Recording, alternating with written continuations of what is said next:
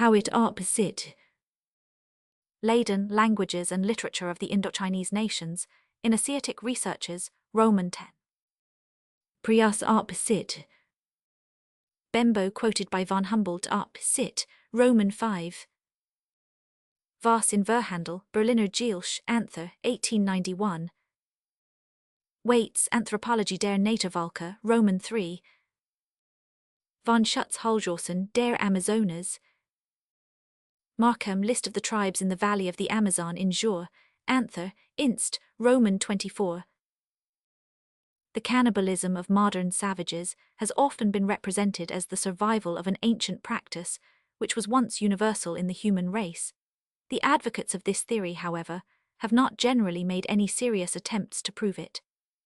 I have in another place put the question how ethnographical facts can give us information regarding the early history of mankind, and my answer was, we have first to find out the causes of the social phenomena. We may then from the prevalence of the causes infer the prevalence of the phenomena themselves, if the former must be assumed to have operated without being checked by other causes. This seems a very obvious method, but so far as I know, Dr. Steinmetz is the only one who has strictly applied it to the question of cannibalism. He has arrived at the conclusion that primitive man most probably was in the habit of eating the bodies of his dead kinsmen as also of slain enemies. His argument is briefly as follows. 570. The chief impulse of primitive man was his desire for food. He fed not only on fruits and vegetables, but on flesh. His taste for animal food was not limited by any sufficient aesthetic horror of human corpses, nor was he kept back from eating them by fear of exposing himself to the revenge of the disembodied soul of his victim, nor by any fantastic sympathy for the dead body. Consequently, he was an habitual cannibal. If I cannot accept Dr. Steinmetz's conclusion, it is certainly not because I find fault with his method, but because I consider his chief premise exceedingly doubtful. Andri op, sit, sq. Lippert Kulturgeschichte der Menschheit Roman 2 Shirts Speiseverbot, Reville, Hibbert Lectures on the Religions of Mexico and Peru, Johnston in Fortnightly Review, NS Roman 45 1000. L'Etourneau L'Evolution de la Morale calls cannibalism le pech original de toutes les races humaines. Westermarck, History of Human Marriage Sq. Steinmetz, Endocannibalismus Sqq. It is quite likely that early man preferred cannibalism to death from starvation, and that he occasionally practiced it from the same motive as has induced many shipwrecked men, even among civilized peoples, to have recourse to the bodies of their comrades in order to save their lives. But we are here concerned with habitual cannibalism only. Although I consider it highly probable that man was originally in the main frugivorous, there can be no doubt that he has from very early times fed largely on animal food. We may further take for granted that he has habitually eaten the flesh of whatever animals he could get for which he had a taste, and from the eating of which no superstitious or sentimental motive held him back. But that he at first had no aversion to human flesh seems to me a very precarious assumption. A large number of savage tribes have never been known to be addicted to cannibalism, but are, on the contrary, said to feel the greatest dislike of it. In times of scarcity, the Eskimo will eat their clothing sooner than touch human flesh. The Fuegians have been reported to devour their old women in cases of extreme distress, 111, but Mr. Bridges, who has spent most part of his life among them, emphatically affirms that cannibalism is unknown amongst the natives of Cape Horn, and that 571 they abhor it. Concerning the natives of South Andaman, Mr. Mann observes, not a trace could be discovered of the existence of such a practice in their midst. Even in far-off times they express the greatest horror of the custom, and indignantly deny that it ever held a place among their institutions. 113. We meet with similar statements with reference to many African tribes. The editor of Livingstone's last journals says that it was common on the River Shire to hear Manganya and Ajawa people speak of tribes far away to the north who eat human bodies, and that on every occasion the fact was related with the utmost abhorrence and disgust. Amongst the Dinka, the accounts of the cannibalism of the Niam excites as much horror as amongst ourselves. The Bakongo shudder with repugnance at the mere mention of eating human flesh. 116 Among the Bayaka in the Congo Free State, cannibalism is never found, and is regarded as something quite abhorrent. 117 No intermarriage takes place between the Fans and their non-cannibal neighbors. as their peculiar practices are held in too great abhorrence. 118 According to Burton, cannibalism is execrated by the ethics of old Calabar, who punish any attempts of the kind with extreme severity. 119 Even amongst the South Sea Islanders, there are tribes which have been known to view cannibalism with great repugnance. Darwin, Journal of Researches, King and Fitzroy, Voyages of the Adventure and Beagle, 2 189. Bridges, Manners and Customs of the Firelanders, in A Voice for South America, Roman 13 idem, quoted by Heides and Denneker, Mission Scientifique du Cap Horn, Roman 7. Man, Aboriginal Inhabitants of the Andaman Islands in Jour, Anther, Inst, Roman 12. Livingstone, Last Journals, Roman 2. Schweinfurth, Heart of Africa, Roman 1. Ward, 5 Years with the Congo Cannibals. Torday and Joyce, Ethnography of the Bar Yaka in Jour, Anther, Inst, Roman 36. Duchelu, Explorations in Equatorial Africa. Burton, 2 Trips to Gorilla Land 1, SQ. Nisbet Up, Sit, Roman 2 Turner, Samoa, Savage Islanders. Angers, Polynesia, Natives of Bornaby in the Caroline Islands. Powell, Wanderings in a Wild Country, Some of the Tribes in New Guinea. Calder, Native Tribes of Tasmania in Jour, Anther, Inst, 3, Ling Roth, Aborigines of Tasmania. It is true that the information which a traveller visiting a savage tribe receives as regards its attitude towards 572 cannibalism is often apt to be misleading. There is nothing as to which many savages are so reticent, or the practice of which they will deny so readily as cannibalism, though at the same time they are much inclined to accuse other peoples of it. The reason why they are so anxious to conceal its prevalence among themselves is of course their knowledge of the detestation in which it is held by the visiting stranger, but not infrequently they really seem to feel that it is something to be ashamed of. It has been said of some Australian natives that, unlike many other offences with which they are justly charged, this one in general they knew to be wrong, their behaviour when they were questioned on the subject showing that they erred knowingly and wilfully. 122 At all events the reproaches of the whites have been taken to heart with remarkable readiness. Even among peoples who have been extremely addicted to it, cannibalism has disappeared with a rapidity to which, I think, there is hardly any parallel in the history of morals. Erskine wrote in the middle of the last century, "Our experience in New Zealand has proved that this unnatural propensity can be eradicated from the habits of a whole savage nation in the course of a single generation." I have heard it asserted that there did not exist in 1845 many New Zealand males of 20 years of age who had not, in their childhood, tasted of human flesh. Yet it is perfectly well known that at the present time the occurrence of a single case of cannibalism in any part of those islands would attract as much notice as in any country of Europe, and that, when a native can be induced to talk on the subject, his information is given reluctantly and with an unmistakable consciousness of degradation, and a feeling of shame that he and his 573 countrymen should ever have been liable to such a reproach. 123 Of the Bataks, it was said some time ago that the rising generation began to refrain from cannibalism, and that those of them who had submitted to European rule thought with horror of the wild times when they or their ancestors were addicted to it. Cieza de Leon remarks with some astonishment that, as soon as the Peruvian Incas began to put a stop to this practice among all the peoples with whom they came in contact, it was in a short time forgotten throughout their empire, even by those who had previously held it in high estimation. Moreover, the extinction of cannibalism has not always been due to the intervention of superior races. Kerr, The Australian Race 1 Brasmythe, Aborigines of Victoria 1 p37, SQ. Fraser, Aborigines of New South Wales, Ramilly, Western Pacific SQQ, idem from my veranda New Guinea, Powell Op. Sit. pp.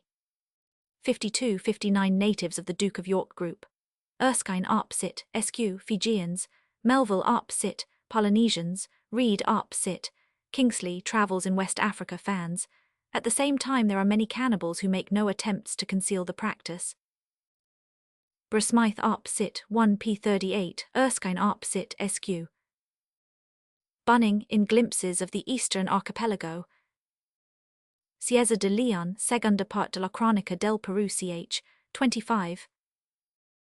Waits Gerland Anthropology der Naturvölker 6, SQQ, Polynesians, Casales Basudos, Ribot Psychology of the Emotions SQ, Schertz Speiseverbot, cf. Spencer and Gillen Native Tribes of Central Australia. Even among peoples very notorious for cannibalism, there are individuals who abhor the practice. Dr. Schweinfurth asserts that some of the Neam turn with such aversion from any consumption of human flesh that they would peremptorily refuse to eat out of the same dish with anyone who was a cannibal. 127. With reference to Fijian cannibalism, Dr. Seaman observes, it would be a mistake to suppose that all Fijians, not converted to Christianity, are cannibals. There were whole towns, as for instance Nakilo on the Ruwa River, which made a bold stand against this practice, declaring that it was taboo forbidden to them by their gods to indulge in it. The common people throughout the group, as well as women of all classes, were by custom debarred from it. Cannibalism was thus restricted to the chiefs and gentry, and again amongst them there is a number who never eat human flesh, nor go near the biers when any dead bodies have been brought in, and who abominate the practice as much as any. White Man does 128-574. It should also be remembered that many cannibals eat human flesh not as ordinary food, but only in special circumstances, and that their cannibalism is often restricted to the devouring of some small part of the victim's body. Schweinfurth op. Cit. 2 SQ. Seaman vd SQ. cf. Williams and Calvert op. Cit. The dislike of cannibalism may be a complex feeling. In many instances, sympathy for the dead is undoubtedly one of its ingredients. It is true that endoanthropophagy is frequently described as a mark of affection, but on the other hand, there are many cannibals who never eat their dead friends, though they eat strangers or foes. Some cannibals exchange their own dead for those of another tribe, so as to avoid feeding on their kinsmen. 129. The natives of Tana in the New Hebrides are said to do so when they happen to have a particular regard for the deceased. 130. But neither affection nor regard can be the reason why savages abstain from eating their enemies. I think that aversion to cannibalism is most likely, in the first instance, an instinctive feeling akin to those feelings which regulate the diet of the various animal species. Although our knowledge of their habits in this respect is defective, there can be little doubt that carnivorous animals as a rule refuse to eat members of their own species, and this reluctance is easy to understand considering its race-preserving tendency. Arbauset and Dormer's exploratory tour to the Cape of Good Hope, Steinmetz Endocannibalismus pp. 2247. Brenchley op. Cit. Moreover, the eating of human flesh is regarded with some degree of superstitious dread. This is not seldom the case even among peoples who are themselves cannibals. In Lepers Island in the New Hebrides, where cannibalism still prevails, the natives say that to eat human flesh is a dreadful thing, and that a Mainator is a person who is afraid of nothing. Hence men will buy flesh when someone has been killed, that they may get the name of valiant men by eating it. 131. In those parts of Fiji where cannibalism was a national institution, only the select few, the taboo class, the priests, chiefs, and higher orders, were deemed fit to indulge in it. And 575. Whilst every other kind of food was eaten with the fingers, human flesh was eaten with forks, which were handed down as heirlooms from generation to generation, and with which the natives would not part even for a handsome equivalent. The Fijians of Nakilo, again, who did not practice cannibalism, attributed to it those fearful skin diseases with which children are so often visited in Fiji. The New Caledonians, who are exanthropophagous, believe that if a man eats a tribesfellow he will break out into sores and die. Among the Maoris no men but sacred chiefs could partake of human flesh without becoming tapu, in which state they could not return to their usual occupations without having the tapu removed from their bodies. So also among the Kwakiutl Indians of British Columbia, a man who has eaten human flesh as a ceremonial rite is for a long time afterwards subject to a variety of restrictions, being considered unclean.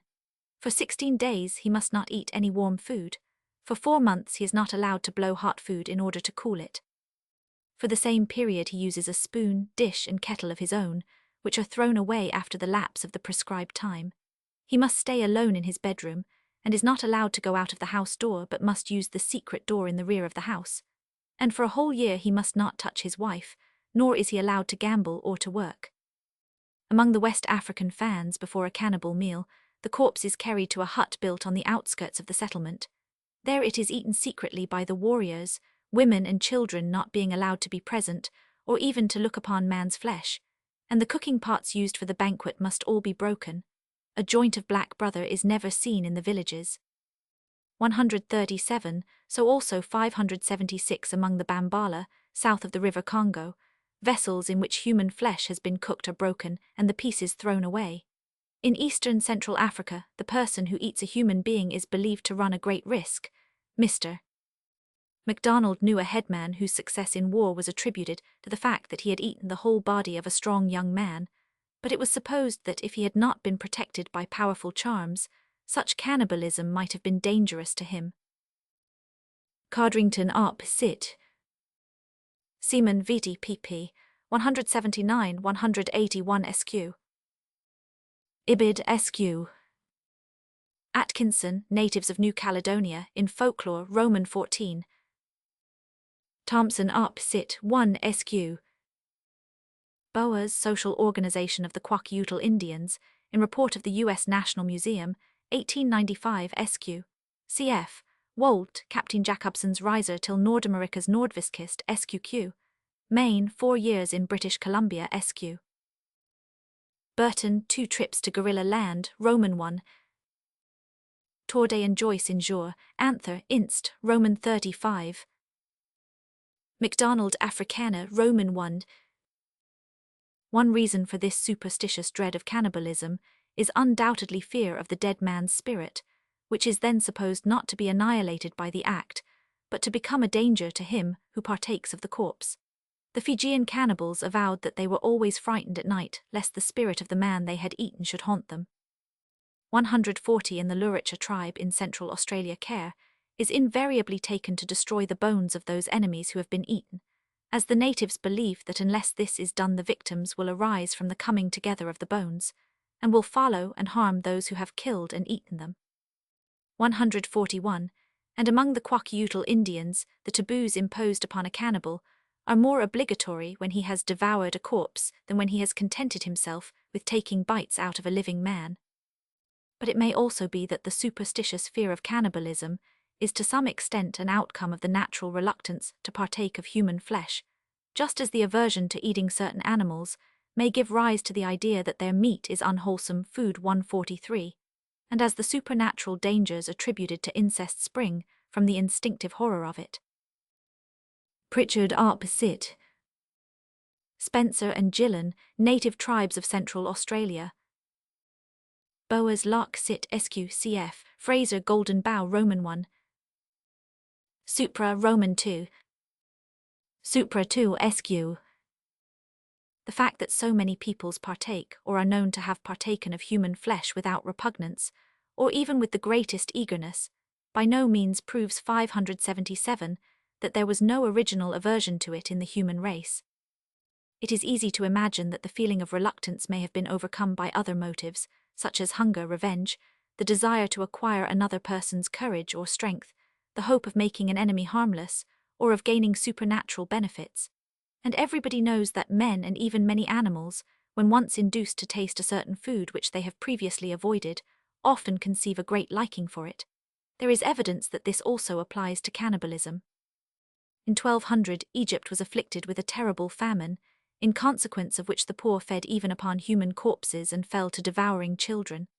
An eyewitness, the Arabian physician Abd al-Latif, writes that, when the poor began to eat human flesh, the wonder and horror excited were such that these crimes were in every mouth, and people were never weary of the extraordinary topic.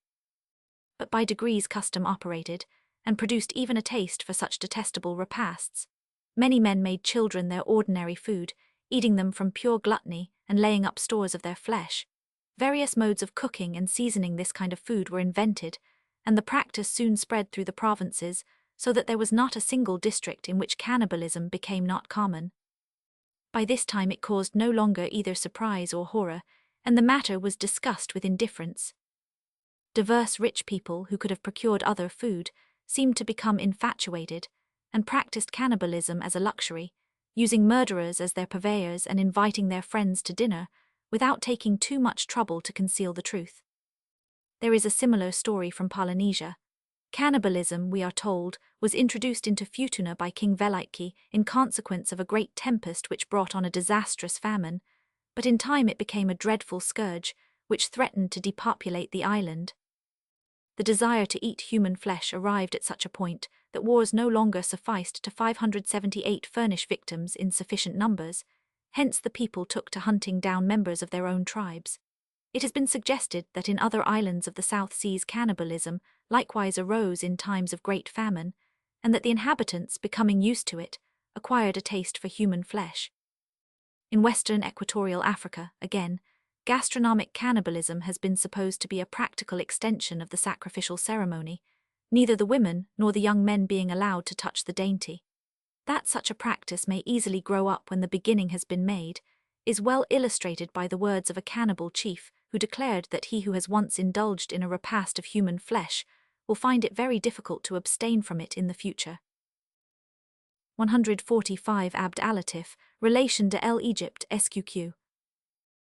Percy Smith Futuna in Jour, Polynesian Soch, Roman 1. MacDonald Oceania SQ, Powell Wanderings in a Wild Country. Read opposite. Powell opposite. The question whether early man was in the habit of eating human flesh may thus, I think, be resolved into the question whether his natural shrinking from it may be assumed to have been subdued by any of those factors which in certain circumstances have induced men to become habitual cannibals. For such an assumption, I find no sufficient grounds. On the contrary, I maintain that it is made highly improbable by the fact that cannibalism is much less prevalent among the lowest savages than among races somewhat more advanced in culture. In America, instead of being confined to savage peoples, it was practiced to a greater extent and with more horrible rites among the most civilized. Its religious inception, Mr. Dorman adds, was the cause of this. 151 Humboldt observed long ago, the nations who hold it a point of honor to devour their prisoners are not always the rudest and most ferocious. The Cabers, the Gipinavis and the Caribes have 579 always been more powerful and more civilized than the other hordes of the Orinoco. And yet the former are as much addicted to anthropophagy as the last are repugnant to it. 152 In Brazil, Martius found the cannibalism of the central Tupis to form a strange contrast to their relatively high state of culture. Cannibals like the Fijians and Maoris were on the verge of semi-civilization, and the Bataks of Sumatra were already in early times so advanced as to frame an alphabet of their own, though after the Indian model. Among the African Niam and Mombatu, a great predilection for human flesh coexists with a remarkable degree of culture, whereas in the dwarf tribes of Central Africa, which are of a very low type, Mr. Burroughs never heard of a single case of cannibalism. See Peschel, Races of Man SQ, Schneider Die Natervalke 1 Bergerman op Sit, Ratzel op Sit, 2 Sutherland Origin and Growth of the Moral Instinct Roman 1. Dorman op Sit. Von Humboldt op Sit, 5 SQ. Von Martius op Sit, 1 SQ. Burroughs, Land of the Pygmies.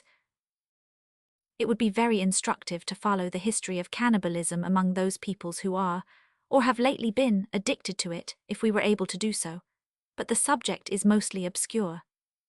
The most common change which we have had an opportunity to notice is the decline and final disappearance of the practice under European influence, but we must not assume that every change has been in the direction towards extinction. Among the East African Wado and Wabumb cannibalism is, according to their own account, of modern origin. Mr. Torday informs me that among some of the Congo natives it is spreading in the present day. In the Solomon Islands it has recently extended itself. It is asserted by the elder natives of Florida that man's flesh was formerly never eaten except in sacrifice, and that human sacrifice is an innovation introduced from further west.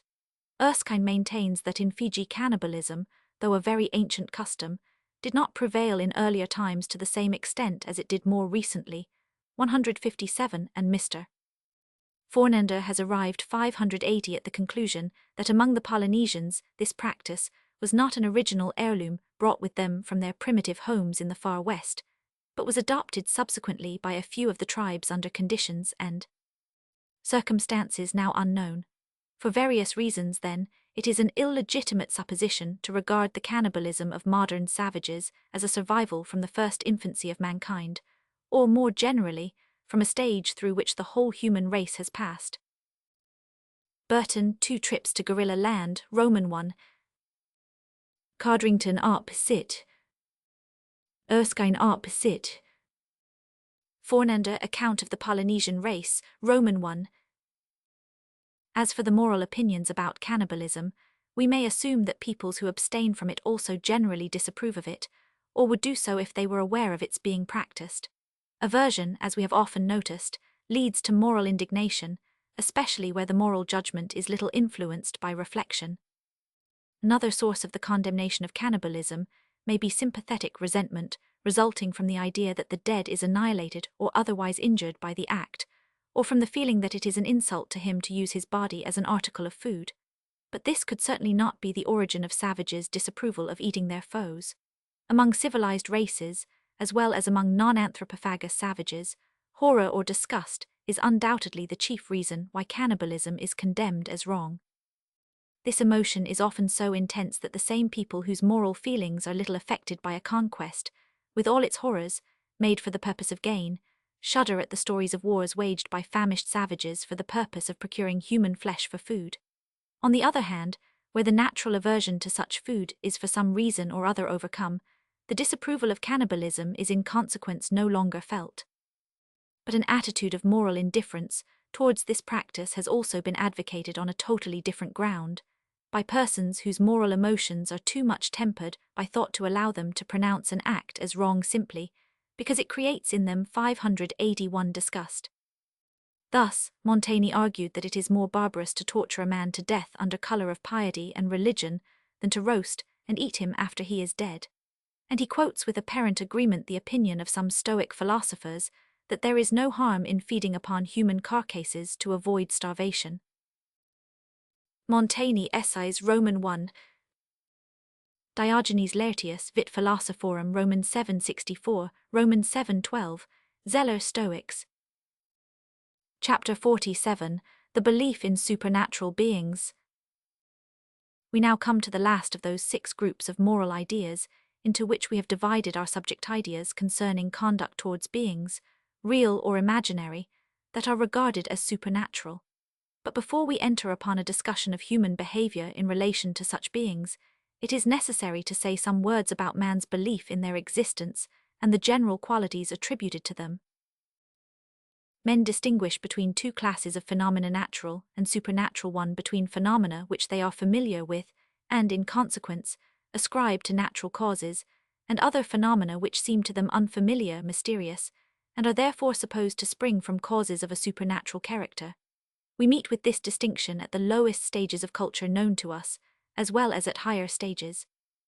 It may be that in the mind of a savage, the natural and supernatural are often confused, and that no definite limit can be drawn between the phenomena which he refers to the one class and those which he refers to the other. But he certainly sees a difference between events of everyday occurrence or ordinary objects of nature and other events or objects which fill him with mysterious awe. The germ of such a 583 distinction is found even in the lower animal world. The horse fears the whip, but it does not make him shy. On the other hand, he may shy when he sees an umbrella opened before him or a paper moving on the ground.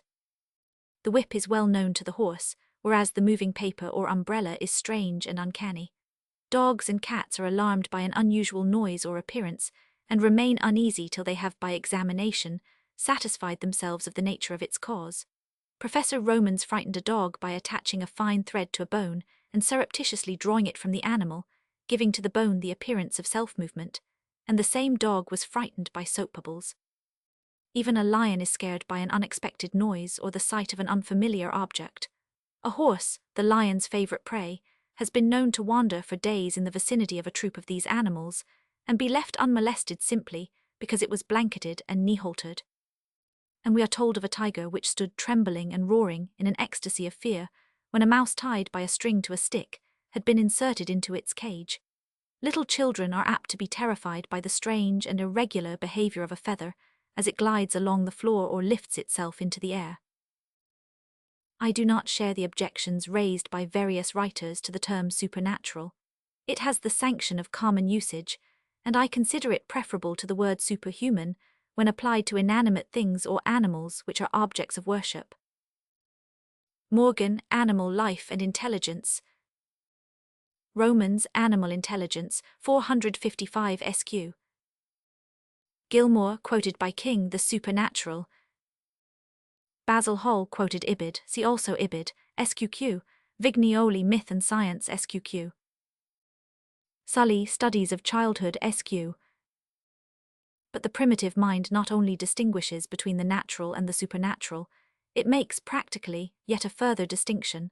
The supernatural, like the natural, may be looked upon in the light of mechanical energy, which discharges itself without the aid of any volitional activity. This is, for instance, the case with the supernatural force inherent in a tabooed object. Mere contact with such an object communicates the taboo infection. So also the baneful energy in a curse is originally conceived as a kind of supernatural miasma, which injures or destroys anybody to whom it cleaves. In fact, to 584 taboo a certain thing commonly consists in charging it with a curse. On the other hand, supernatural qualities may also be attributed to the mental constitution of animate beings, especially to their will.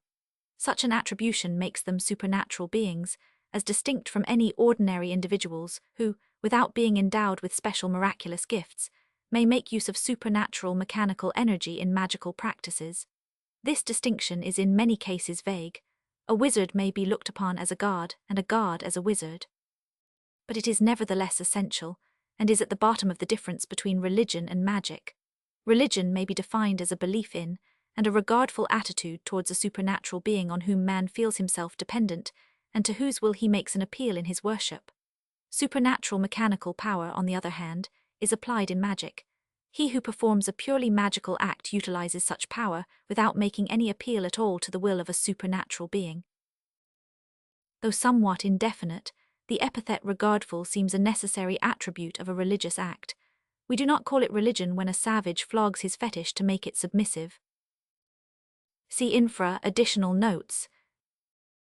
This, I think, is what we generally understand by religion and magic, but in the Latin word religio there seems to be no indication of such a distinction.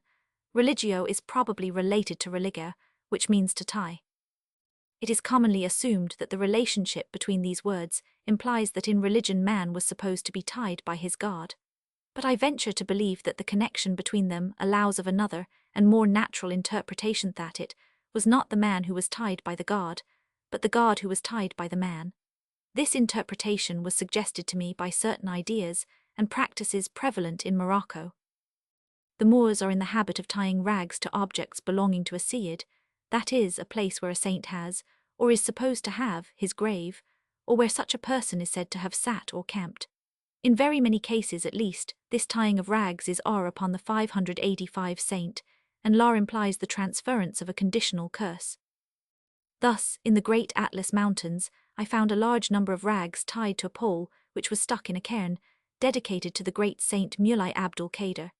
And when I asked for an explanation, the answer was that petitioners generally fasten a strip of their clothes to the pole, muttering some words like these: O saint, behold, I promise thee an offering, and I will not release literally open thee until thou attendest to my business.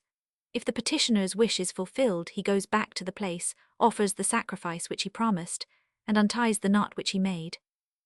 A Berber servant of mine from Aglu in Sus told me that once when in prison he invoked Lala Rama Yusuf, a great female saint whose tomb is in a neighbouring district, and tied his turban, saying, I am tying thee, Lala Rama Yusuf, and I am not going to open the knot till thou hast helped me.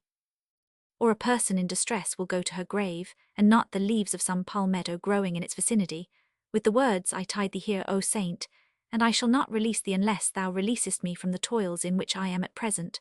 All this is what we should call magic, but the Romans would probably have called it religio. They were much more addicted to magic than to true religion. They wanted to compel the gods rather than to be compelled by them. Their religio was probably nearly akin to the Greek, which meant not only an ordinary tie, but also a magic tie or knot or a bewitching thereby. Plato speaks of persons who with magical arts and incantations bound the gods, as they said, to execute their will. That religio, however, from having originally a magical significance 586, has come to be used in the sense which we attribute to the term religion, is not difficult to explain. Men make use of magic not only in relation to their fellow men, but in relation to their gods. Magical and religious elements are often almost inseparably intermingled in one and the same act, and as we shall soon see, the magical means of constraining a god are often externally very similar to the chief forms of religious worship, prayer and sacrifice. See Westermarck, Lar, or the transference of conditional curses in Morocco, in Anthropological Essays presented to E. B. Tyler, SQQ. I am indebted to my friend Mr. R. R. Merritt for drawing my attention to this meaning of the word. So also the verb means not only to tie, but to bind by magic knots. Athenaeus, De Hypnosophist 15, Dio Cassius, Historia Romana 50, and is used to denote a binding by magic knots. Plato, Legs 11. See Liddell Scott, Greek-English Lexicon, Harrison, Prolegomena to the Study of Greek Religion, SQQ. Plato, Respublica, Roman 2. That mystery is the essential characteristic of supernatural beings is proved by innumerable facts. It is testified by language. The most prominent belief in the religion of the North American Indians was their theory of Manitou, that is, of a spiritual and mysterious power thought to reside in some material form. The word is Algonquin, but all the tribes had some equivalent for it. Thus the Dakotas expressed the essential attribute of their deities by the term Wakan, which signifies anything which they cannot comprehend, whatever is wonderful, mysterious, superhuman, or supernatural. 13. The Navajo word Dijin likewise means sacred, divine, mysterious, or holy. 14. And so does the Hidatsa term Mahopa. In Fiji, the native word expressive of divinity is Kalu, which, while used to denote the people's highest notion of a god, is also constantly heard as a qualification of anything great or marvelous. 16. The Maoris of New Zealand applied the word Atua, which is generally translated as God, not only to spirits of every description, but to various phenomena not understood, such as menstruation and foreign marvels, a compass for instance or a barometer. The natives of Madagascar, 587 says Ellis, designate by the term Endryamanitra, or God, everything that exceeds the capacity of their understanding. Whatever is new and useful and extraordinary is called God. Rice, money, thunder and lightning and earthquakes are all called God. Taratasi, or book, they call God, from its wonderful capacity of speaking by merely looking at it. 18. The Mombatu use the word kilima for anything they do not understand: thunder, a shadow, the reflection in water, as well as the supreme being in which they vaguely believe. The Maasai conception of the deity Ngai, says Dr. Thompson, seems to be marvelously vague. I was Ngai. My language was Ngai. Ngai was in the steaming holes. In fact, whatever struck them as strange or incomprehensible, that they at once assumed had some connection with Ngai. 20. Mr. and Mrs. Hind use the unknown as their equivalent of the word Ngai. Dorman, Origin of Primitive Superstitions, Parkman, Jesuits in North America, p. 79. Brinton, Religions of Primitive Peoples, Hoffman, Menominee Indians in Anne, Rep. Burr, Ethan, 14, n1. Schoolcraft, Archives of Aboriginal Knowledge, Roman 4 Dorsey, Siouan Cults in Anne, Rep. Burr, Ethan, Roman 11 Magi Siouan Indians, Ibid, 15, sq. Matthews, Navajo Legends, Idem, Hidatsa Indians, sq. Williams and Calvert, Fiji. Best, Lore of the War Kohanga in Jor, Polynesian Soch, Roman 14 Diefenbach, Travels in New Zealand, 2 118. The word tupua or tipua is used in a very similar way. Tregear, Mari-Polynesian Comparative Dictionary. Ellis, History of Madagascar 1, SQQ. Burroughs, Land of the Pygmies. Thompson, Through Maasai Land. Hind, Last of the Maasai. The testimony of language is corroborated by kindred facts, referring to the nature of those objects which are most commonly worshipped. Among all the American tribes, says Mr. Dorman, any remarkable features in natural scenery or dangerous places became objects of superstitious dread and veneration, because they were supposed to be abodes of gods.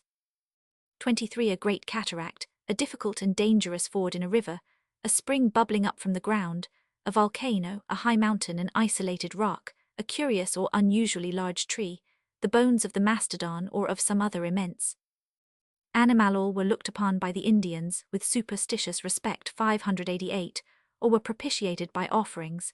In Fiji, every object that is specially fearful, or vicious, or injurious, or novel, is eligible for admission to the native pantheon. It is said that when the eaters of the Philippines saw the first locomotive passing through their country, they all fell upon their knees in abject terror, worshipping the strange monster as some new and powerful deity.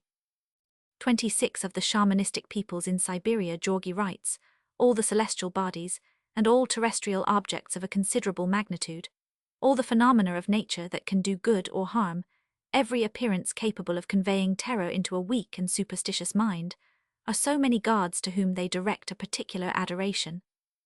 27. Among the Samoyeds, a curiously twisted tree, a stone with an uncommon shape would receive, and in some quarters still receives, not only veneration but actual ceremonial worship. 28. Castran states that the Ostiaks worshipped no other objects of nature, but such as were very unusual and peculiar either in shape or quality. The Lapps made offerings not only to large and stranger-looking objects, but to places which were difficult to pass, or where some accident had occurred, or where they had been either exceptionally unlucky or exceptionally lucky in fishing or the chase.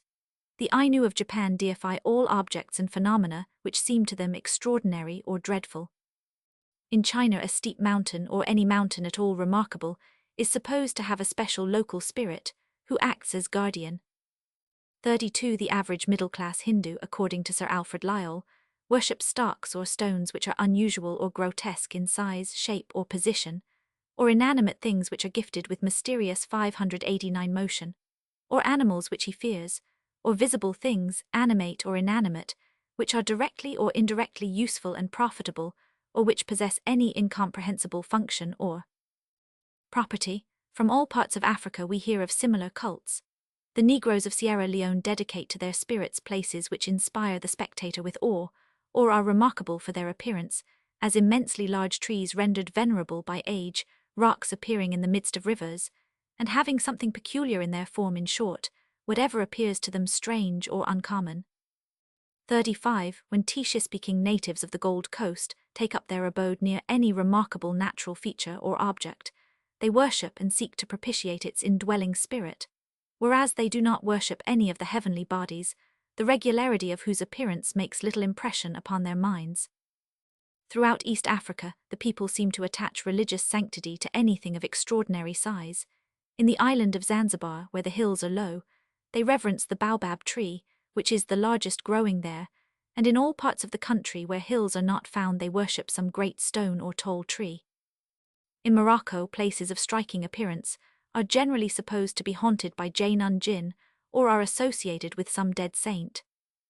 As I have elsewhere tried to show, the Arabic jinn were probably beings invented to explain what seems to fall outside the ordinary pale of nature, the wonderful and unexpected, the superstitious imaginations of men who fear 39, and the saint was in many cases only the successor of the jinn.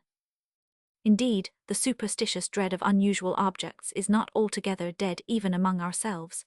It survives in England to this day, in the habit of ascribing grotesque and striking landmarks or puzzling antiquities to the devil, who became the residuary legatee of obsolete pagan superstitions in Christian countries.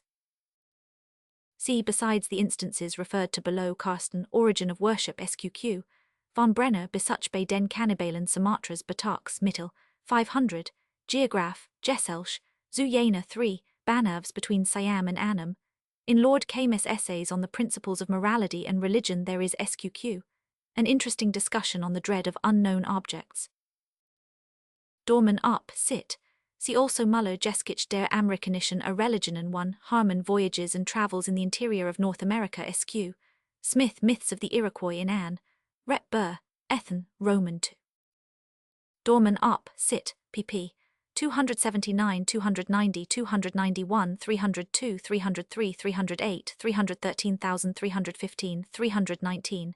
Chamberlain in Jour, American Folklore 1, Mississauga Indians, Georgi, Russia 3, SQ, Alutes. Williams and Calvert up, sit. Lala, Philippine Islands.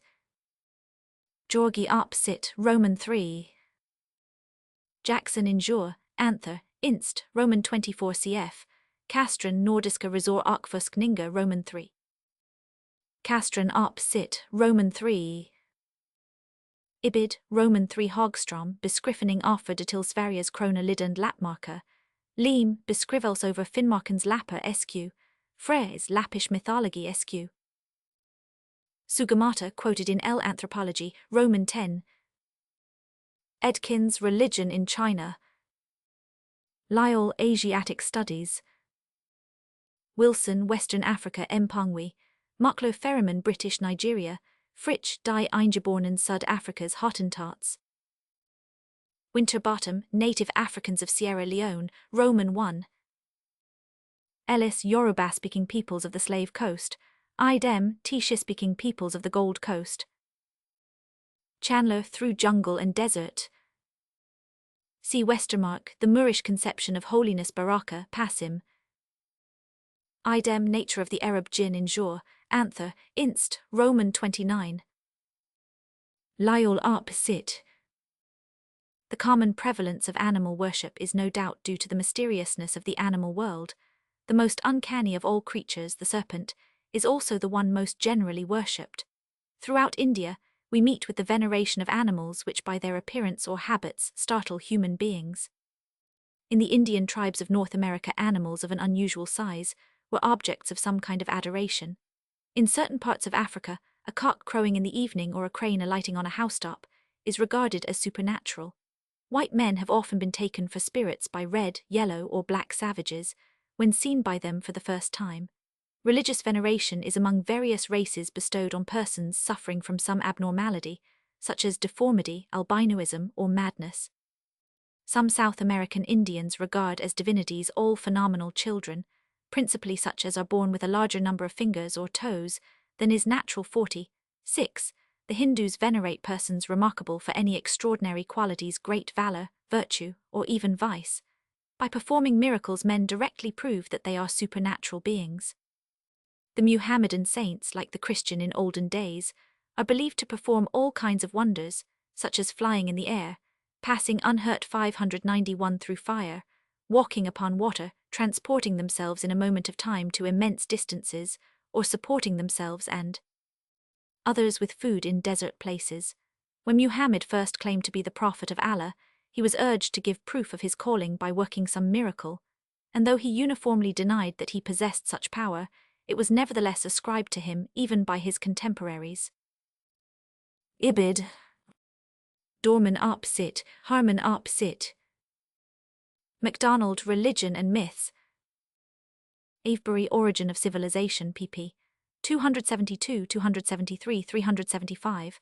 Goblet d'Alviella, Hibbert Lectures on the Origin and Growth of the Conception of God, Schultze, Fetiskismus. In Australia and elsewhere, white people were taken for ghosts by the natives Fisson and Howitt, Carmilar and Kernai, Smythe, Aborigines of Victoria 2, SQ, Tyler, Primitive Culture 2, SQ, Spencer, Principles of Sociology 1, SQ. Schultze Arp Sit, Supra 1, SQ. Among many savage or barbarous peoples of the world, albinos have been reserved for the priestly office. Burke, Medicine Men of the Apache in Anne, Rep. Burr, Ethan, 9.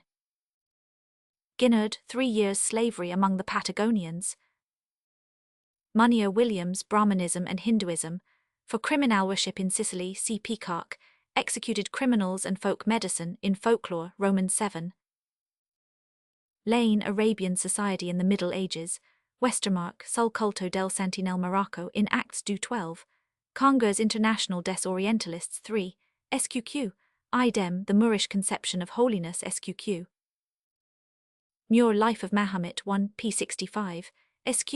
Bosworth Smith, Mohammed and Mohammedanism, Cell Faith of Islam.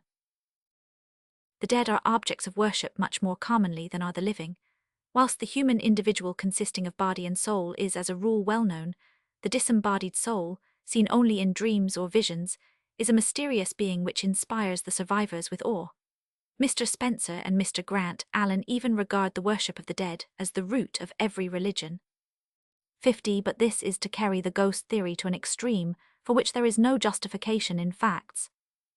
The spirits of the dead are worshipped because they are held capable of influencing, in a mysterious manner, the welfare of the living.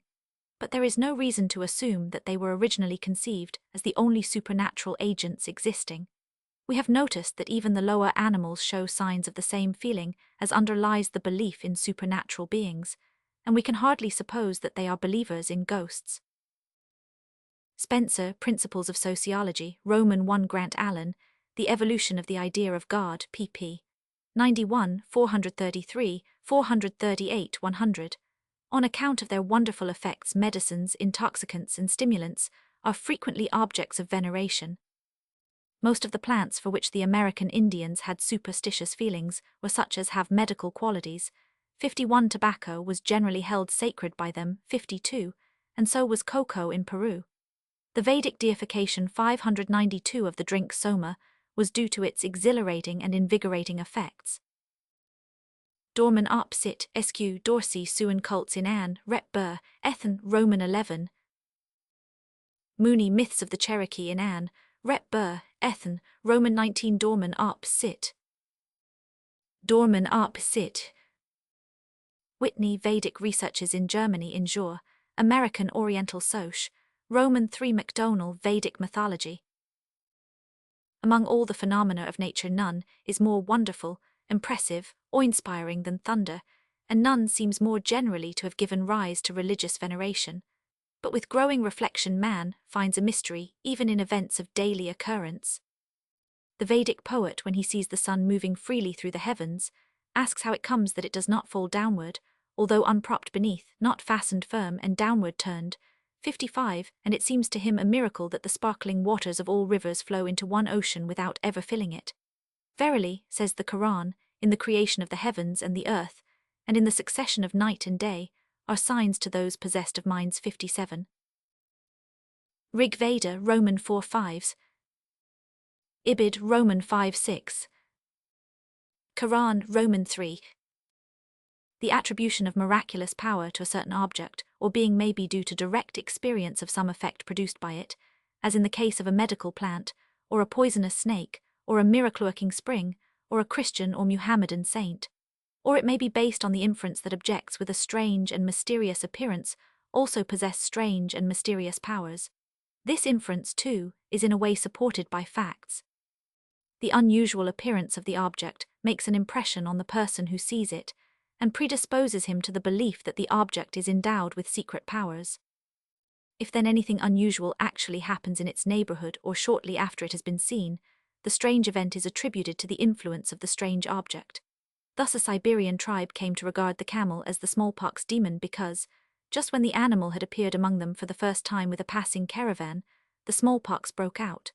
Of the British Guiana Indian, we are 593 told by Sir F.I.M. Thurn that if his eye falls upon a rock in any way abnormal or curious, and if shortly after any evil happens to him, he regards rock and evil as cause and effect, and perceives a spirit in the rock. With the lapse of time the data of experience readily increase. If a certain object has gained the reputation of being supernatural, it is looked upon as the cause of all kinds of unusual events which may possibly be associated with it. When I visited the large cave Imintacandut in the Great Atlas Mountains, the interior of which is said to contain a whole spirit city, my horse happened to stumble on my way back to my camp, and fell upon one of my servants who was carrying a gun. The gun was broken and the man became lame for some days. I was told that the accident was caused by the cave spirits, because they were displeased at my visit.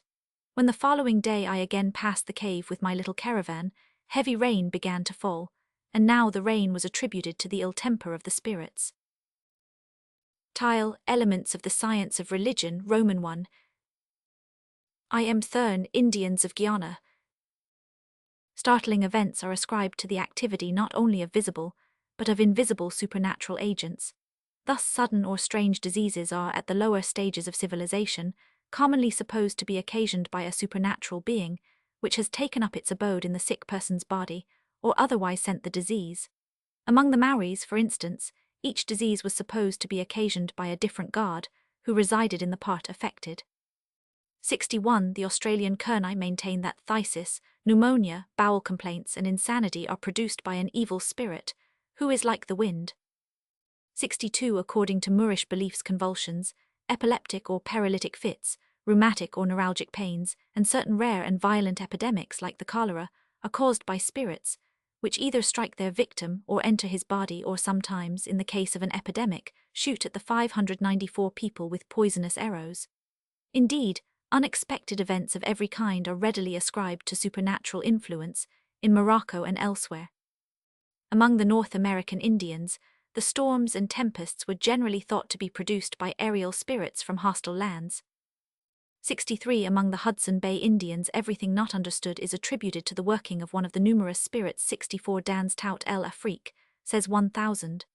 Duverier in his description of the Tuareg, il n'y a pas un individu, éclair au ignaire, instruit au lettre, qui n'attribue aux génies tout ce qui arrive d'extraordinaire sur la terre. 65 Of the South African natives, Livingstone writes, everything not to be accounted for by common causes, whether of good or evil, is ascribed to the deity. 66 With the progress of science, the chain of natural causes is extended, and, as Livy puts it is left to superstition alone to see the interference of the deity in trifling matters.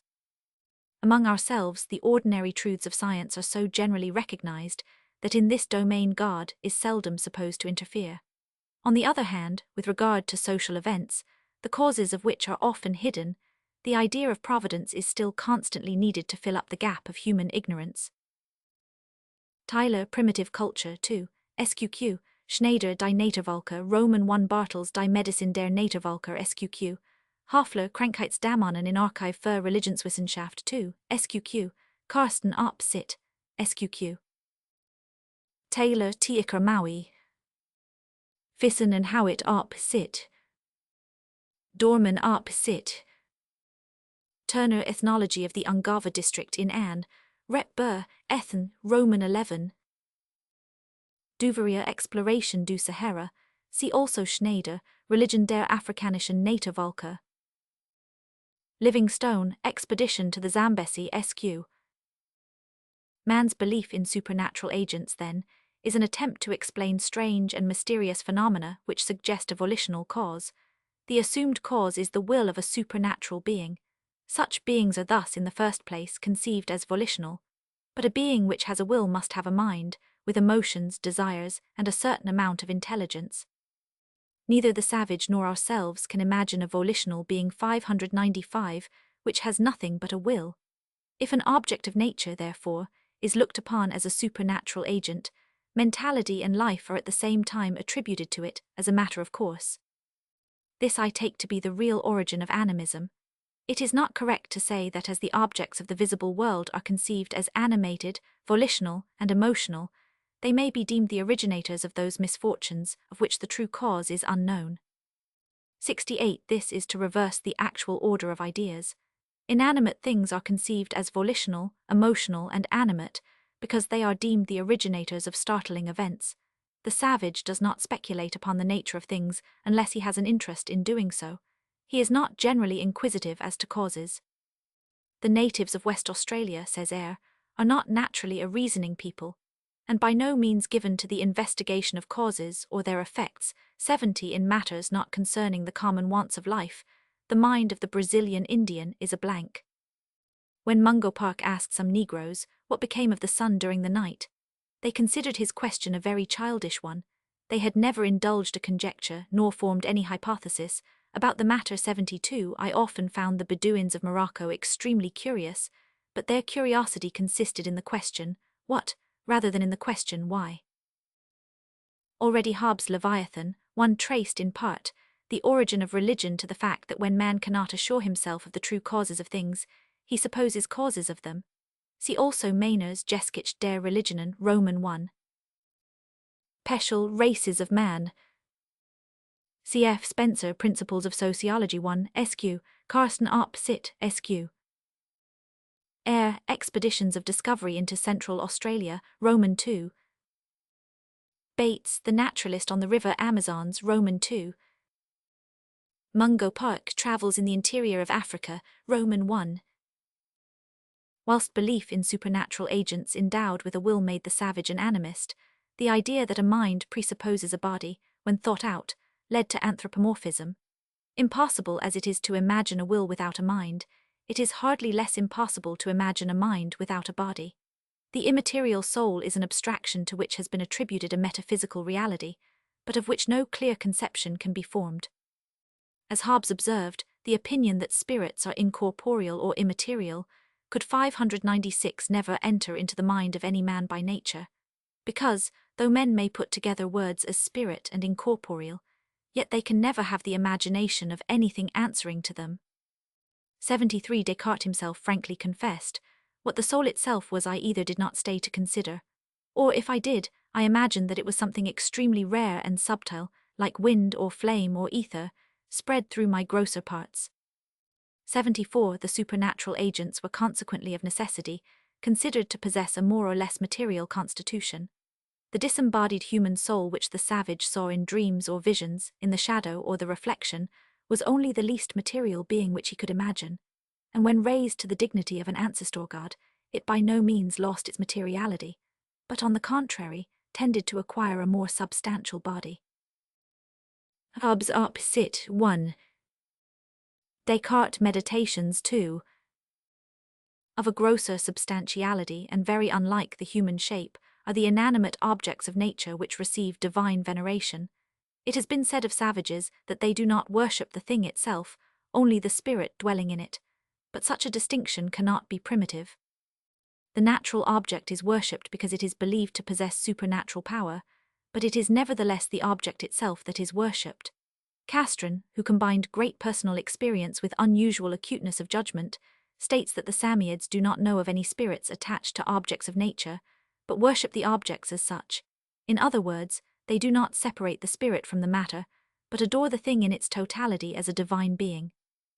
76 Of the deification of the Nurbuda River Sir W. H. Sleeman likewise observes, as in the case of the Ganges, it is the river itself to whom they address themselves, and not to any deity residing in it, or presiding over it. The stream itself is the deity which fills their imaginations, and receives their 597 homage. 77 The animist who endows an inanimate object with a soul regards the visible thing itself as its body. How a being with such a body, like a tree or a stone, can hear the words of men, can see their doings, and can partake of the food they offer, might be difficult to explain if it had to be explained. But as I have said, the inquisitiveness of savage curiosity does not go to the roots of things, and religion is in its essence mystery. Cf. Teil Max Muller und Fritz Schulze über ein Problem der Religionswissenschaft, Parkman op. Cit. p. 67, North American Indians. Castron op. Cit. Roman 3 cf. Ibid. 3 200 sq. Sleeman, Rambles and Recollections of an Indian Official, Roman 1. Castron op. Cit. 3 sq. However, in proportion as a supernatural being comes more and more to occupy the thoughts of its worshippers, and to stir their imagination, a more distinct personality is attributed to it, and at length neither the ethereal or vaporous materiality of a departed human soul, nor the crude substantiality of an inanimate object, is considered a satisfactory body for such a being. It is humanized also with regard to its essential shape. The Koryaks of Siberia believe that objects and phenomena of nature conceal an anthropomorphic substance underneath their outer forms, but they also show the first signs of a belief in spiritual owners or masters ruling over certain classes of things or over large objects. The supernatural being which is originally embodied in a natural phenomenon is gradually placed behind it. In the Vedic hymns, we may study this anthropomorphism as a process in growth. The true gods of the Veda are almost without exception the deified representatives of the phenomena or forces of nature 80 which are personified, though in varying degrees. When the name of the god is the same as that of his natural basis, the personification has not yet advanced beyond the rudimentary stage. Names like Diao's heaven, Parthivi earth, Surya sun, User's dawn, represent the double character of natural phenomena and of the personalities presiding over them. Speaking of the nature of the gods, the ancient Vedic interpreter Yaska remarks that what is seen of the gods is certainly not 598 anthropomorphic, for example the sun, the earth, and so forth. AD 1 again, when the name of the god is different from that of the physical substance he is supposed to inhabit, the anthropomorphism is more developed, though never very distinct. The Vedic people always recognized behind its gods the natural forces of which they were the expression. and their physical appearance often only represents aspects of their natural bases, figuratively described to illustrate their activities. The sun is spoken of as the eye with which Varuna observes mankind. 82, or it is said that the all-seeing sun, rising from his abode, goes to the dwellings of Mitra and Varuna to report the deeds of men. Even to this day the Hindu, to whatever sect he may belong, does homage to the rising sun every morning of his life by repeating a text of the Veda. The god does not very readily change his old solid body for another which, though more respectable, has the disadvantage of being invisible. The simple unreflecting mind finds it easier to worship a material thing which may be seen than a hidden god, however perfect in shape. To the common Japanese, the sun is still the god to whom he prays morning and evening. Whilst Chinese scholars declare that the sacrifice offered to heaven is assuredly not addressed to the material and sensible heaven, which our eyes see, but to the master of heaven, earth, and all things. 86 The people are less metaphysical, and the Russian peasant to this day makes an appeal to the Svarog of the old religion when crying, "Dost thou hear, O sky? Dost thou see, O sky?" 87 That the worship of animals survives at comparatively late stages of civilization is probably due to the double advantage of their bodies being both visible and animate. Jochelson, Koryak Religion and Myth, in Jessup North Pacific Expedition, 6 118. Oldenburg, Religion des Veda, SQQ. Narukta 7, quoted by Hopkins, Religions of India. Rigveda, Roman 1:6, Hopkins Op. Cit. Cf. Rigveda, Roman 1:10 SQ, Roman 1:2. Rigveda, Roman 7:1 SQ. C. MacDonald Op. Cit. pp. 2:15-17-23. Muir Original Sanskrit Texts 5 Barth, Religions of India, Oldenburg, Religion des Veda SQQ. Munier Williams, Brahmanism and Hinduism. Griffey's Religions of Japan. Legg, Notions of the Chinese Concerning God and Spirits. Ralston, Songs of the Russian People.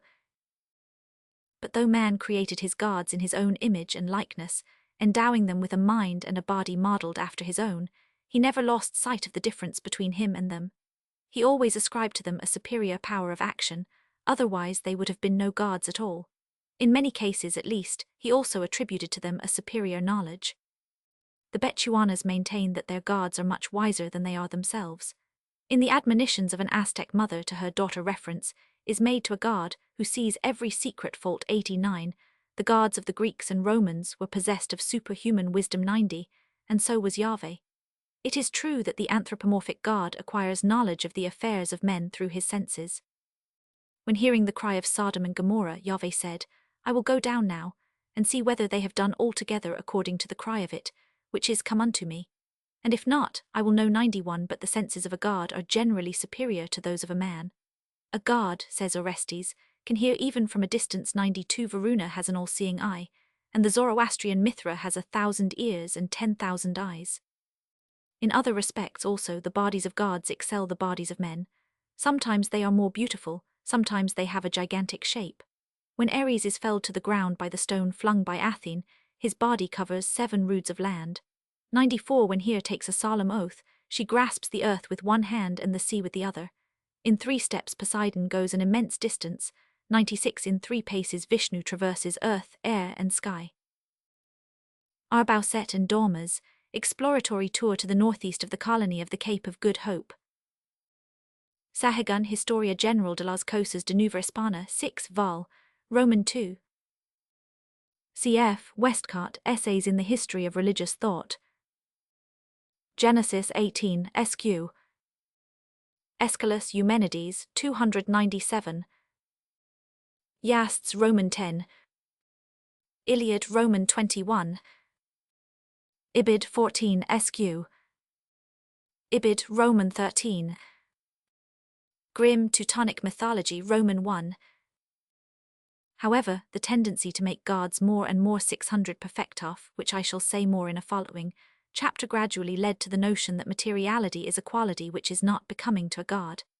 Hence men endeavoured, to the best of their ability, to grasp the idea of a purely spiritual being, endowed with a will and even with human emotions, but without a material body. Like Xenophanes in Greece, the Inca Yupengui in Peru protested against the prevailing anthropomorphism, declaring that purely spiritual service was befitting the Almighty Creator, not tributes or sacrifices. In the Bible, we notice a successive transformation of the nature of the deity, from crude sensuousness to pure spirituality. According to the oldest traditions, Yahweh works and rests. He plants the Garden of Eden, he walks in it in the cool of the day, and Adam and Eve hear his voice. In a great part of the Old Testament, he is expressly bound by conditions of time and space. He is attached in an especial manner to the Jerusalem temple or some other shrine, and his favor is gained by definite modes of sacrifice. At the time of the prophets, the cruder anthropomorphisms of the earlier religion have been overcome. Yahweh is no longer seen in person, and by a prophet like Isaiah his residence in Zion is almost wholly dematerialized. Yet, as Professor Robertson Smith observes, not even Isaiah has risen to the full height of the New Testament conception that God, who is spirit, and who is to be worshipped spiritually, makes no distinction of spot with regard to worship, and is equally near to receive men's prayers in every place. Muslim theologians take pains to point out that God neither is begotten nor begets, and that he is without figure, form, color, and parts. He hears all sounds, whether low or loud, but he hears without an ear. He sees all things, even the steps of a black ant on a black stone in a dark night. 601, but he has no eyes as men have. He speaks, but not with a tongue as men do. He is endowed with knowledge, feelings, and a will. Thus the dematerialized God still retains a mental constitution modeled upon the human soul, with all its bodily desires and imperfections removed, with its higher qualities indefinitely increased, and above all endowed with a supernatural power of action. Brinton, American Hero Myths. Goblet d'Alviella op Sit, Toy Judaism and Christianity, Montefiore op Sit, Robertson Smith Religion of the Semites. Rizalahi Berkevi quoted by Sel op Sit, SQ. Sel op Sit. In following chapters, we shall see how the moral ideas of men have been influenced by the attributes they ascribe to supernatural beings. Chapter 48, Duties to Gods. Men not only believe in the existence of supernatural beings, but enter into frequent relations with them.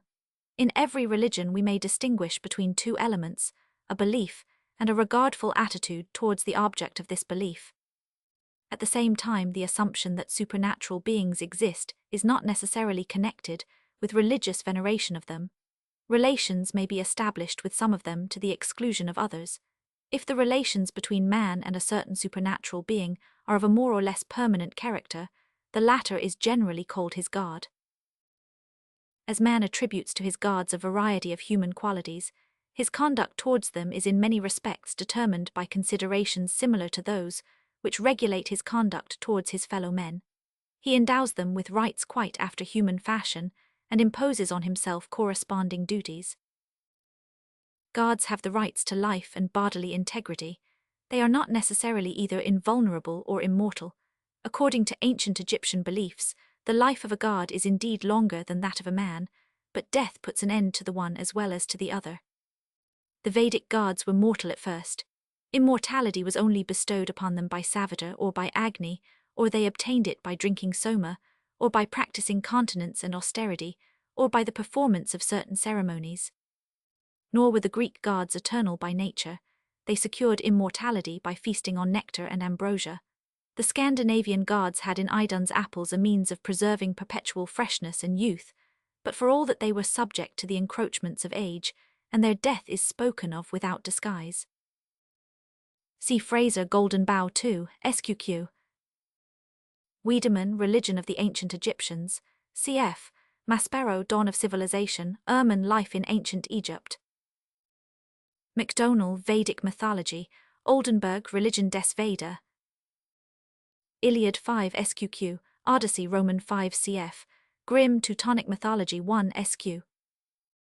Grimm op Sit 1 SQQ. Though liable to death, the invisible anthropomorphic gods generally run little risk of being killed by men. But the case is different with such supernatural beings as live on earth in a visible and destructible shape. They may be, and occasionally are, slain by human hands, although in this case killing hardly means absolute destruction, the soul surviving the death of the body. but to kill such a being is in ordinary circumstances looked upon as a dangerous act. We have noticed above that people are often reluctant to slay animals of certain species for fear lest either the disembodied spirit of the slain animal or others of its kind should avenge the injury. 6. And the danger is naturally increased when the victim and its whole species are regarded as divine. Savages as a rule avoid killing animals of their own totem, and various statements imply that the act is disapproved of. Supra Roman 2. Fraser Totemism SQQ, idem Totemism and Exogamy 4 SQ. It has been suggested that this regard for the life of a totemic animal is due to the notion that a man is akin to his totem, but the various taboos imposed upon him with reference to it, and the nature of the penalties incurred by the taboo breaker, 9 indicate that the relation between a human individual and the animal members of his totem are after all somewhat different from that between cousins. It seems that the totemic animal is in 600 for the first place looked upon as a supernatural being, and that a person's attitude towards it depends on the degree of dread or veneration which he feels for it. Such sacred animals as are not conceived to be of one stock with their devotees are equally tabooed. In ancient Egypt, we are told, offences against holy animals were punished even with death. On the other hand, so little respect is not seldom felt for the totem that it is treated in a way to which there is no parallel in the treatment of human relatives. Speaking of the native tribes of Central Australia, Messrs. Spencer and Gillen observe that the totemic animal or plant is not regarded exactly as a close relative, whom it would be wrong to kill or to assist anyone else to kill, is very evident. On the contrary, the members of one totem not only as it were give their permission to those who are not of the totem to kill and eat the totemic animal or plant, but they will actually help in the destruction of their totems. 11. The South Australian Narinieri kill their totemic animals if they are good for food. A Bechuana will kill his totem if it be a hurtful animal, for instance a lion. The slayer then only makes an apology to the beast and goes through a form of purification for the sacrilege. Among the Menominee Indians, a man belonging to the bear clan may kill a bear, although he must first address himself to his victim and apologize for depriving it of life. The Indian tribes in the southeastern states had no respect for their totems and would kill them when they got the chance. Among the Tlinkits, a wolf man will hunt wolves without hesitation, although he calls them his relatives when praying them not to hurt him. Robertson Smith, Religion of the Semites, cf. Fraser Totemism. See Fraser Totemism SQQ. Spencer and Gillen, Northern Tribes of Central Australia, pp. 322-324 SQ. Wiedemann, Herodot Zwaits Butch. Spencer and Gillen, Native Tribes of Central Australia. Taplin, Narinieri in Woods, Native Tribes of South Australia. Kazales, Basutos. Hoffman, Menominee Indians in Anne. Rep. Burr, Ethan, Roman 14. Adair, History of the American Indians. Bowers in 5th Report on the Northwestern Tribes of Canada. For some other instances see Fraser, Totemism. In certain cases, divine animals are killed as a religious 605 or magical ceremony. Several instances of this have been pointed out by Sir J. G. Fraser. Sometimes, when the revered animal is habitually spared, it is nevertheless killed on rare and solemn occasions. In other cases, when the revered animal is habitually killed, there is a special annual atonement, at which a select individual of the species is slain with extraordinary marks of respect and devotion. Fraser has offered ingenious explanations of both customs. As regards the former one, he argues that the savage apparently thinks that a species left to itself will grow old and die like an individual, and that the only means he can think of to avert the catastrophe is to kill a member of the species in whose veins the tide of life is still running strong and has not yet stagnated among the fens of old age.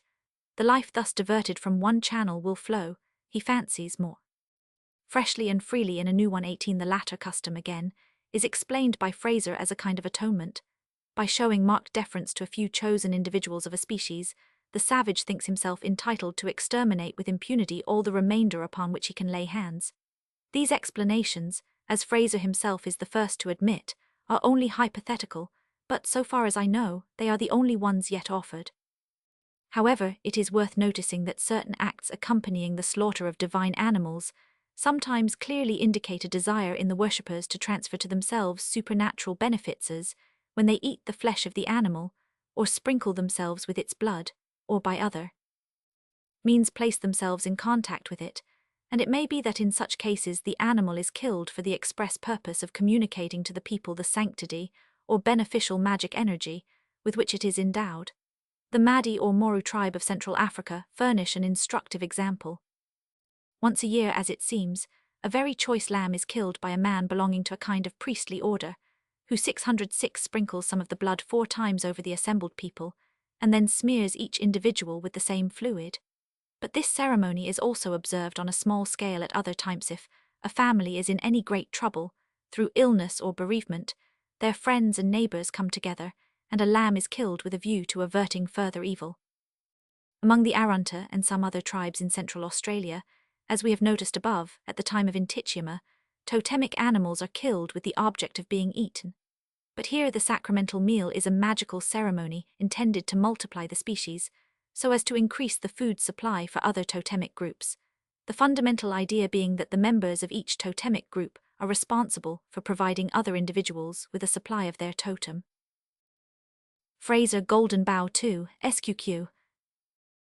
Ibid Roman 2.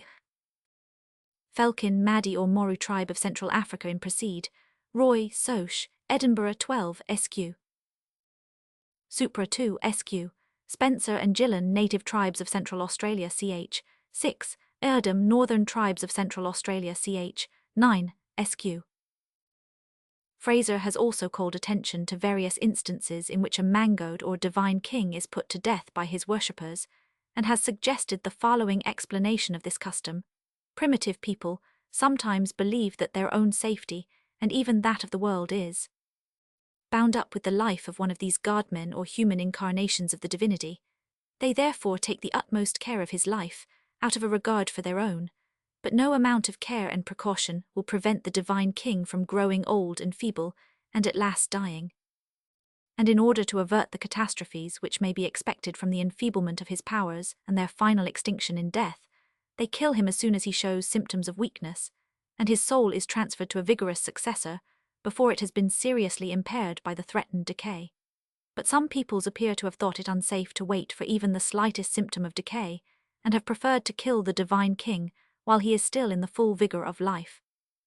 Accordingly, they have fixed a term beyond which he 607 may not reign, and at the close of which he must die, the term fixed upon being short enough to exclude the probability of his degenerating physically in the interval.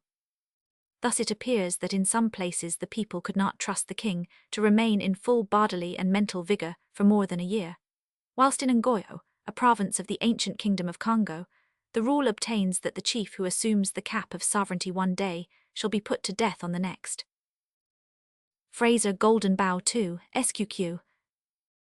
Every reader of the Golden Bough must admire the ingenuity, skill, and learning with which its author has worked out his theory, even though he may fail to find the argument in every point convincing. It is obvious that the supernatural power of divine kings is frequently supposed to be influenced by the condition of their bodies. In some cases, it is also obvious that they are killed on account of some illness, corporal defect, or symptom of old age, and that the ultimate reason for this lies in the supposed connection between physical deterioration and waning divinity. But as Fraser himself observes, in the chain of his evidence a link is wanting. He can produce no direct proof of the idea that the soul of the slain mangoed is transmitted to his royal successor. In the absence of such evidence, I venture to suggest a somewhat different explanation, which seems to me more in accordance with known facts, to wit, that the new king is supposed to inherit not the predecessor's soul, but his divinity or holiness, which is looked upon in the light of a mysterious entity, temporarily seated in the ruling sovereign, but separable from him and transferable to another individual. Ibid Roman 2. This modification of Fraser's theory is suggested by certain beliefs prevalent among the Moors. The Sultan of Morocco, who is regarded by the people as the vicegerent of God, appoints before his death some member of his family by preference one of his sances his successor, and this implies that his baraka, or holiness, will 608 be transferred to the new sovereign. but his holiness may also be appropriated by a pretender during his lifetime, which proves that it is regarded as something quite distinct from his soul. Thus the people told me that the pretender Buhamara had come into possession of the Sultan's baraka, and that he would subsequently hand it over to one of the Sultan's brothers, who was then denied his liberty. Like the Sultans of Morocco, the divine Kafir kings of Sofala, who were put to death if afflicted with some disease, nominated their successors. In ancient Bengal, again, whoever killed the king and succeeded in placing himself on the royal throne was immediately acknowledged as king. The people said, "We are faithful to the throne. Whoever fills the throne, we are obedient and true to it." 25 in the kingdom of Pasir, on the northern coast of Sumatra, whose sacred monarch was not allowed by his subjects to live long. The man who struck the fatal blow was of the royal lineage, and as soon as he had done the deed of blood and seated himself on the throne, he was regarded as the legitimate king, provided that he contrived to maintain his seat peaceably for a single day. 26 in these cases, it seems, the sanctity was considered to be inherent in the throne, and to be partly communicated to persons who came into close contact with it. Fraser, Golden Bough, Roman 2. Ibid, Roman 2. Since the above was written, Sir J. G. Fraser himself has kindly drawn my attention to some statements in his lectures on the early history of the kingship SQQ, from which it appears that in some parts of the Malay region the regalia are regarded as wonderworking talismans or fetishes, the possession of which carries with it the right to the throne.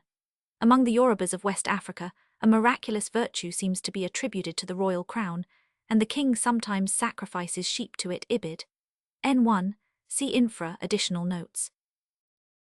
Now, as we have noticed before, holiness is generally held to be exceedingly susceptible to any polluting influence. 28, and this would naturally suggest the idea that, in order to remain unimpaired, it has to be removed from a body which is defiled by disease or blemish. Such an idea may be supposed to underlie those cases in which 609, even the slightest bodily defect, is a sufficient motive for putting the divine king to death. It is of the greatest importance for the community that the holiness on which its welfare depends should not be attached to an individual whose organism is no longer a fit receptacle for it, and who is consequently unable to fulfill the duties incumbent upon a divine monarch, and it may be thought that the only way of removing the holiness from him is to kill him. The same explanation would seem to apply to the killing of kings or magicians who have actually proved incapable of bringing about the benefits expected from them, such as rain or good crops. 29, although in these instances, the murderous act may also be a precaution against the revenge they might otherwise take for being deposed, or it may be a punishment for their failure. 30, or have the character of a sacrifice to a god.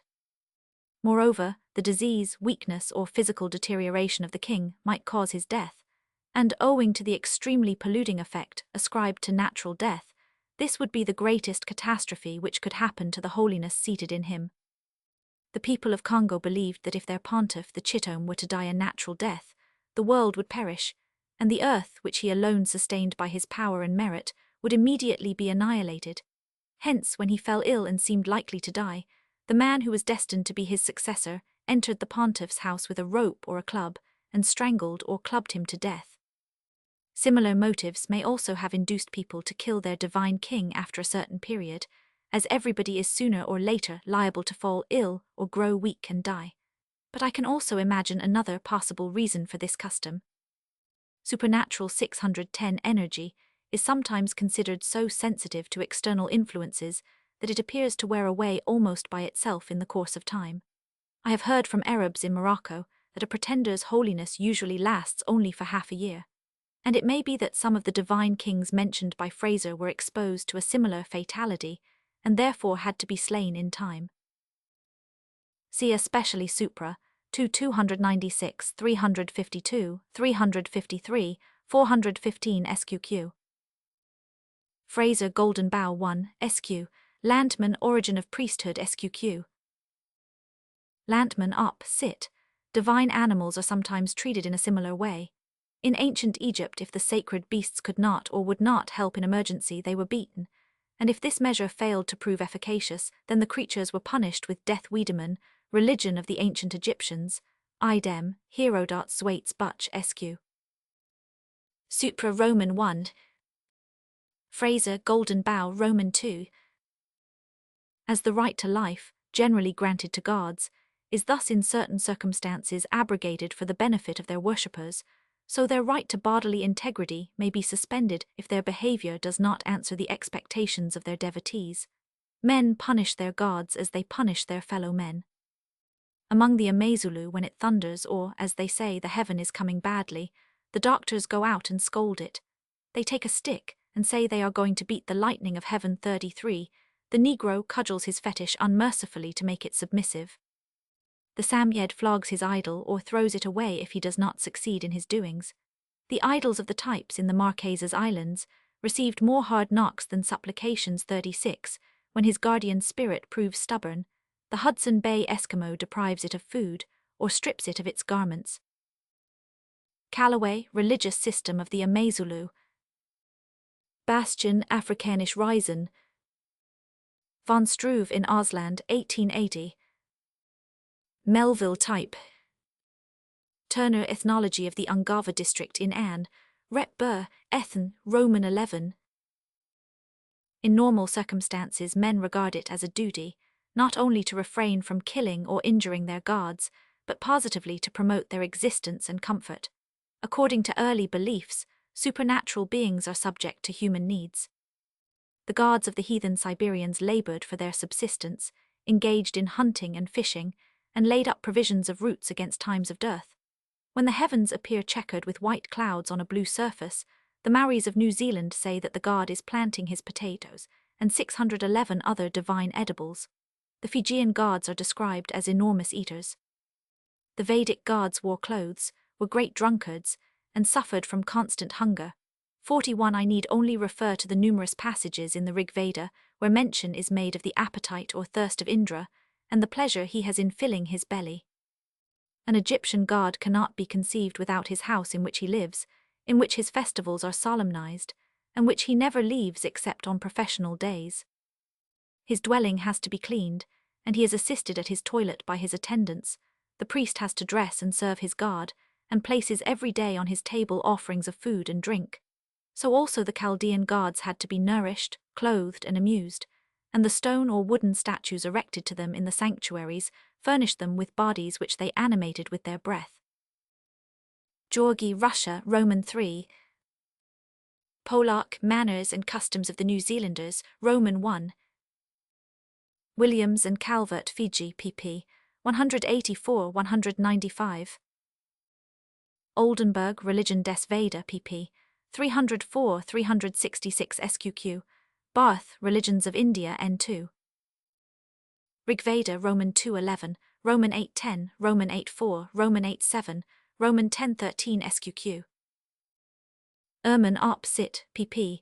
273-275-279, Maspero Op. Sit. Ball, Glimpses of Babylonian Religion in Proceed, Soch, Biblical Archaeology 14, SQQ, Maspero Op. Sit. The idea that supernatural beings have human appetites and human wants leads to the practice of sacrifice. Whatever means they may have of earning their livelihood, they are certainly not indifferent to gifts offered by men. If such offerings fail them, they may even suffer want and become feeble and powerless. The Egyptian gods, says 1000. Maspero were dependent upon the gifts of mortals, and the resources of each individual deity, and consequently his power, depended on the wealth and number of his worshippers. 45. We meet with the same idea at every step in the Vedic hymns. Should sacrifices cease for an instant to be offered, the gods would cease to send rain. 612 to bring back at the appointed hour aurora and the sun, to raise and ripen harvests, not only because they would be unwilling, but because they would be unable to do so.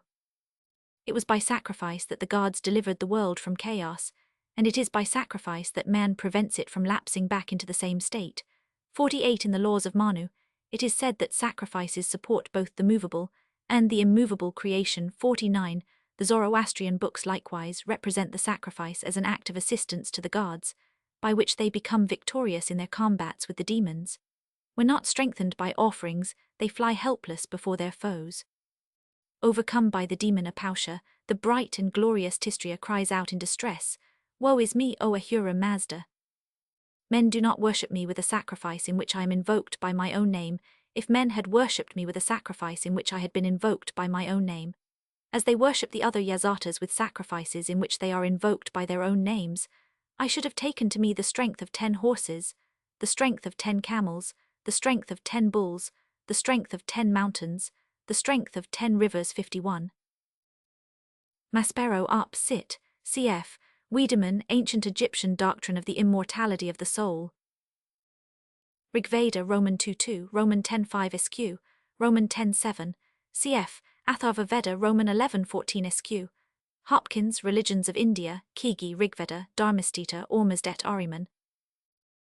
Barth up sit. Rigveda Roman 10 Barth up, sit. Laws of Manu 3, SQQ. See Dharmastita Ormasdet Ariman, idem in Sacred Books of the East 1st edit, 4 p68, Yasts 8 SQ. Men are induced by various motives to offer sacrificial gifts to supernatural beings. In early religion, the most common motive is undoubtedly a desire to avert evils, and we have reason to believe that such a desire was the first source of religious worship. In spite of recent assertions to the contrary, the old saying holds true that religion was born of fear. Those who maintain that the savage is little susceptible to this emotion 52, and that he for the most part takes his gods joyously 53 show ignorance 613 of facts. One of his characteristics is great nervous susceptibility 54, and he lives in constant apprehension of danger from supernatural powers. We are told of the Samoyeds that a sudden blow on the outside of a tent will sometimes throw the occupants into spasms. The Indian, says Parkman, lived in perpetual fear. The turning of a leaf, the crawling of an insect, the cry of a bird, the creaking of a bough, might be to him the mystic signal of weal or woe. 55. From all quarters of the uncivilized world, we hear that terror or fear is the predominant element in the religious sentiment, that savages are more inclined to ascribe evil than good to the influence of supernatural agents, that their sacrifices and other acts of worship more frequently have in view to avert misfortunes than to procure positive benefits, or that, even though benevolent deities are believed in, much more attention is paid to malignant ones. And even among peoples who have passed beyond the stage of 614 savagery, fear still remains a prominent factor in their religion. The great bulk of Homeric cultoprations lay in propitiatory rites in avoidance of evil. No one, says Sir Munier Williams, who has ever been brought into close contact with the Hindus in their own country, can doubt the fact that the worship of at least 90% of the people of India in the present day is a worship of fear. 58. In one of the Pahlavi texts we read that he is not to be considered as faithful who has no fear of the sacred beings. 59. The Egyptian Amun-Ra, who is praised as the beautiful and beloved god, who giveth life by all manner of warmth, by all manner of fair cattle, is at the same time styled Lord of Fear, Great One of Terror. 60. The psalmist says that the fear of the Lord is the beginning of wisdom. 61, and as Noldeck points out, the fear of God was used in its literal sense. Although the Quran has much to tell about the loving kindness of God, the God of Islam evokes much more fear than love. Faith is said by Muhammadan theologians to stand midway between hope and fear. 63. Grupp die Griechischen Kult und Mythen SQ. Grant Allen, Evolution of the Idea of God. C. Brenton, Religions of Primitive Peoples. Parkman, Jesuits in North America, p. 84. Dorman, Origin of Primitive Superstitions, American Indians Generally. Muller, Geschichte der Amerikanischen Religionen, pp. 84, 171, 214, 260. Von Spix and von Martius, Travels in Brazil, 2 Corodos. Brett, Indian Tribes of Guiana SQ. I am Thurn among the Indians of Guiana SQ. Dunbar, Pawnee Indians in Magazine of American History, Roman 8 Magi Siouan Indians in Anne. Rep. Burr. Ethen, Roman 15 Murdoch Ethen, Results of the Point Barrow Expedition, Ibid, 9 Point Barrow Eskimo. Ross, Eastern Tinne in Smithsonian Report 1866, Radloff, Shaminantham, Turkish Tribes of the Altai, Fawcett, Sioras, Campbell, Wild Tribes of Kondistan SQ, Hunter, Annals of Rural Bengal 1, SQ, Santals, Mauhat, Travels in the Central Parts of Indochina 2, Banavs of Cambodia. Man, Aboriginal Inhabitants of the Andaman Islands in Jor, Anther, Inst, Roman 12 Wilken, Het Animisme bij de Valken van den Indischen Archipel SQ, St. John, Life in the Forests of the Far East 1. 178, Lo Sarawak Selenka Sarnij Welton P. in Diax, Van Brenner Besuch Bay Den Cannibalen Sumatras, Kuberi die Palau in Seln in Jor, Des Museum Godfrey 4, Pelu Islanders, Williams and Calvert Fiji, Percy Smith Ure in Jor, Polynesian Soch.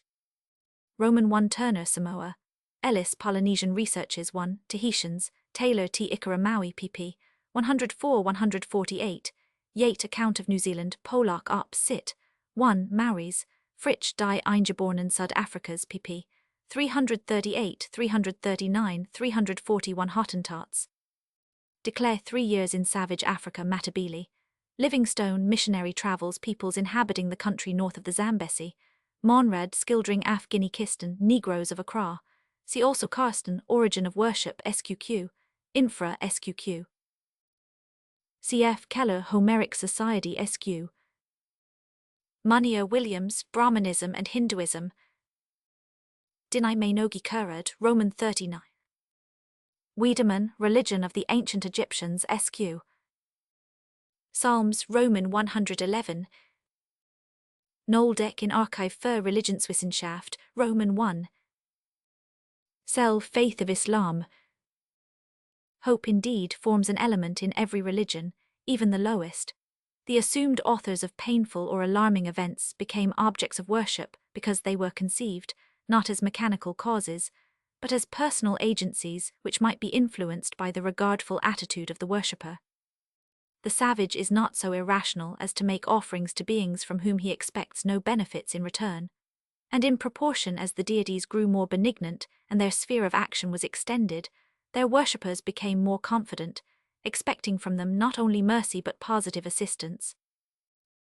We may suppose that already at an early stage of 615 culture man, occasionally, was struck by some unexpected fortunate event, and ascribed it to the influence of a friendly spirit with which he was anxious to keep on amicable terms. Among the Tishi-speaking peoples of the Gold Coast worship is the result not only of fear, but also of the hope of obtaining some direct advantage or protection. The pagans of Siberia accompanied their sacrifices with words like these: "Behold what I bring you to eat. Bring me then in return children, cattle, and a long life." 65 The Point Barrow Eskimo, when he arrives at a river, throws into the air a small piece of tobacco, crying out, "Spirits, spirits, I give you tobacco. Give me plenty of fish." 66 Of the Ja Indians Pueblos, Mrs. Stevenson writes that their religion is not mainly one of propitiation, but rather of supplication for favors and payment for the Samithi do the will of, and thereby please the beings to whom they pray. 67 We even hear of savages making thank offerings to their gods. In Fiji, after successful fishing for turtle, or remarkable deliverance from danger in war or at sea, or recovery from sickness, a kind of thank offering was sometimes presented to the deities. When certain natives of eastern Central Africa, after they have prayed for a successful hunting expedition, return home laden with venison or ivory, they know that they are indebted to their old relative for their good fortune, and give him a thank offering. We are told that in northern Guinea, when a person has been repeatedly fortunate through the agency of a fetish, he contracts a feeling of attachment and gratitude to it. 70 Yet, we have reason to suspect that the gratitude of the sacrificer is commonly of the kind which La Rochefoucauld defined as a secret desire to receive greater benefits in the future. 71 Sometimes the thank offering, if it may be called so, is expressly preceded by a vow. Among the Kansas, the warrior, when going to war, says, facing the east, "I wish to pass along the road to the foe. O Wakanda, I promise you a blanket if I succeed," and turning to the west, "O Wakanda, I promise you a feast if I succeed." 72 Even in religions of a higher type, the offering of sacrificial gifts is mainly a sort of bargain with the god to whom they are offered. In the Vedic hymns, the gods are addressed by phrases like these: "If you give me this, I shall give you that," or "As you have given me this, I shall give you that." The singer naively confesses, "I looked forth in spirit, seeking good, O Indra and Agni, to relations and kinsmen, but I have no other helper than you, therefore I have made you a powerful song." 74 The Greeks expressed the idea connected with their sacrifices in the proverbial saying. The ancient Hebrew view on the subject is illustrated by the vow of Jacob: "If God will be with me, and will keep me in this way that I go, and will give me bread to eat and raiment to put on, so that I come again to my father's house in peace, Then shall the Lord be my guard, and this stone which I have set for a pillar shall be God's house, and of all that thou shalt give me I will surely give the 10th unto thee. 76. Ellis Tisha-speaking peoples of the Gold Coast, cf. Idem Yoruba-speaking peoples of the Slave Coast. Georgi Russia, Roman 3. Murdoch in Anne, Rep Burr, Ethan Roman 9. Stevenson Jo in Anne, Rep Burr, Ethan Roman 11. Williams and Calvert Op. Sit. MacDonald Africana Roman 1 for other instances of thank-offerings. See Shooter, Kaffirs of Natal, Smith, Myths of the Iroquois in Anne, Rep Burr, Ethan, Roman 2 Jochelson, Koryak Religion and Myth, in Jessup North Pacific Expedition 692. Leem beskrivels over Finnmarken's Lapper Laps. Wilson, Western Africa. La Rochefoucauld Maxims, 298. Dorsey, Mourning and War Customs of the Kansas, in American Naturalist, Roman 19. Muller, Physical Religion, Oldenburg, Religion des Veda, pp. 302,326, 430 SQQ. Rigveda, Roman 1:1, cf. Ibid, Roman 1:7. Plato, Respublica, Roman 3. Genesis 28, SQQ. In many cases, the sacrificial victims are intended to serve as substitutes for other individuals whose lives are in danger. We have previously noticed that the practice of human sacrifice is mainly based on the idea of substitution. We have also seen that a growing reluctance to this practice often led to the offering of animals instead of 617 men. But we have no right to assume that the sacrifice of an animal for the purpose of saving the life of a man is in every case a later modification of a previous human sacrifice. The idea that spirits which threaten the lives of men are appeased by other than human blood may in some instances be primary, though in others it is derivative. The Moors invariably sacrifice an animal at the foundation of a new building, and though this is said to be upon the spirit owners of the place, some idea of substitution seems also to be connected with the act, as they maintain that if no animal were killed, the inmates of the house would die or remain childless. A similar practice prevails in Syria, where the people believe that every house must have its death, either man, woman, child, or animal. 79 Among the Jews it is, or has been the custom for the master of each house, to kill a cock on the eve of the Fast of Atonement.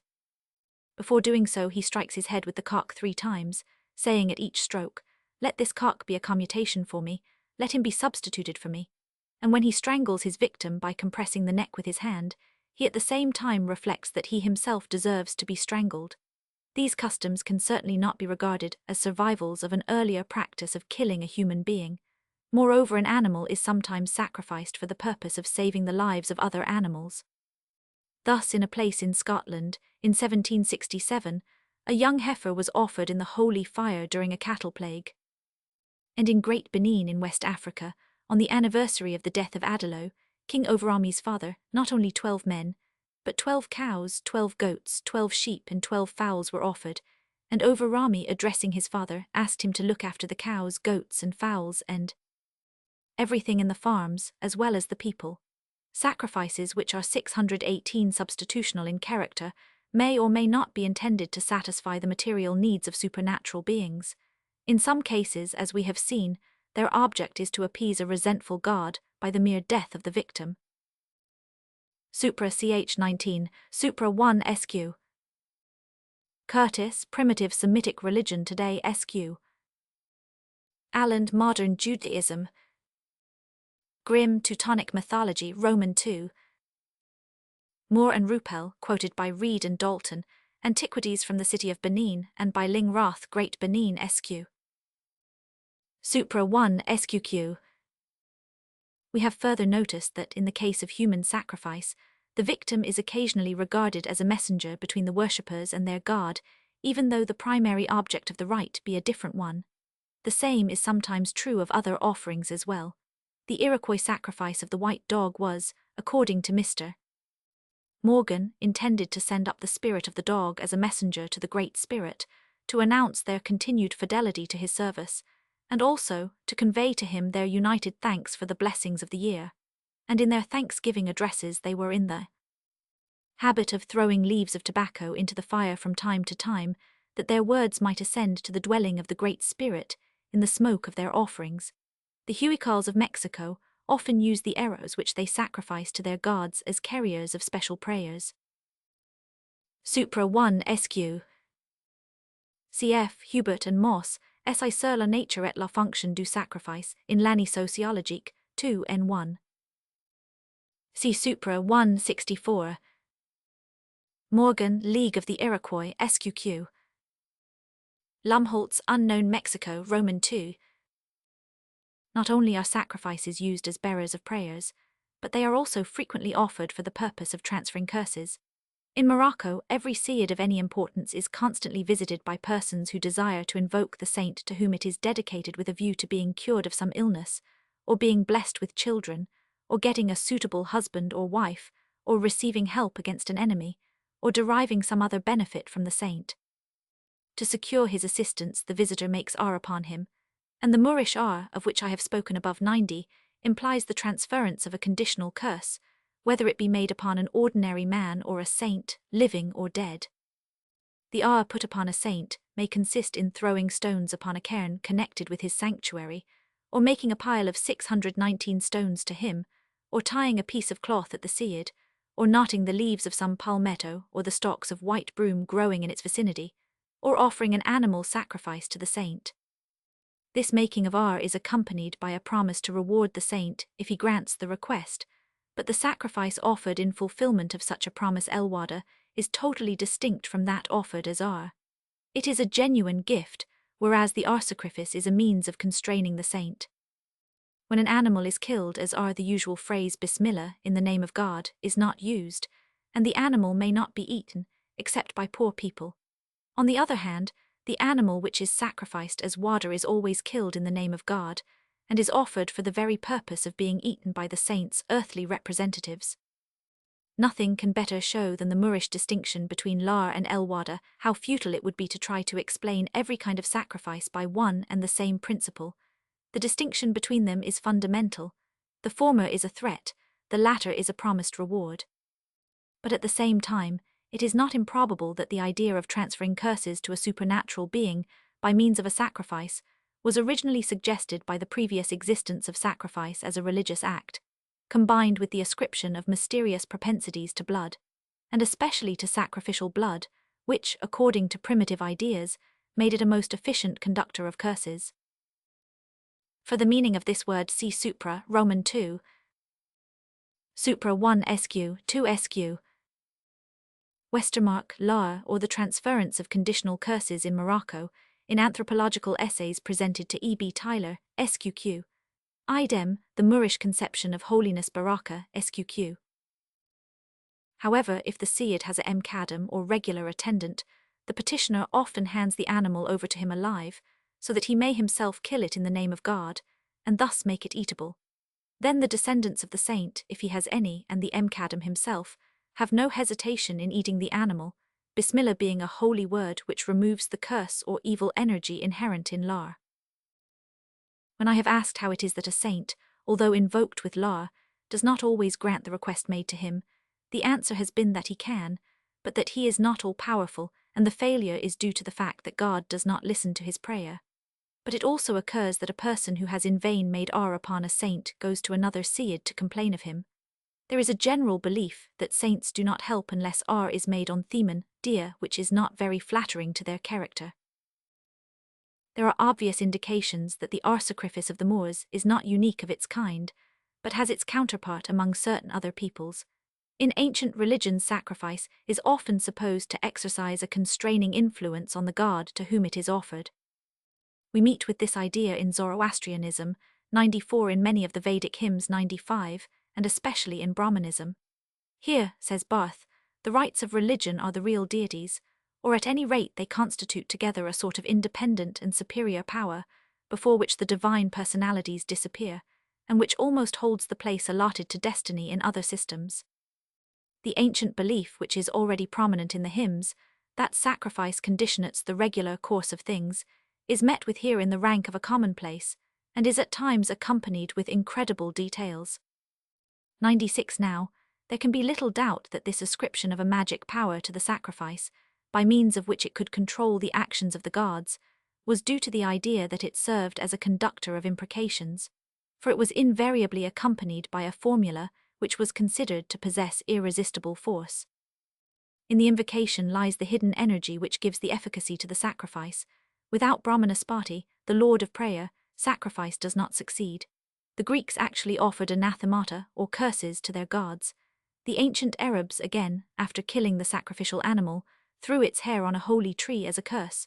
But so little has the true import of such sacrifices been understood even by eminent scholars, that they have been represented as votive offerings or gifts to the deity.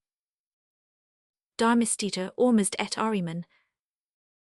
Rigveda Roman 3:1, Roman 4:5, Roman 6:8, Roman 8:6, Oldenburg Religion des Veda SQ.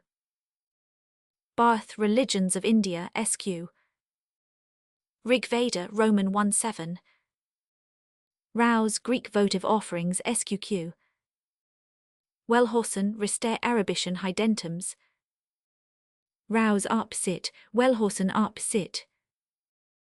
Considering that the idea of sacrifice being a conductor of imprecations has hitherto almost entirely escaped the notice of students of early religion, it is impossible to say 621 how widely it prevails, and whether it also occurs in the savage world. We know that the practice of cursing a god not only was familiar to the ancient nations of culture, including the Egyptians 101 Hebrews and other Semites 102, but is common among peoples like the South African Bechuanas and the Nagas of India, and that the shedding of blood is frequently applied as a means of transferring curses is suggested by various cases in which, however, the object of the imprecation is not a god but a man. We have previously noticed the reception sacrifices offered to visiting strangers, presumably for the purpose of transmitting to them conditional curses, 105, and a very similar idea seems to underlie certain cases of oath-taking. Sometimes the oath is taken in connection with a sacrifice made to a god, and then the sanctity of the sacrificial animal naturally increases the efficacy of the self-imprecation. In other instances, the oath is taken on the blood of an animal which is killed for the purpose, apparently without being sacrificed to a god. But in either case, I believe, the blood of the animal is thought not only to add supernatural energy to the oath, but to transfer, as it were, the self-imprecation to the very person who pronounces it.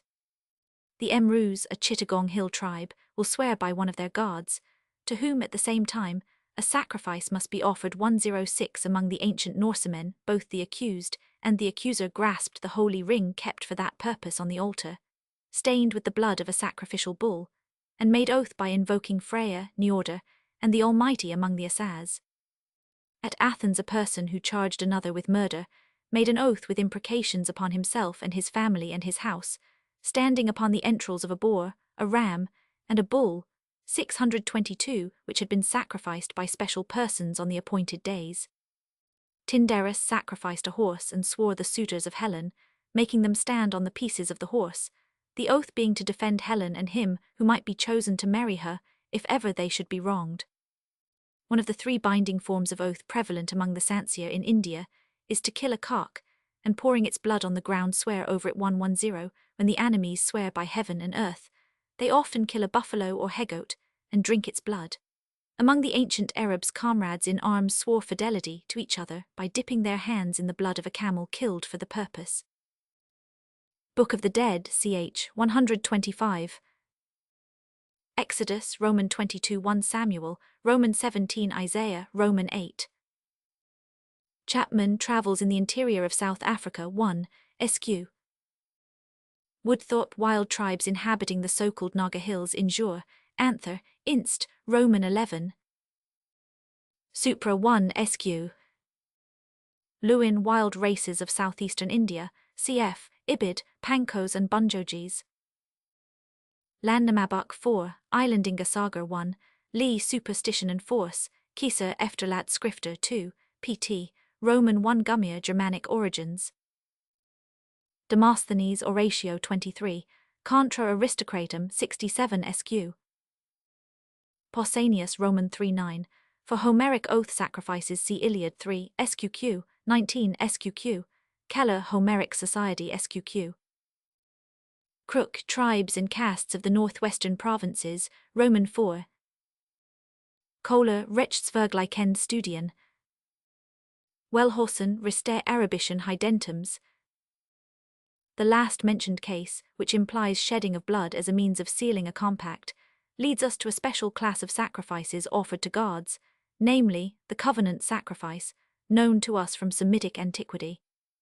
The Hebrews, as Professor Robertson Smith observes, 113 thought of the national religion as constituted by a formal covenant sacrifice at Mount Sinai, where half of the blood of the sacrificed oxen was sprinkled on the altar, and the other half on the people, 114, or even by a still earlier covenant rite in which the parties were Yahweh and Abraham, 115, and the idea of sacrifice establishing a covenant between God and man is also apparent in the Psalms. In various cases recorded in the Old Testament, sacrifice is accompanied by a sacrificial meal. 117, the god and his worshippers are wont to eat and drink together, and by this token their fellowship is declared and sealed. 118 Robertson Smith and his followers have represented this as an act of communion, as a sacrament in which the whole kind God with his clansmen unite, and in partaking of which each member renews his union with the God and with the rest of the clan. At first we are told the god, that is, the totem god himself, was eaten, whilst at a later stage the practice of eating the god was superseded by the practice of eating with the god. Communion still remains the core of sacrifice, and it is said that only subsequently the practice of offering gifts to the deity develops out of the sacrificial union between the worshippers and their god. But I venture to think that the whole of this theory is based upon a misunderstanding of the Semitic evidence, and that existing beliefs in Morocco throw new light upon the covenant sacrifice. Robertson Smith, Religion of the Semites SQ. Exodus 24 SQQ. Genesis 15 SQQ. Psalms Roman 50. Genesis, Roman 31 Exodus, Roman 24 1 Samuel, Roman 11 Wellhausen says prolegomena to the history of Israel, that, according to the practice of the older period, a meal was nearly always connected with a sacrifice. Robertson Smith Arp Sit. Ibid, Lec 9, SQQ, Heartland Legend of Perseus, Roman 2 Jevons, Introduction to the History of Religion. The Moorish covenant lard is closely connected with the Moorish ar. Whilst lar is one-sided, lard is mutual, both parties transferring conditional curses to one another, and here again the transference requires a material conductor. Among the Arabs of the plains and the Berbers of central Morocco, chiefs, in times of rebellion, exchange their cloaks or turbans, and it is believed that if any of them should break the covenant, he would be punished with some grave misfortune. Among the Oulad Bouazes in the province of Dakala, it is a common custom for persons who wish to be reconciled after a quarrel to go to a holy man, and in his presence join their right hands, so that the fingers of the one go between the fingers of the other, after which the saint throws his cloak over the united hands, saying, "This is odd between you." Or they may in a similar manner join their hands at a saint's tomb over the head of the box under which the saint is buried, or they may perform the same ceremony simply in the presence of some friends. In either case the joining of hands is usually 624 accompanied by a common meal, and frequently the hands are joined over the dish after eating. If a person who has thus made a compact with another is afterwards guilty of a breach of faith, it is said that God and the food will repay him. In other words, the conditional curse embodied in the food which he ate will be realized. All over Morocco, the usual method of sealing a compact of friendship is by eating together, especially at the tomb of some saint. As we have noticed above 120, the sacredness of the place adds to the efficacy of the imprecation, but its vehicle, the real punisher, is the eaten food, because it contains a conditional curse. Supra Roman 1. The Art of the Moors helps us to understand the covenant sacrifice of the ancient Semites. The only difference between them is that the former is a method of establishing a compact between men and men, whilst the latter established a compact between men and their god. The idea of a mutual transference of conditional curses undoubtedly underlies both.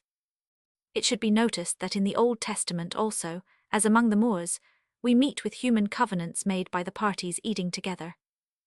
Thus the Israelites entered into alliance with the Gibeonites by taking of their victuals, without consulting Yahweh, and the meal was expressly followed by an oath. In other instances, again, the common dish consisted of sacrificial food, either because the sacredness of such food was supposed to make the conditional curse embodied in it more efficacious, or because the deity was included as a third party to the covenant. Genesis 26, Roman 31-2 Samuel 3, SQ, Robertson Smith up sit, Noach Leabuch der Hebräischen Archäologie Roman 1. Joshua 9 SQ. Whilst in some cases the object of a sacrifice is to transfer conditional curses either to the god to whom it is made, or to both the god and the worshipper, the victim or article offered may in other instances be used as a vehicle for transferring benign virtue to him who offered it or to other persons. As we have noticed 625 above, a sacrifice is very frequently believed to be endowed with beneficial magic energy, in consequence of its contact or communion with the supernatural being to which it is offered, and this energy is then supposed to have a salutary effect upon the person who comes in touch with it. I have said before that in Morocco magic virtue is ascribed to various parts of the sheep, which is sacrificed at the great feast, and that every offering to a holy person, especially a dead saint, is considered to participate to some extent in his sanctity. The Vedic people regarded sacrificial food as a kind of medicine. The Siberian Kachinses blessed their huts with sacrificial milk. The Lapps strewed the ashes of their burnt offerings upon their heads. It is quite possible that in some instances a desire to receive the benefit of the supernatural energy with which the sacrifice is endowed is by itself a sufficient motive for offering it to a god. Supra 1 SQ. See also Westermarck, The Popular Ritual of the Great Feast in Morocco in Folklore 22, SQQ, Hubert and Moss Lark, Sit. Oldenburg, Die Religion des Veda, SQQ. Georgi up Sit, Roman 3. Von Dubin, Lapland och Lappern. As is the case with other rites, sacrifices also have a strong tendency to survive the ideas from which they sprang. Thus, when the materialistic conception of the nature of gods faded away, offerings continued to be made to them, though their meaning was changed. As Sir E.B. Tyler observes, the idea of practical acceptableness of the food or valuables presented to the deity begins early to shade into the sentiment of divine gratification or propitiation by a reverent offering, though in itself of not much account to so mighty a divine personage. 127 sacrifice then becomes mainly, or exclusively, a symbol of humility and reverence. Even in the Rig Veda, in spite of its crude materialism, we meet with indications of the idea that the value of a sacrifice lies in the feelings of the worshipper. If unable to offer an ox or cow, the singer hopes that a small gift from the heart, a faggot, a libation, a bundle of grass, offered with reverence, 626 will be more acceptable to the god than butter or honey. In Greece, though the sacrificial ritual remained unchanged till the end of paganism, we frequently come upon the advanced reflection that righteousness is the best sacrifice, that the poor man's slight offering avails more with the deity than hecatombs of oxen. According to Porphyry, the gods have no need of banquets and magnificent sacrifices, but we should with the greatest alacrity make a moderate oblation to them of our own property, as the honours which we pay to the gods should be accompanied by the same promptitude as that with which we give the first seat to worthy men. 130. It is said in the Talmud that he who offers humility unto God and man shall be rewarded with a reward, as if he had offered all the sacrifices in the world. 131. Tyler, Primitive Culture, Roman 2. Rigveda, Roman 8-5, Kigi up Sit. Farnell, Cults of the Greek States, Roman 1 Schmidt, Die Ethik der Alten Griechen, Roman 2 Westcott, Essays in the History of Religious Thought. Porphyry, d'Abstinentia ab Esu Animalium, Roman 2.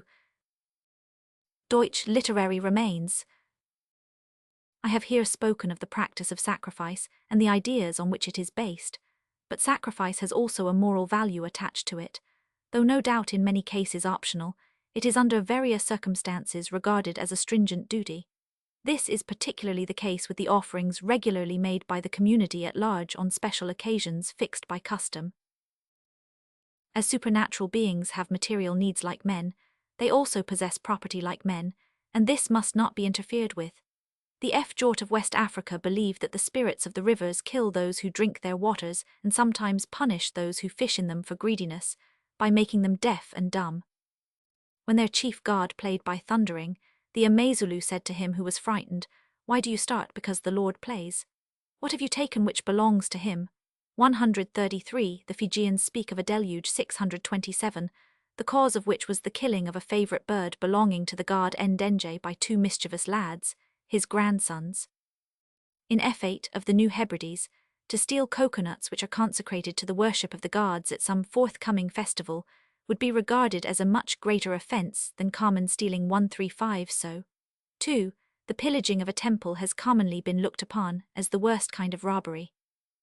Among the Hebrews, any trespass upon ground which was hallowed by the localized presence of Yahweh was visited with extreme punishment. In Arabia, people were forbidden to cut fodder, fell trees, or hunt game within the precincts of a sacred place. The Moors believed that a person would incur a very great risk indeed by cutting the branch of a tree or shooting a bird in the home of a Sayyid, or dead saint. The home is the homestead and domain of the saint, and he is the owner of everything within its borders. But the offence is not exclusively one against property, and it may be doubted whether originally any clear idea of ownership at all was connected with it. In a holy place all objects are endowed with supernatural energy, and may therefore themselves, as it were, avenge injuries committed against them. This is true of the home of a saint, as well as of any other sanctuary, all his belongings being considered to partake of his sanctity. But as a matter of fact, the so-called tomb of a saint is frequently a place which was at first regarded as holy by itself, on account of its natural appearance, and was only afterwards traditionally associated with a holy person, when the need was felt of giving an anthropomorphous interpretation of its holiness. According to early ideas, a 628 sacred object cannot with impunity be appropriated for ordinary purposes, 140, but on the other hand, visitors are allowed to take a handful of earth from the tomb of the saint, or in certain cases to cut a small piece of wood from some tree growing in his home, to be used as a charm. It also deserves notice that the saint protects not only his own property, but any goods left in his care. Hence the country Arabs of Morocco often have their granaries in the horumat of saints. Dennett, Folklore of the Fjord Eskew. Callaway, Religious System of the Amazulu. Williams and Calvert Op. Cit. MacDonald, Oceania. Schmidt, Ethic der Alten Griechen 2, SQ. Cicero de Legibus 2:16, Mommsen Romisches Strafrecht, Wilder Strafrecht der Germanen, Dan Bostein 2, Teutons, Du Bois Histoire du droit criminal des Pupils modernes 2, SQ. Filingiri la Scienza della Legislazione 4, Laws of Christian Countries. Montefiore, Hibbert Lectures on the Religion of the Ancient Hebrews. Wellhausen, Rister Arabischen Heidentums. Westermarck, Sul Culto de Sentinel Morocco, in Acts du 12, Congrès International des Orientalists, Roman 3 cf, Goldziher Muhammedanisch Studien 2, SQQ. See Robertson Smith Op. Cit. Lec 4 and additional Note B. Westermarck in Acts du 12, Congrès des Orientalists 3, SQ. Moreover, anybody who takes refuge at a Sayyid is for the moment safe. The right of sanctuary is regarded as very sacred in Morocco, especially in those parts of the country where the Sultan's government has no power. To violate it is an outrage which the saint is sure to punish. I saw a madman whose insanity was attributed to the fact that he once had forcibly removed a fugitive from a saint's tomb, and of a late Grand Vizier it is said that he was killed by two powerful saints of Dakala, on whose refugees he had laid violent hands. Even the descendants of the saint or his manager Kadam can only by persuasion and by promising to mediate between the suppliant and his pursuer induce the former to leave the place. As is well known, this is not a custom restricted to Morocco. Among many peoples at different stages of civilization, sacred places give shelter to refugees. See Westermarck, The Moorish Conception of Holiness, SQQ. See Andri Diocile in Globus 38, SQ. Fraser, Origin of Totemism in Fortnightly Review NS 65, SQQ. Helwig does a Silrecht Passim, Bulmerink does a Silrecht Passim, Fuld does a Silrecht Im Alterthum und Mittelalter in Zeitcher, F. Virgil Rechtswiss, 7, SQQ. Among the central Australian Arunta, there is in each local totem centre a spot called Urtnachalunga, in the immediate neighbourhood of which everything is sacred, and must on no account be hurt. The plants growing there are never interfered with in any way. Animals which come there are safe 629 from the spear of the hunter, and a man who was being pursued by others would not be touched so long as he remained at this spot. In Upolu, one of the Samoan islands, a certain god, Vave, had his residence in an old tree, which served as an asylum for murderers and other great offenders. If that tree was reached by the criminal, he was safe, and the avenger could pursue no farther, but had to wait for investigation and trial. In the island of Hawaii there were 2 puhanuas, or cities of refuge, which afforded an inviolable sanctuary even to the vilest criminal who entered their precincts, and during war offered safe retreat to all the non-combatants of the neighboring districts who flocked into them, as well as to the vanquished. As soon as the fugitive had entered, he repaired to the presence of the idol and made a short ejaculatory address, expressive of his obligations to him in reaching the place with security. The priests and their adherents would immediately put to death anyone who should have the temerity to follow or molest those who were once within the pale of the pahu taboo, and as they put it, under the shade or protection of the spirit of Kiev, the tutelary deity of the place. After a short period, probably not more than 2 or 3 days, the refugee was permitted to return unmolested to his home, the divine protection being supposed still to abide with him. In Tahiti, the morais, or holy places, likewise gave shelter to criminals of every kind. At Mava, in the southeastern part of New Guinea, should a man be pursued by an enemy and take refuge in the dubu or temple, he is perfectly safe inside. Anyone smiting another inside the dubu would have his arms and legs shriveled up, and he could do nothing but wish to die 148. Spencer and Gillan, native tribes of Central Australia, SQQ. Turner, Samoa, SQ. Ellis, Tour through Hawaii, SQQ. Jarves, History of the Hawaiian Islands, SQ. Turnbull, Voyage Round the World. Wilson, Missionary Voyage to the Southern Pacific Ocean. Chalmers and Gill, Work and Adventure in New Guinea. In many North American tribes, certain sacred places or whole villages served as asylums, in which those who were pursued by the tribe, or even an enemy, were safe as soon as they had obtained admission. Among the Acagkemim Indians, in the valley and neighborhood of San Juan Capistrano in California, a criminal who had fled to a vanquech, or place of worship, was secure not only as long as he remained there, but 630 also after he had left the sanctuary. It was not even lawful to mention his crime, but all that the avenger could do to him was to point at him and deride him, saying, "Lo, a coward, who has been forced to flee to Chinigchinish."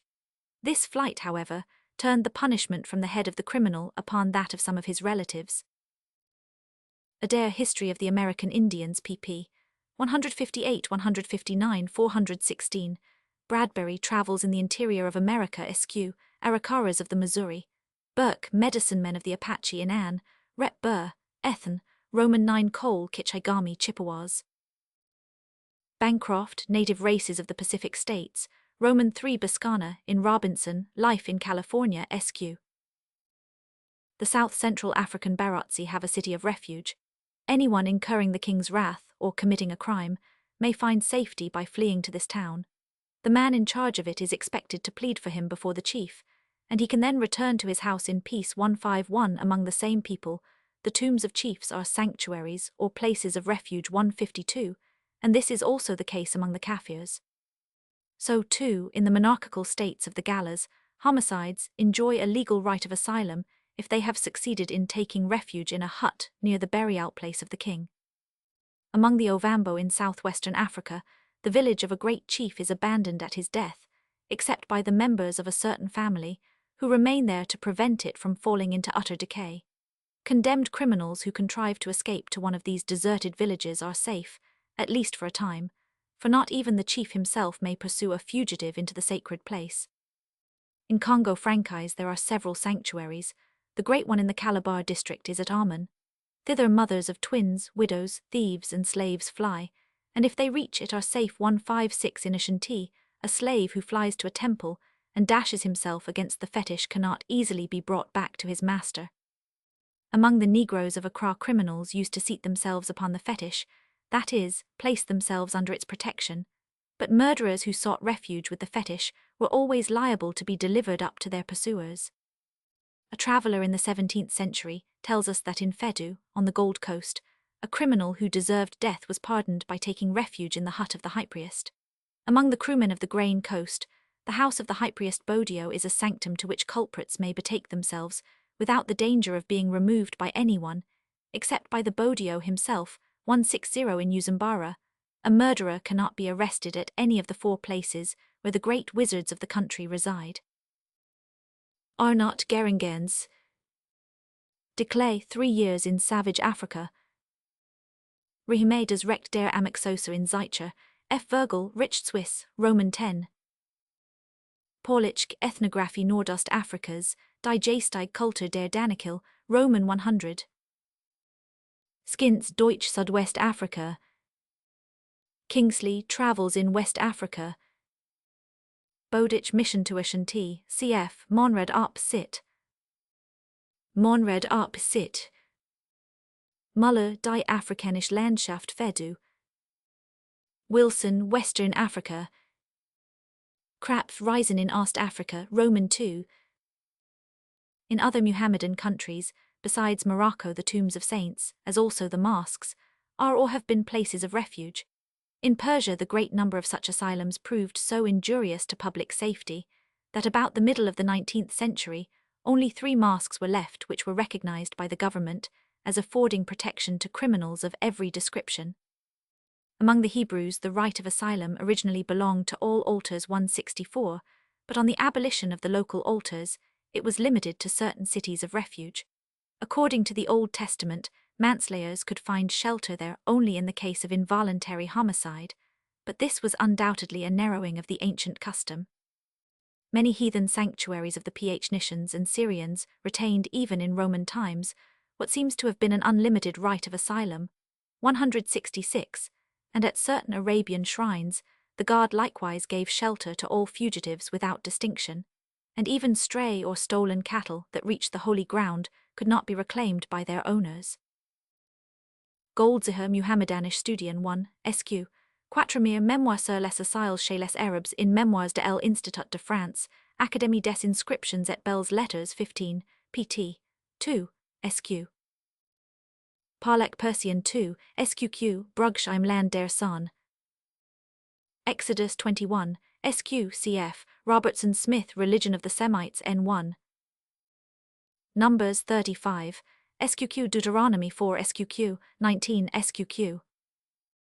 Robertson Smith Op Sit. Ibid SQ.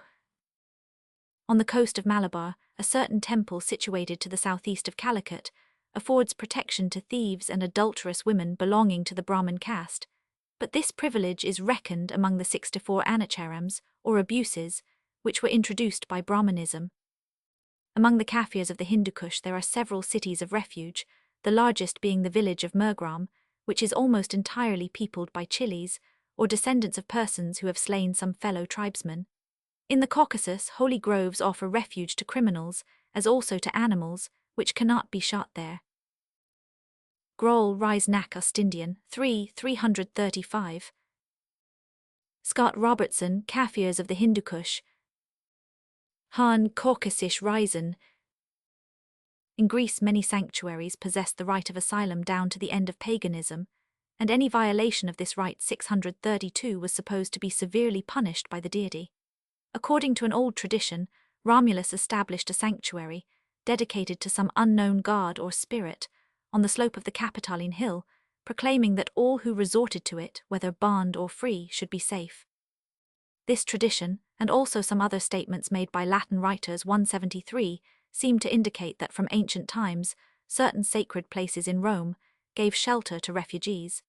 But it was only in a comparatively late period of Roman history that the right of sanctuary, under Greek influence, became a recognized institution of some importance. This right was expressly conferred upon the temple, which in the year 42 B100 was built in honor of Caesar, 175 and other imperial temples, as also the statues of emperors, laid claim to the same privilege. When Christianity became the religion of the state, a similar claim was made by the churches, but a legal right of asylum was only granted to them by Honorius in the west and Theodosius in the east. Subsequently it was restricted by Justinian, who decreed that all manslayers, adulterers, and kidnappers of women who fled to a church should be taken out of it. Tacitus Annals 3, SQQ, Farnell up sit, Roman 1 Westcott up sit, Schmidt die Ethik der Alten Griechen Roman 2 Bulmerink up sit, SQQ, Fuld Lark sit, SQQ. Dionysius of Halicarnassus, Antiquitates Roman 2 Livy, Roman 1 5 SQ, Plutarch Romulus Roman 9 Strabo, Roman 5 2. Valerius Maximus, Facta Dictac Memorabilia Roman 8 1, Dionysius of Halicarnassus Antiquitates Roman 6 Cicero, De Liga Greria Oratio Secunda 14, see also Hartung die Religion der Roma 2, SQ. See Tacitus Annals 3, Plautus Rudens 723, Dio Cassius Historia Romana 47, Bulmerink up sit, SQQ, Mommsen Romisches Strafrecht SQ. Dio Cassius Roman 47, Tacitus Annals Roman 4 Suetonius Tiberius 53, Mommsen up sit. Mommsen up sit SQ. Navel Roman 17. The right of sanctuary existed among the pagan Slavs, or some of them 179, and probably also among the ancient Teutons. After their conversion to Christianity, the privilege of asylum within the church was recognized in most of their codes. In the Middle Ages and later, persons who fled to a church or to certain boundaries surrounding it were, for a time at least, safe from all persecution, it being considered treason against God, an offense beyond compensation, to force even the most flagrant criminal from his altar. The ordinary of the sacred place, or 633 his official, was the only one who could try to induce him to leave it, but if he failed, the utmost that could be done was to deny the refugee victuals, so that he might go forth voluntarily. In the Lex Beuerium it is asserted in the strongest terms that there is no crime which may not be pardoned from the fear of God and reverence for the saints. But the right of sanctuary was gradually subjected to various restrictions both by secular legislation and by the Church. Innocentius III enjoined that refuge should not be given to a highway robber or to anybody who devastated cultivated fields at night, 184, and according to Beaumanoir's Cautums du Beauvices, dating from the 13th century, it was also denied to persons guilty of sacrilege or arson. The Parliament of Scotland enacted that whoever took the protection of the Church for homicide should be required to come out and undergo an assize, that it might be found whether it was committed of forethought felony or in show imel, and only in the latter case was he to be restored to the sanctuary, the sheriff being directed to give him security to that effect before requiring him to leave it. In England, in the reign of Henry VIII, there were certain places which were allowed to be places of tuition and privilege, in addition to churches and their precincts. They were in fact cities of permanent refuge for persons who should, according to ancient usage, have abjured the realm, after they had fled in the ordinary way to a church. There was a governor in each of these privileged places, charged with the duty of mustering every day his men, who were not to exceed 20 in each town, and who had to wear a badge whenever they appeared out of doors. But when these regulations were made, the protection of sanctuary was taken away from persons guilty of murder, rape, burglary, highway robbery, or arson. The law of sanctuary was then left unchanged till the reign of James I, when, in theory, the privilege in question was altogether denied to criminals. Yet 634, as a matter of fact, asylums continued to exist in England so late as the reign of George I, when that of St. Peter's at Westminster was demolished. In the legislation of Sweden, the last reference to the privilege of sanctuary is found in an enactment of 1528. In France it was abolished by an ordinance of 1539.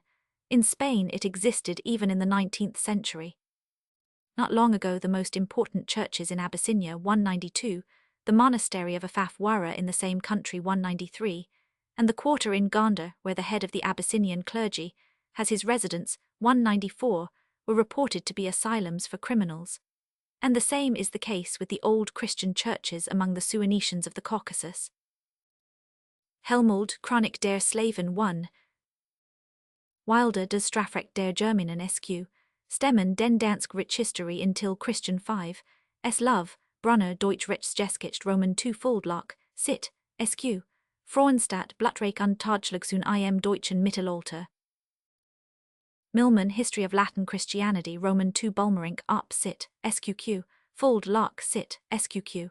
Bracton de legibus et consuetudinibus Angli Fal, 136b Vol 2, SQ, Reville Labjuratio Regni in Review Historique 50, SQQ, Parlock and Maitland, History of English Law before the time of Edward 1-2. SQ, Inns, Scotland in the Middle Ages SQ. Lex Beuerium Roman 1, Brunner Arp Sit 2, SQ Bulmerink Arp Sit SQQ Fuld Lark Sit SQ. Gregory 9, Decretals Roman 3-6. Beaumanoir Cautums du Beauvoises 11, SQQ Vol 1 SQ. Inns Arp Sit. Pike History of Crime in England, Roman 2 Blackstone, Commentaries on the Laws of England, 4 N.A. Jusserand, English Wayfaring Life in the Middle Ages. Nordstrom, Bidreg till den svenska samhällsförfattningens historia, Roman 2. Du Bois, Histoire du droit criminel des peuples modernes, Roman 2. Idem, Histoire du droit criminel de Ellis Bagni, SQ. Helwig Arp Sit. Harris, Highlands of Ethiopia, Roman 2. Ruppel Rise in Abyssinian 281, Von Huglin Rise nach Abyssinian. Von Haxthorsen Transcaucasia N. The right of sanctuary has been ascribed to various causes.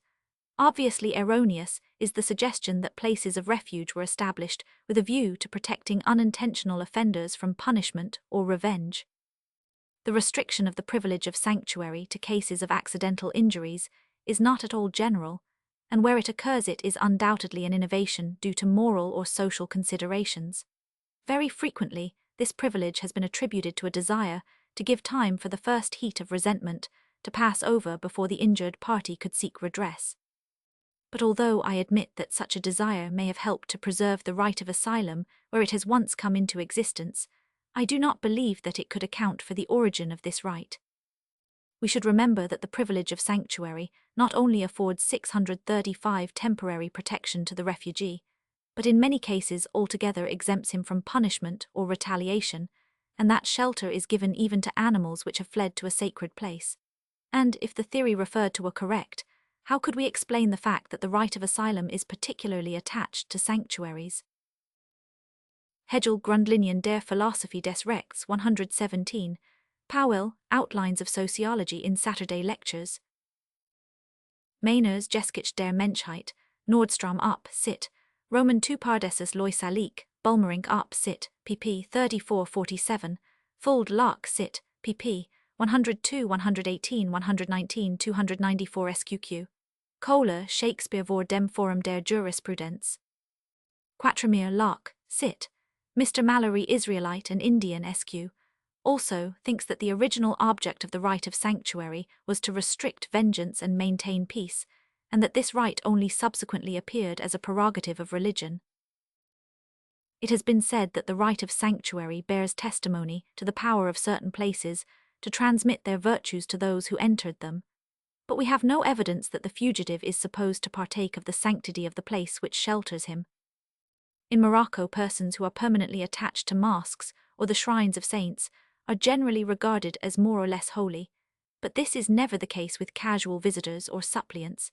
Hence it is hardly for fear of the refugee that his pursuer refrains from laying hands on him. Professor Robertson Smith has stated part of the truth in saying that the assertion of a man's undoubted rights as against a fugitive at the sanctuary is regarded as an encroachment on its holiness. 199. There is an almost instinctive fear not only of shedding blood 200, but of disturbing the peace in a holy place, and if it is improper to commit any act of violence in the house of another man too, or one it is naturally considered equally offensive, and also infinitely more dangerous, to do so in the homestead of a supernatural being. In the Tonga Islands, for instance, it is forbidden to quarrel or fight upon consecrated ground 202, but this is only one aspect of the matter. Another, equally important, still calls for an explanation. Why should the gods or saints themselves be so anxious to protect criminals who have sought refuge in their sanctuaries? Why do they not deliver them up to justice through their earthly representatives? Granger, Worship of the Romans SQ. Robertson Smith, Religion of the Semites. Supra Roman 1. Among the Beria and Kanama in eastern Africa, a murderer who finds time to flee into another person's house cannot be seized, and it is considered a point of honor for the community to help him to escape abroad. Munzinger, Ostafrikanisch Studien. In the Pelu Islands, no enemy may be killed in a house, especially in the presence of the host Kuberi, Die Palau in Seln in der Sudsee, in Jor. 500. Museum Godfrey 4. In Europe, the privilege of asylum went hand in hand with the sanctity of the homestead. Wilder, Up, Sit, pp.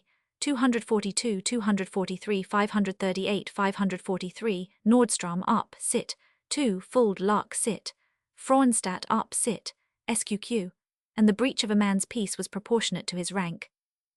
Whilst every man was entitled to peace in his own house, the great man's peace was of more importance than the common man's, the king's peace of more importance than the baron's, and in the spiritual order the peace of the church commanded yet greater reverence. Parlock, The King's Peace in Law Quarterly Review 1. SQ. Mariner, Natives of the Tonga Islands, Roman 2 cf. Ibid, Roman 1. The answer lies in certain ideas which refer to human as well as divine protectors of refugees. The god or saint is in exactly the same position as a man to whose house a person has fled for shelter. Among various peoples, the domicile of the chief or king is an asylum for criminals. 203. Nobody dares to attack a man who is sheltered by so mighty a personage, and from what has been said above, in connection with the rules of hospitality, it is also evident why the chief or king feels himself compelled to protect him. By being in close contact with his host, the suppliant is able to transfer to him a dangerous curse. Sometimes a criminal can in a similar way be a danger to the king even from a distance, or by meeting him, and must in consequence be pardoned. In Madagascar, an offender escaped punishment if he could obtain sight of the sovereign, whether before or after conviction.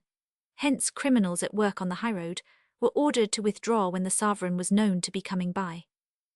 Among the Bombaras une fois la sentence prononcée, si le condamné parvient à cracher sur un 637 prince, non-seulement sa personne est sacrée, mais elle est nourrie, logis, etc., par le grand seigneur qui a eu l'imprudence de s'y tenir à portée de cet étrange projectile. 205. In Uzambara, even a murderer is safe as soon as he has touched the person of the king. Among the Marotsi and neighboring tribes, a person who is accused of any crime receives pardon if he lays a cupate fossilized base of a conical shell, which is the most highly valued of all their instruments, at the feet of his chief, and a miscreant likewise escapes punishment if he reaches and throws himself on the king's drums. On the slave coast, criminals who are doomed to death are always gagged, because if a man should speak to the king, he must be pardoned.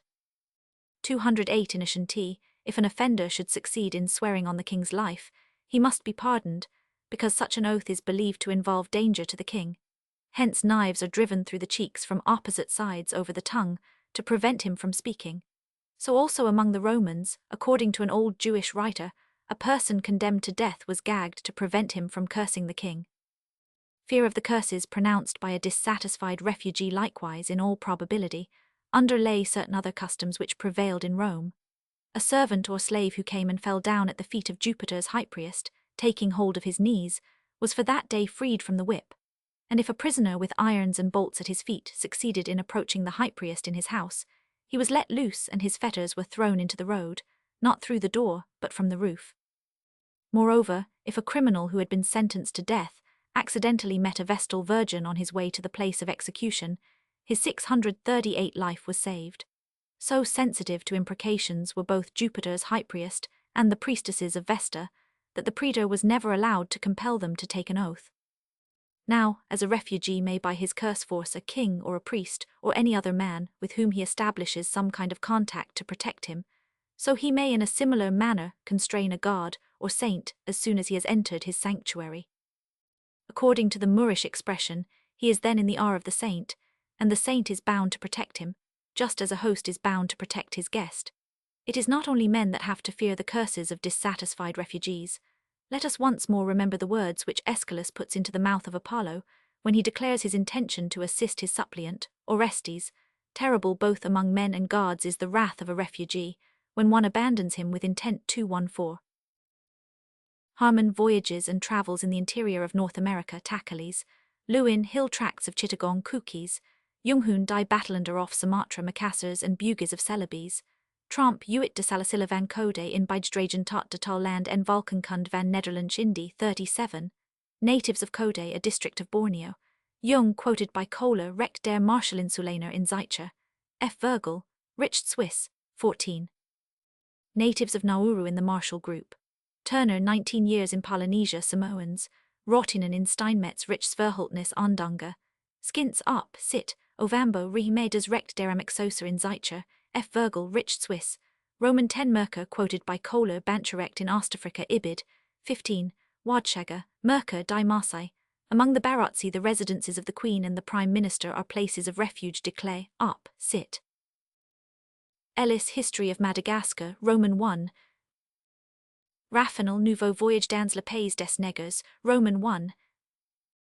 Krapf Reisen in Ost Africa 2 and see also Skins up, sit, Ovambo. Gibbons, Exploration in Central Africa. I am indebted to Mr. N. W. Thomas for drawing my attention to this statement. Ellis, US-speaking peoples of the Slave Coast. Ibid. Quoted by Levias, cursing in Jewish Encyclopedia, Roman 4. Plutarch questions Roman 111. Aulus Gellius Nox Attic Roman 10:8-10. Plutarch Numa Roman 10. Aulus Gellius up sit, Roman 10:31. Aeschylus Eumenides 232 SQQ. Chapter 49, Duties to Gods concluded. Supernatural beings are widely believed to have a feeling of their worth and dignity. They are sensitive to insults and disrespect. They demand submissiveness and homage. The gods of the Gold Coast, says Major Ellis, are jealous gods, jealous of their dignity, jealous of the adulation and offerings paid to them. And there is nothing they resent so much as any slight, whether intentional or accidental, which may be offered them. There is nothing that offends them so deeply as to ignore them, or question their power, or laugh at them. 1. The wrath of Yahweh burst forth with vehemence whenever his honor or sanctity was in the least violated, however unintentionally. Many peoples consider it insulting and dangerous merely to point at one of the celestial bodies. 3. And among the North American Indians it is a widespread belief that, if anybody points at the rainbow, the finger will wither or become misshapen. Ellis Teesha-speaking peoples of the Gold Coast. Cf. Montefiore, Hibbert Lectures on the Religion of the Ancient Hebrews, pp. 38-102. Liebrecht zur Volkskunde, Dorman, Origin of Primitive Superstitions, Chippewas. Watk, der Deutsche Volksüberglaube der Gegenwart, 11 SQ. Mooney, Myths of the Cherokee in Anne, Rep. Burr, Ethan, 19442. Nor is it to supernatural danger only that a person exposes himself by irreverence to a god, but in many cases he is also punished by his fellow men. On the Slave Coast insults to a god are always resented and punished by the 640 priests and worshippers of that god, it being their duty to guard his honor. 5. Among the ancient Peruvians and Hebrews 7 as also among Christian nations up to comparatively recent times, blasphemy was a capital offense. In England in the reign of Henry VIII, a boy of 15 was burned because he had spoken, much after the fashion of a parrot, some idle words affecting the sacrament of the altar, which he had chanced to hear, but of which he could not have understood the meaning. According to Muhammadan law, a person guilty of blasphemy is to be put to death without delay, even though he profess himself repentant, as adequate repentance for such a sin is deemed impossible. These and similar laws are rooted in the idea that the god is personally offended by the insult. It was the Lord himself who made the law that he who blasphemed his name should be stoned to death by all the congregation. Blasphemy, says Thomas Aquinas, as being an offense directly against God, outweighs murder, which is an offense against our neighbor. The blasphemer intends to wound the honor of God. 11. That blasphemy is, or should be, punished not as a sin against the deity, but as an offense against the religious feelings of men, is an idea of quite modern origin. Ellis, US-speaking peoples of the Slave Coast. Prescott, History of the Conquest of Peru, Roman 1. Leviticus 24, SQQ. Pike, History of Crime in England, Roman 2. Lane, Manners and Customs of the Modern Egyptians. Leviticus, Roman 24. Thomas Aquinas, Summa Theologica 2, Roman 2:31. In many cases it is considered offensive to a supernatural being merely to mention his name. Sometimes the name is tabooed on certain occasions only or in ordinary conversation, sometimes it is not to be pronounced at all. In Morocco, the Jainun jinn must not be referred to by name in the afternoon and evening after the asar. If speaking of them at all, the people then make use of some circumlocution. The Berbers of southern Morocco call them Widiadnin, those others, or Widderternin, those unseen, or Wittenteltisant, those who shun salt. The Greenlanders dare not pronounce the name of a glacier 641 as they row past it, for fear lest it should be offended and throw off an iceberg.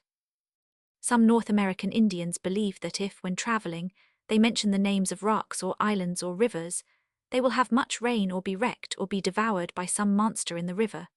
The Omahas, again, are very careful not to use names which they regard as sacred on ordinary occasions, and no one dares to sing sacred songs except the chiefs and old men at the proper times.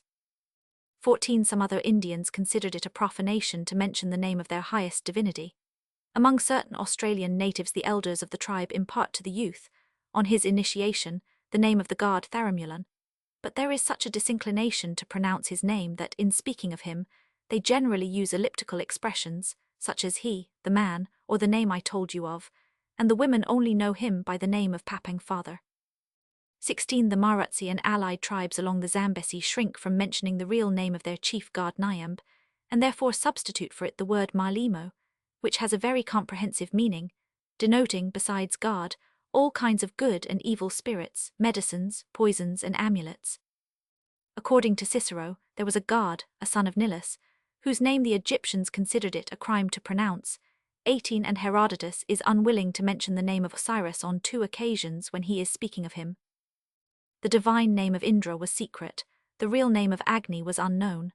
The gods of Brahmanism have mystic names, which nobody dares to speak.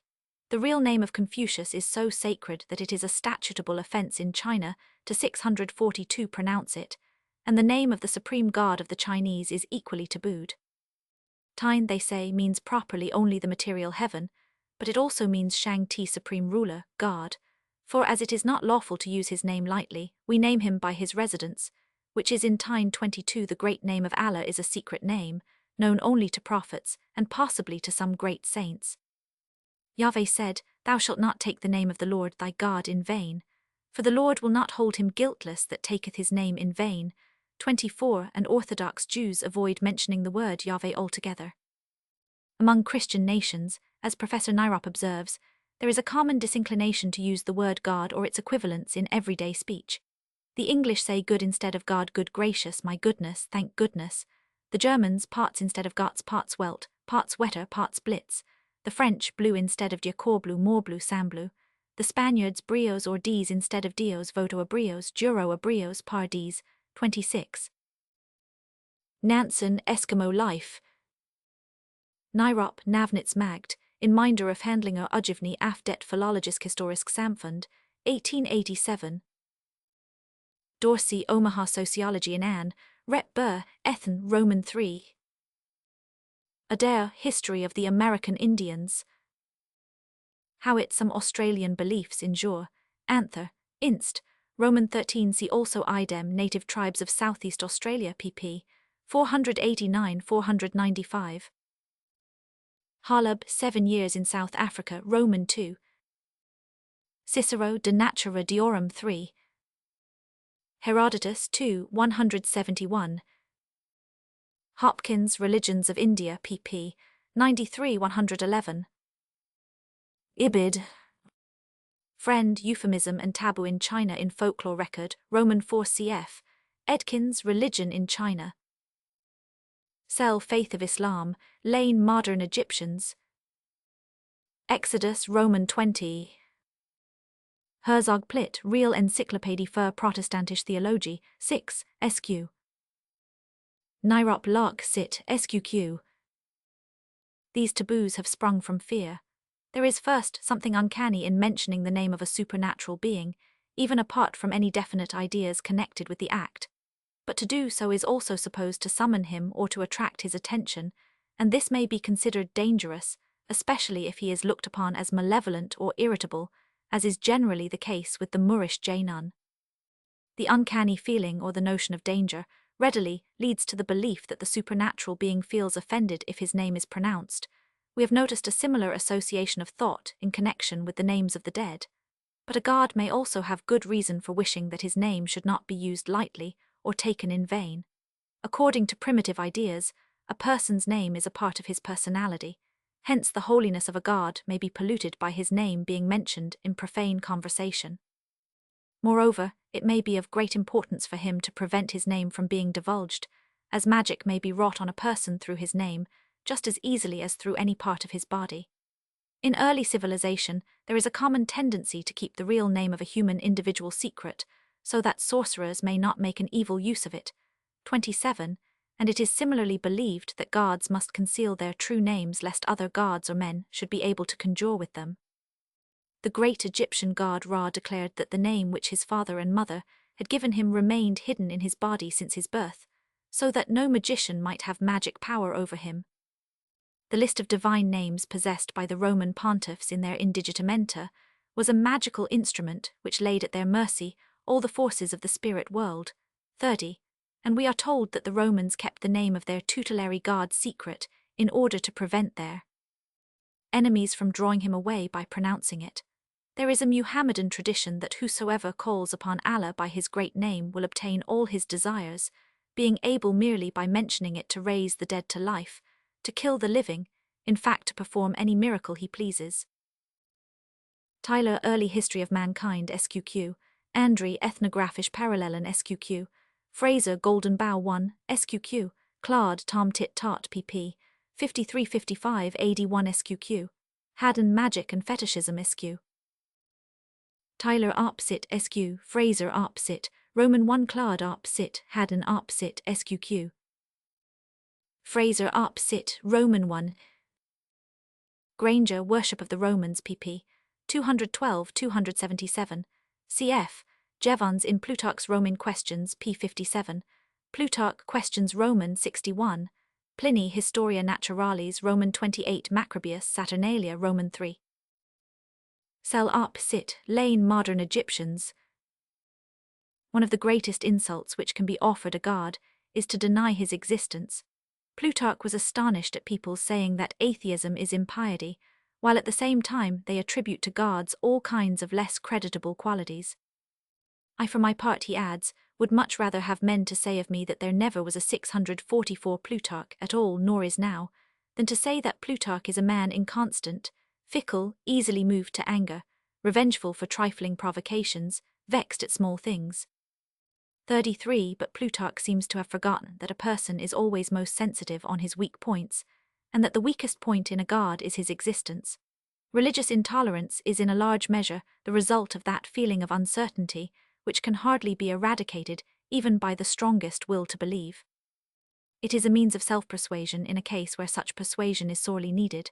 Moreover, a god who is not believed to exist can be no object of worship, and to be worshipped is commonly held to be the chief ambition of a god. But atheism is a sin of civilization. Uncultured people are ready to believe that all supernatural beings they hear of also exist. Plutarch de Superstition 10. Some gods are extremely ungenerous towards all those who do not recognize them, and only them as their gods. To believe in Ahura Mazda was the first duty which Zoroastrianism required of a man. It was Angra Mainyu, the evil spirit, that had counter-created the sin of unbelief. Doubt destroyed even the effects of good actions. 35. Indeed, only the true believer was to be regarded as a man. The faithful were summoned to a war to the death against the opposing spirits, the devas, and their followers. And to judge from ancient writers, the Persians, when they came into contact with nations of another religion, also carried into practice the intolerant spirit of their own.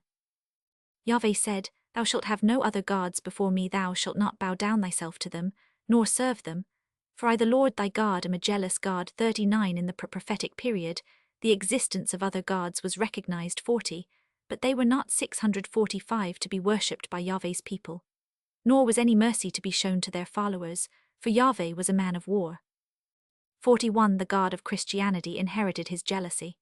In the name of Christ wars were waged, not, it is true, for the purpose of exterminating unbelievers, but with a view to converting them to a faith which alone could save their souls from eternal perdition. So far as the aim of the persecution is concerned, we can thus notice a distinct progress in humanity.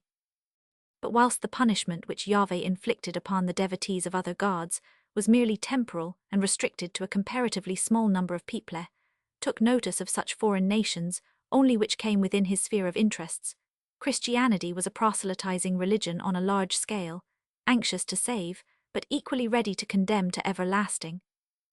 Torments all those who refused to accept it, nay, even the milliards of men who had never heard of it. In this point, Christianity was even more intolerant than the Quran itself, which does not absolutely confine salvation to the believers in Allah and His Prophet, but leaves some hope of it to Jews, Christians, and Sabans, though all other infidels are hopelessly lost. Vendidad Roman 1:16. Darmistita Ormazdet Ariman N4. Dinai Mainogi Kurad 42, SQQ. See Dharmastita in Sacred Books of the East 4, p. 52, Spiegel Iranisch Alterthamskund Roman 3. Spiegel Op Sit Roman 3. Exodus 25. QAnon Hibbert Lectures on National Religions and Universal Religions, Bodicin, Studien zur Semitischen Religionsgeschichte 1, SQQ. Exodus Roman 15. Quran Roman 5. That Muhammadanism has in course of time become the most fanatical of existing religions is due to political rather than religious causes. For 1,000 years, the Christian and Muhammadan world were engaged in a deadly contest, in which the former came off victorious. Most nations confessing Islam have either lost their independence or are on the verge of losing it. The memory of past defeats and cruelties, the present state of subjection or national weakness, the fear of the future are all factors which must be taken into account when we judge of Moslem fanaticism. In its younger days, Islam was undoubtedly, not only in theory but in practice, less intolerant than its great rival, Christian subjects of Muhammadan rulers being on the whole treated with 646 consideration. Earlier travelers in Arabia also speak favorably of the tolerance of its inhabitants.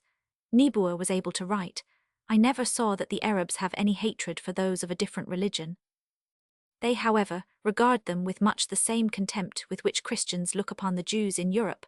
The Mahometans in India appear to be even more tolerant than those of Arabia. The Mussulmans in general do not persecute men of other religions, when they have nothing to fear from them, unless in the case of an intercourse of gallantry with a Mahometan woman.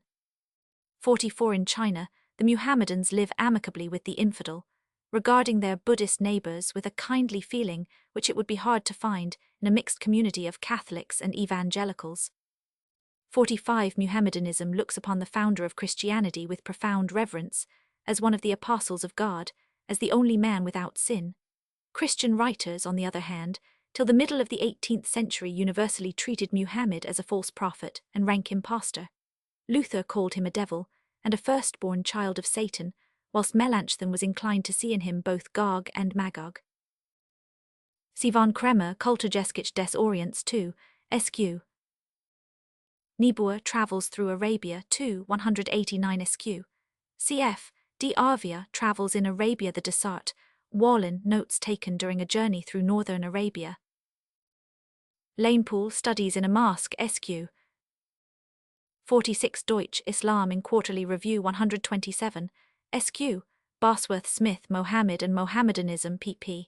67-69, Poole Studies in Mohammedanism.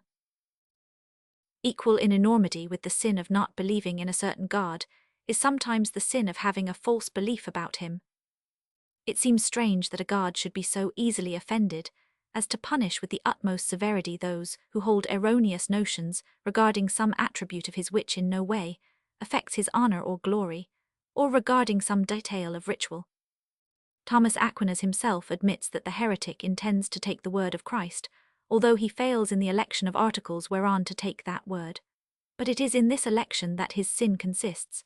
647, instead of choosing those articles which are truly taught by Christ, he chooses those which his own mind suggests to him.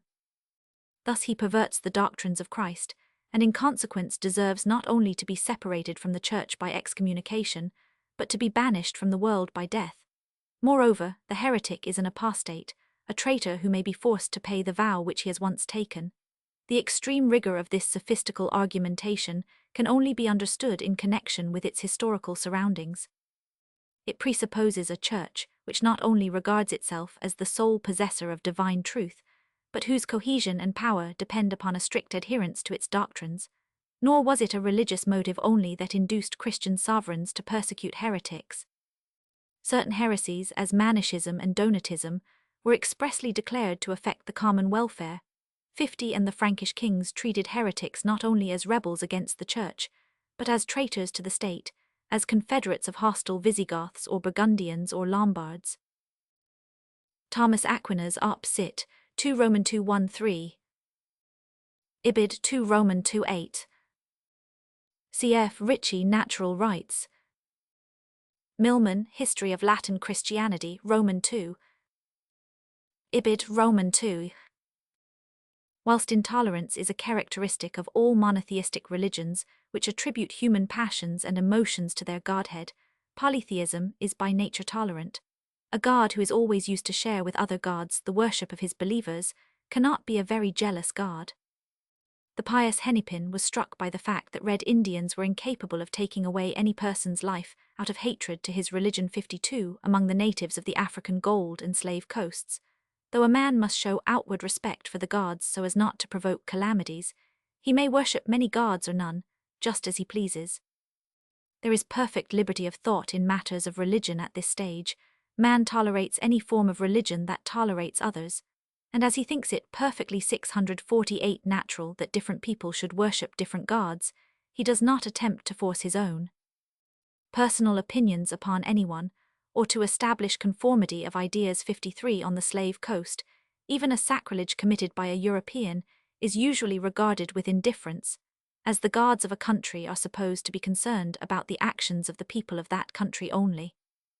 The characteristics of natural religion, says Sir Alfred Lyall, the conditions of its existence as we see it in India, are complete liberty and material tolerance.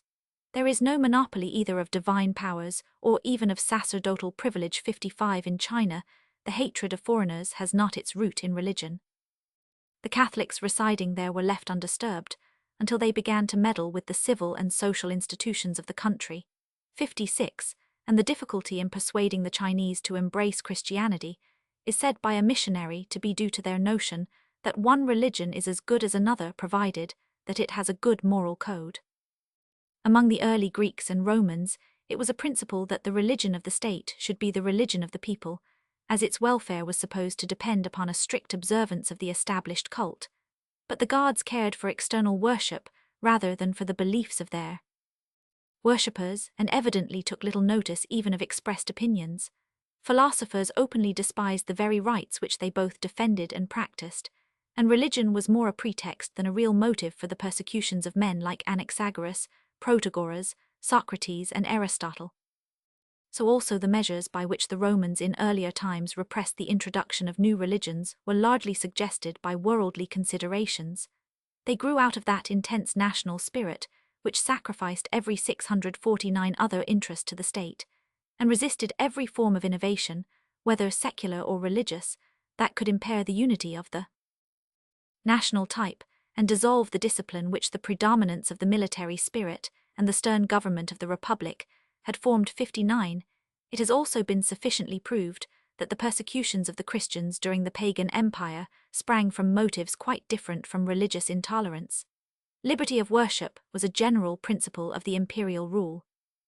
That it was denied the Christians was due to their own aggressiveness, as also to political suspicion. They grossly insulted the pagan cult, denouncing it as the worship of demons, and every calamity which fell upon the empire was in consequence regarded by the populace as the righteous vengeance of the offended gods. Their proselytism disturbed the peace of families and towns. Their secret meetings aroused suspicion of political danger, and this suspicion was increased by the doctrines they professed.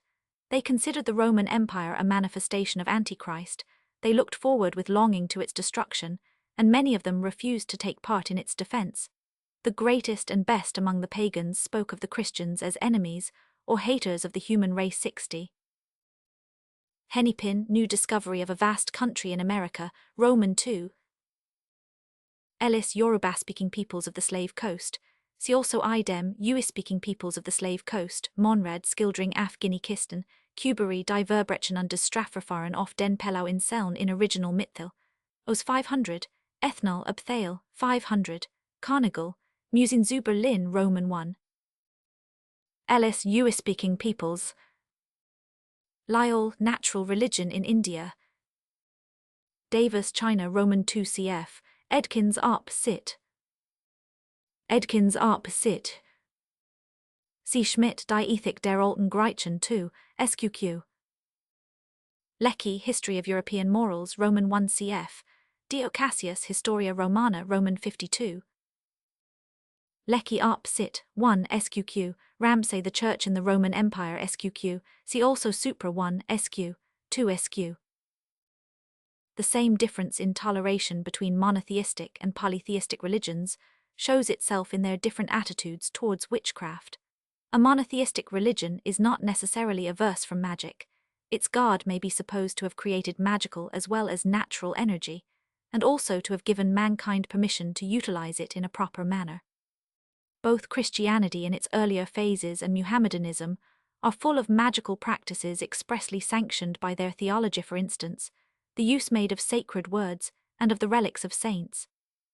But besides this sort of magic there is another kind witchcraft, in the narrow sense of the term, which is ascribed to the 650 assistants of exorcised spirits, regarded not as the willing agents but as the adversaries of God, and this practice is naturally looked upon as highly offensive to his feelings.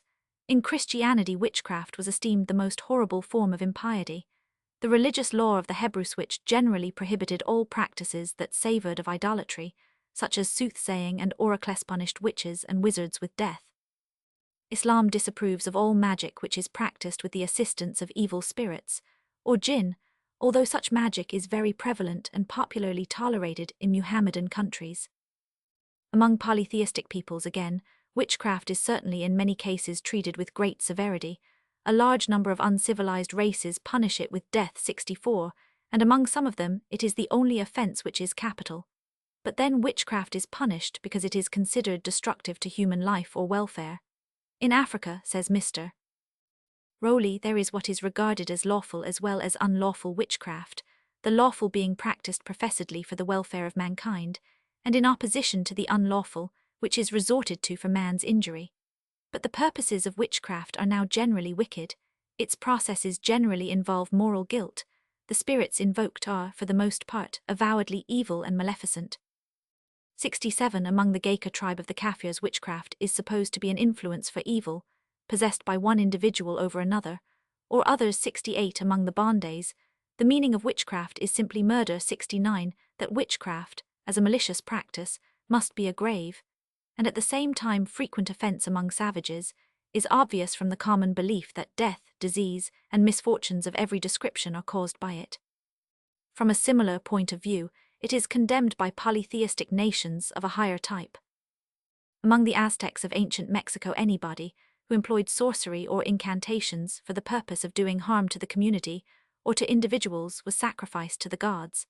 The Chinese Penal Code punishes with death those who have been convicted of writing and editing books of sorcery, or of employing spells and incantations, in order to agitate and influence the minds of the people. 71, but according to Mr. Dennis, the hatred of witches and wizards cherished in the West does not seem to exist in China.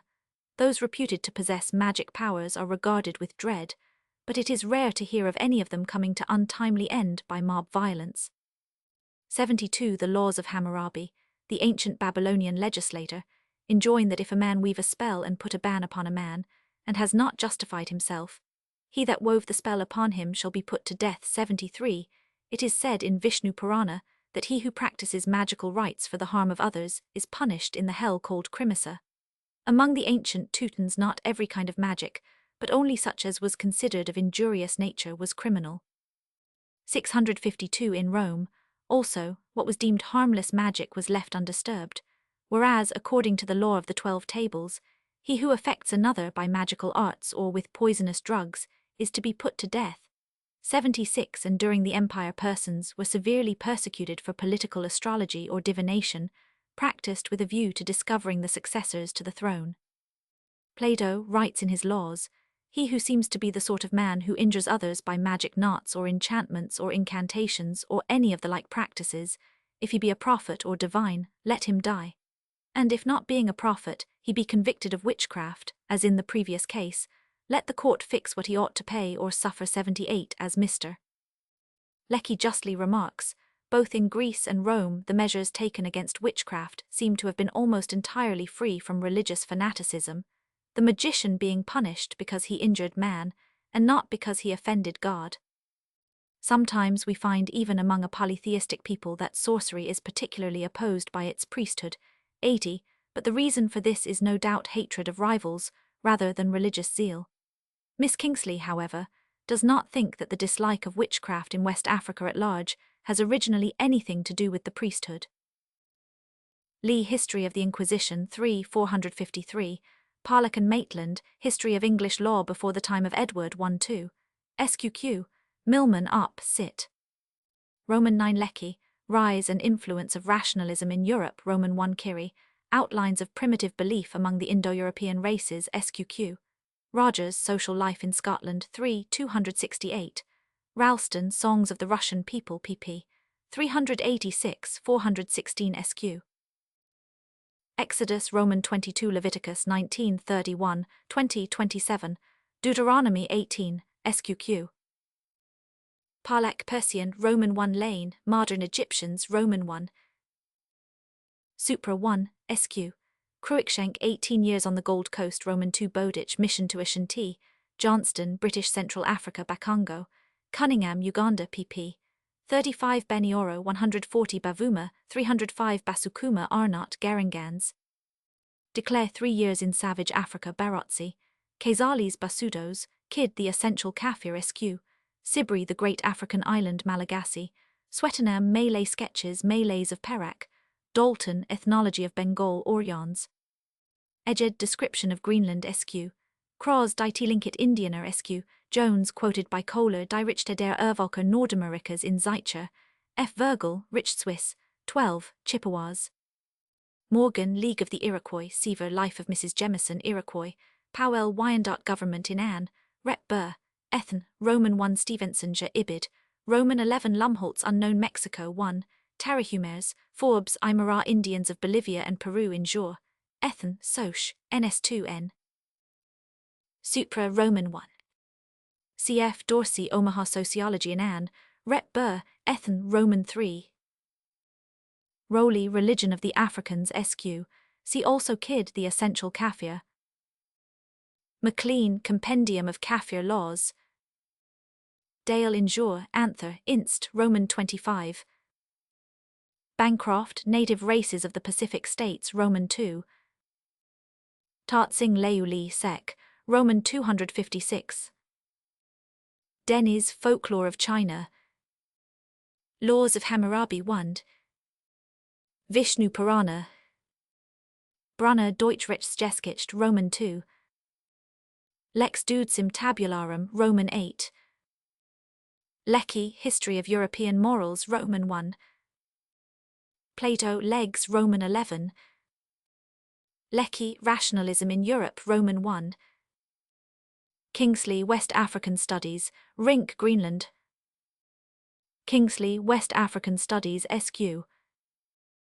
The religious intolerance which has accompanied the rise of monotheism is, as we have just observed, the result of the nature attributed to its godhead. But the evolution of religion does not end with the triumph of a jealous and irritable heavenly despot. There is a later stage where men believe in a god or supernatural power which is absolutely free from all human weakness, and in such a religion intolerance has no place.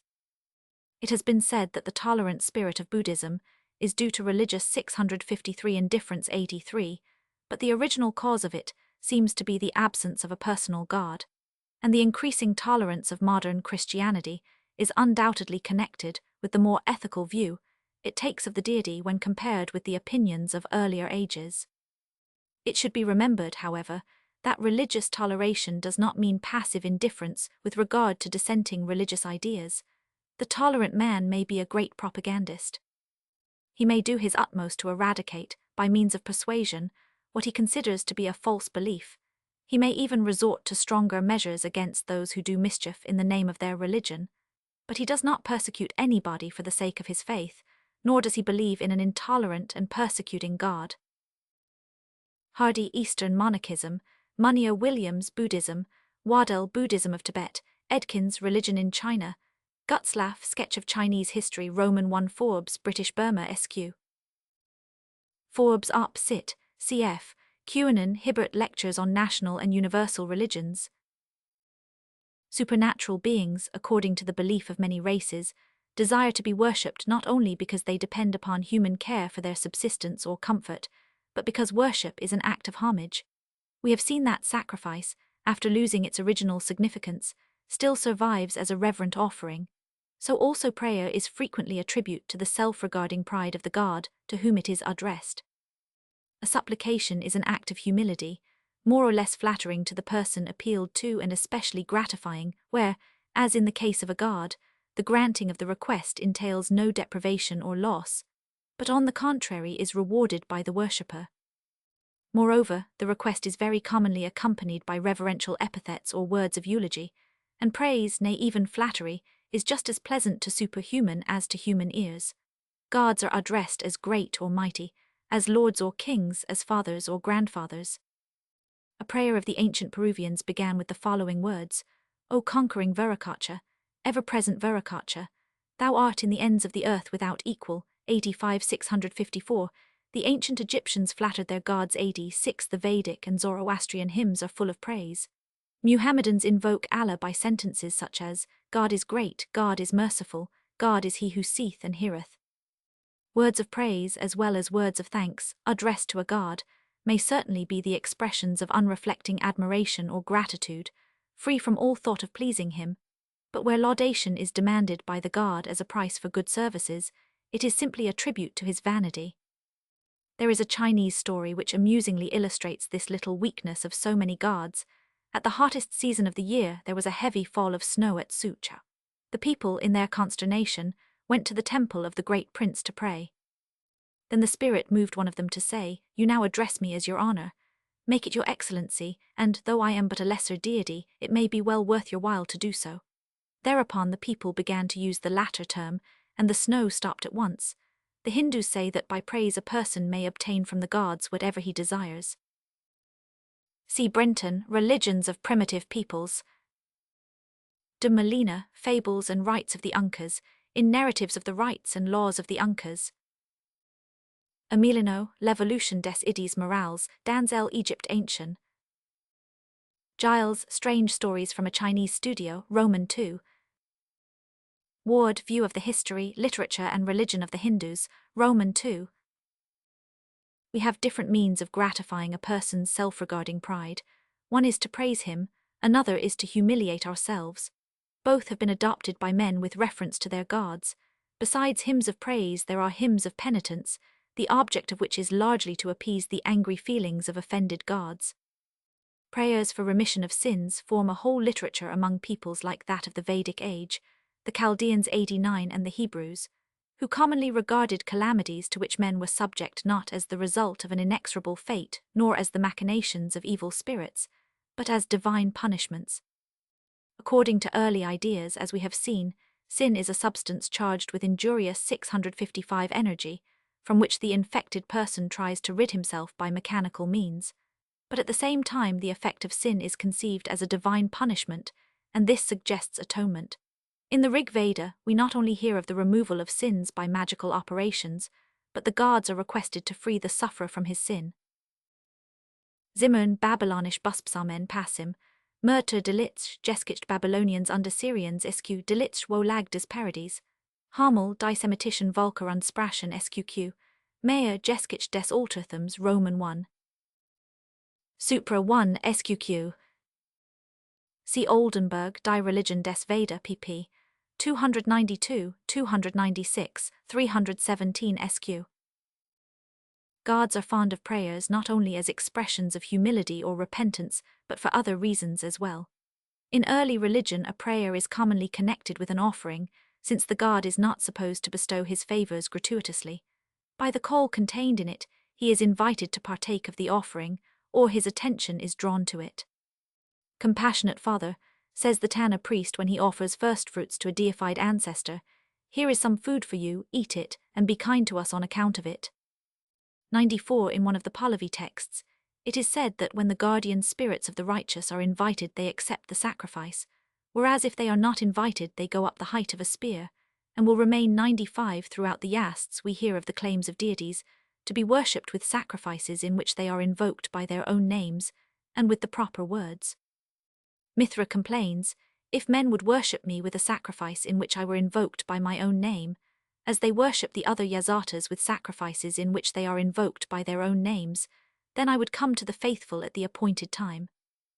97-656, according to Vedic and Zoroastrian texts, the gods were purified, strengthened, and encouraged not only by offerings, but by prayers, although it is difficult in this respect to distinguish between two elements in one and the same rite which are so closely interwoven with each other. By his invocations man assists the gods in their combats with evil demons.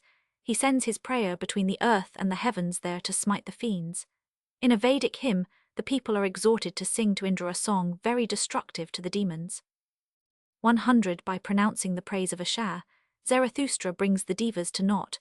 101 By mentioning the name of Ahura Mazda their malice is most effectually destroyed. Thus prayer may be a religious duty, also on account of the magic efficacy ascribed to it, and the same is the case with incantations directed against evil spirits.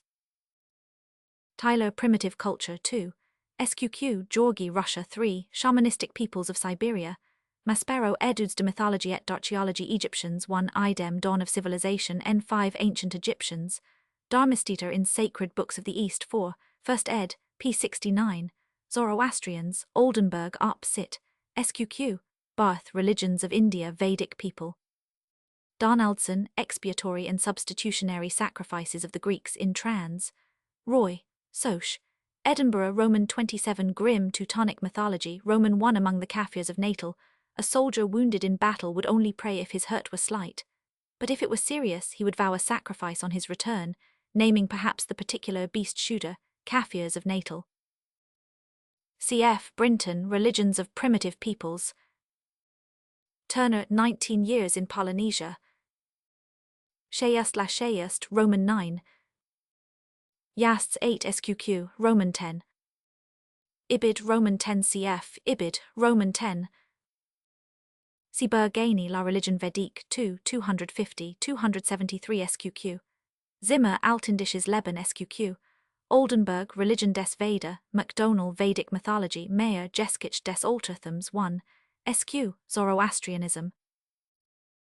Jasna Roman 28 Yasts Roman 3 Vendidad 19 2 8 SQQ. Dharmesteter Ormasdet Ariman pp. 101 119 131 193. Idem in Sacred Books of the East 4, 1st ed., p. 69. Rigveda Roman 8 1. Yasts Roman 13 cf. Ibid Roman 13. Ibid 1 4 10 11 19. In earlier chapters, we have often noticed how curses gradually develop into genuine prayers, and vice versa may a prayer develop into a curse or spell. Dr. Rivers observes that the formal used in totem magic have the form of prayers. So also Assyrian incantations are often dressed in the robe of supplication, and end with the formula, do so, and I shall gladden thine heart and worship thee in humility, 104 Vedic texts, which were not originally meant, as charms became so afterwards. Incantations are comparatively rare in the Rig Veda, and seem even to be looked upon as objectionable, but towards the end of the Vedic period the reign of Brahma, the power of prayer, as the supreme god in the Indian pantheon began to dawn. 657 Brahma is a force by which the gods act, by which they are born, and by which the world has been formed. 106 But it is also the prayer which ascends from the altar to heaven, and by means of which man wrests from the gods the boon he demands. 107 The prayer governs them.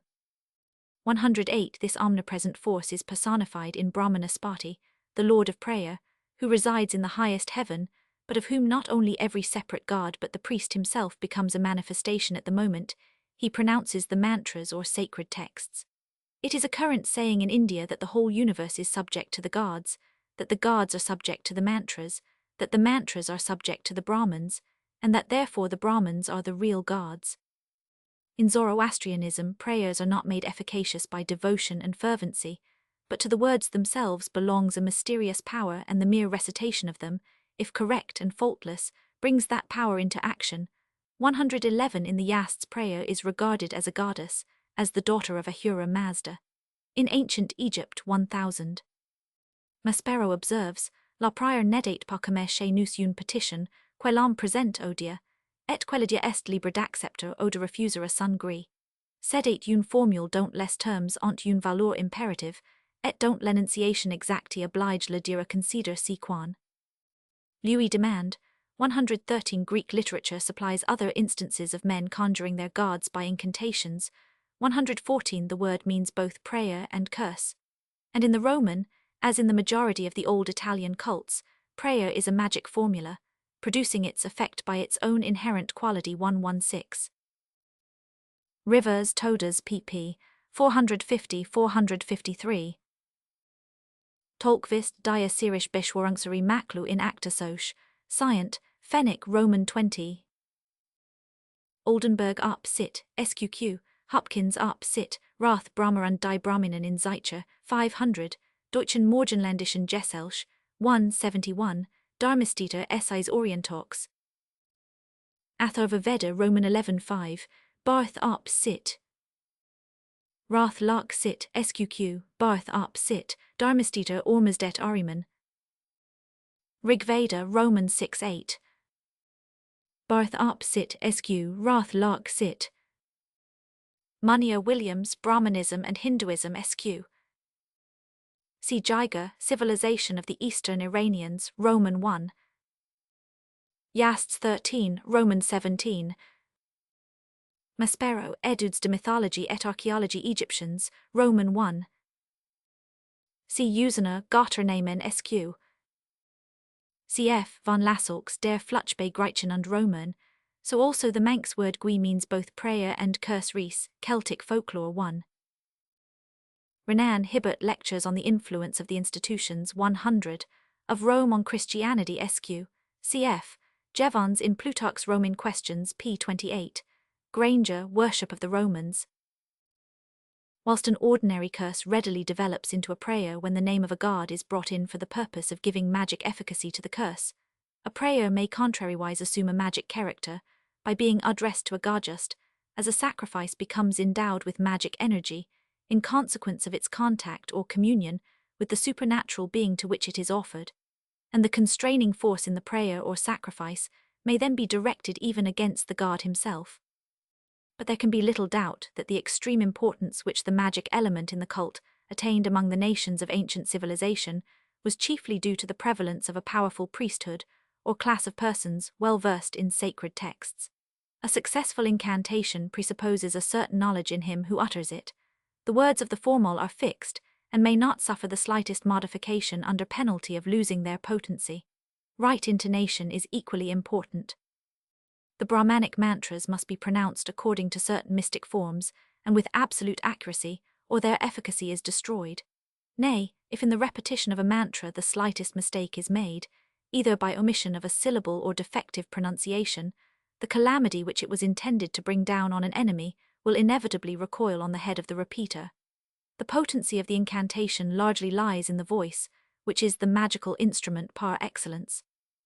A Buddhist priest who was asked what advantage he could expect to derive from merely repeating a number of words, with the sense of which he was entirely unacquainted, gave the answer that the advantage of often repeating the sounds was incalculable, infinite 120, and a Muhammadan writer argues that prayers which are offered in any other language than 659 Arabic are profane and useless, because the sounds of this language you understood or note illuminate the darkness of men, and purify the hearts of the faithful. 121 Ideas of this sort are of course most strongly advocated by those who derive the greatest profit from them, priests or scribes. And it is easy to understand that with their increasing influence among a superstitious and credulous people, the magic significance which is so readily ascribed to a religious act also has a tendency to grow in importance. Maspero Eduards 1 Idem Dawn of Civilization pp. 146-213 Ancient Egyptians, Sayce Hibbert Lectures on the Religion of the Andant Babylonians, Dharmastita Ormazd et Ahriman, Cell Faith of Islam pp. 53-79 334-341. Munier Williams, Brahmanism and Hinduism. Yasts Roman 4 Maspero Eduards 2, SQ, Idem Dawn of Civilization Ancient Egyptians, Cell Up Sit Muhammadans. Indo-Chinese Gleaner, Roman 3. Among all sins there is none which gods resent more severely than disobedience to their commandments. Mr. MacDonald says of the FATs, in the New Hebrides, that no people under the sun is more obedient to what they regard as divine mandates than these savages, who believe that an offense against a spiritual being means calamity and death. The Chaldeans had a lively sense of the risks entailed upon the sinner by disobedience to the gods. According to the Bible, disobedience was the first sin committed by man, and death was introduced into the world as its punishment. Rebellion is as the sin of witchcraft, and stubbornness is as iniquity and idolatry. 124 On the history of morals, this demand of obedience has exercised considerable influence. It gives emphasis to moral rules which are looked upon as divine injunctions, and it helps to preserve such rules after the conditions from which they sprang have ceased to exist. The fact that they have become meaningless does not render them less binding. On the contrary, the mystery surrounding them often increases their sanctity. The commandments of a god must be obeyed independently of their contents, simply because disobedience to him is a sin. Acts totally different in character, crimes of the worst description, and 660 practices by themselves perfectly harmless, are grouped together as almost equally offensive to the deity because they have been forbidden by him. And moral progress is hampered by a number of precepts which, though rooted in obsolete superstitions or antiquated ideas about right and wrong, have an obstinate tendency to persist on account of their supposed divine origin. MacDonald Oceania. Maspero Dawn of Civilization, Delitzsch wo lag des Paradies.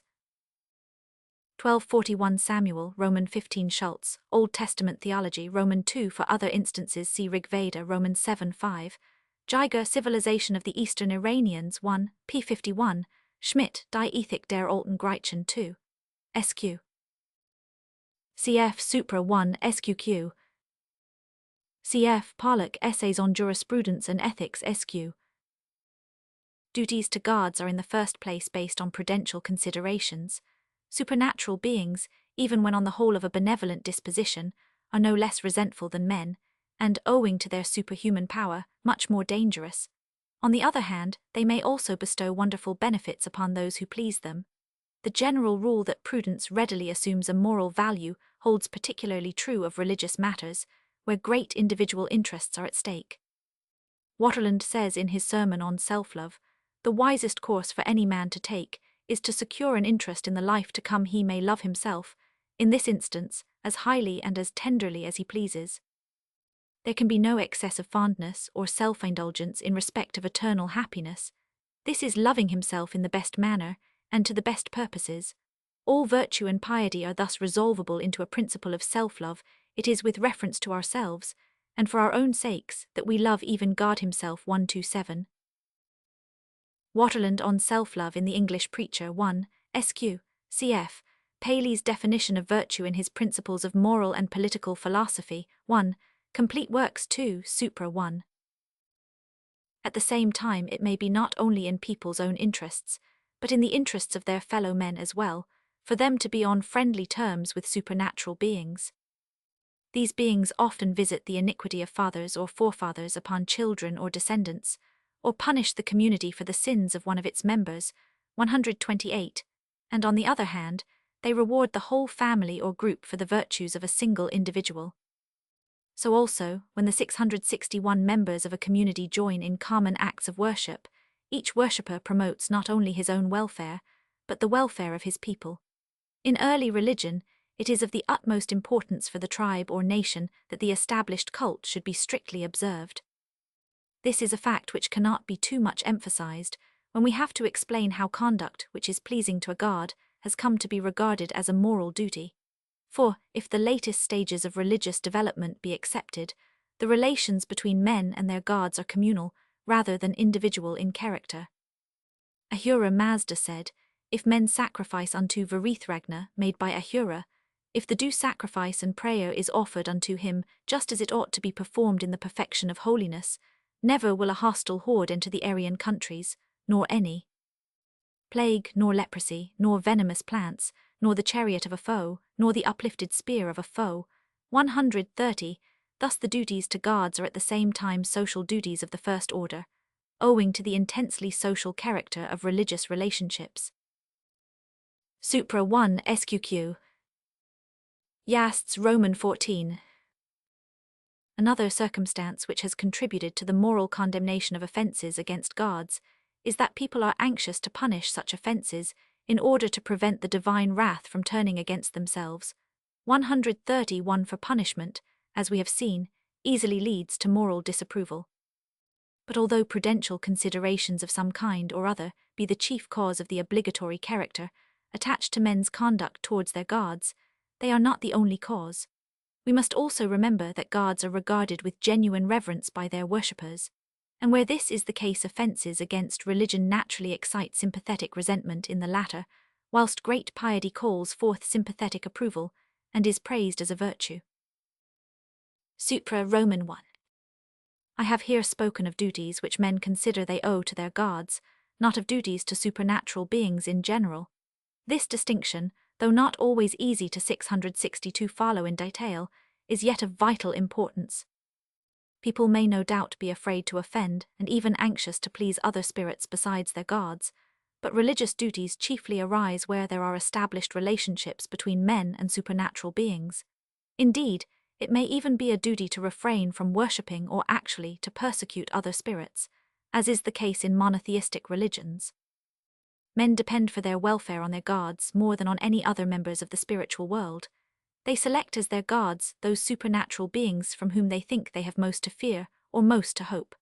Hence it is generally in the relations to them only that those factors, prudential and reverential, are to be found which lead to the establishment of religious duties.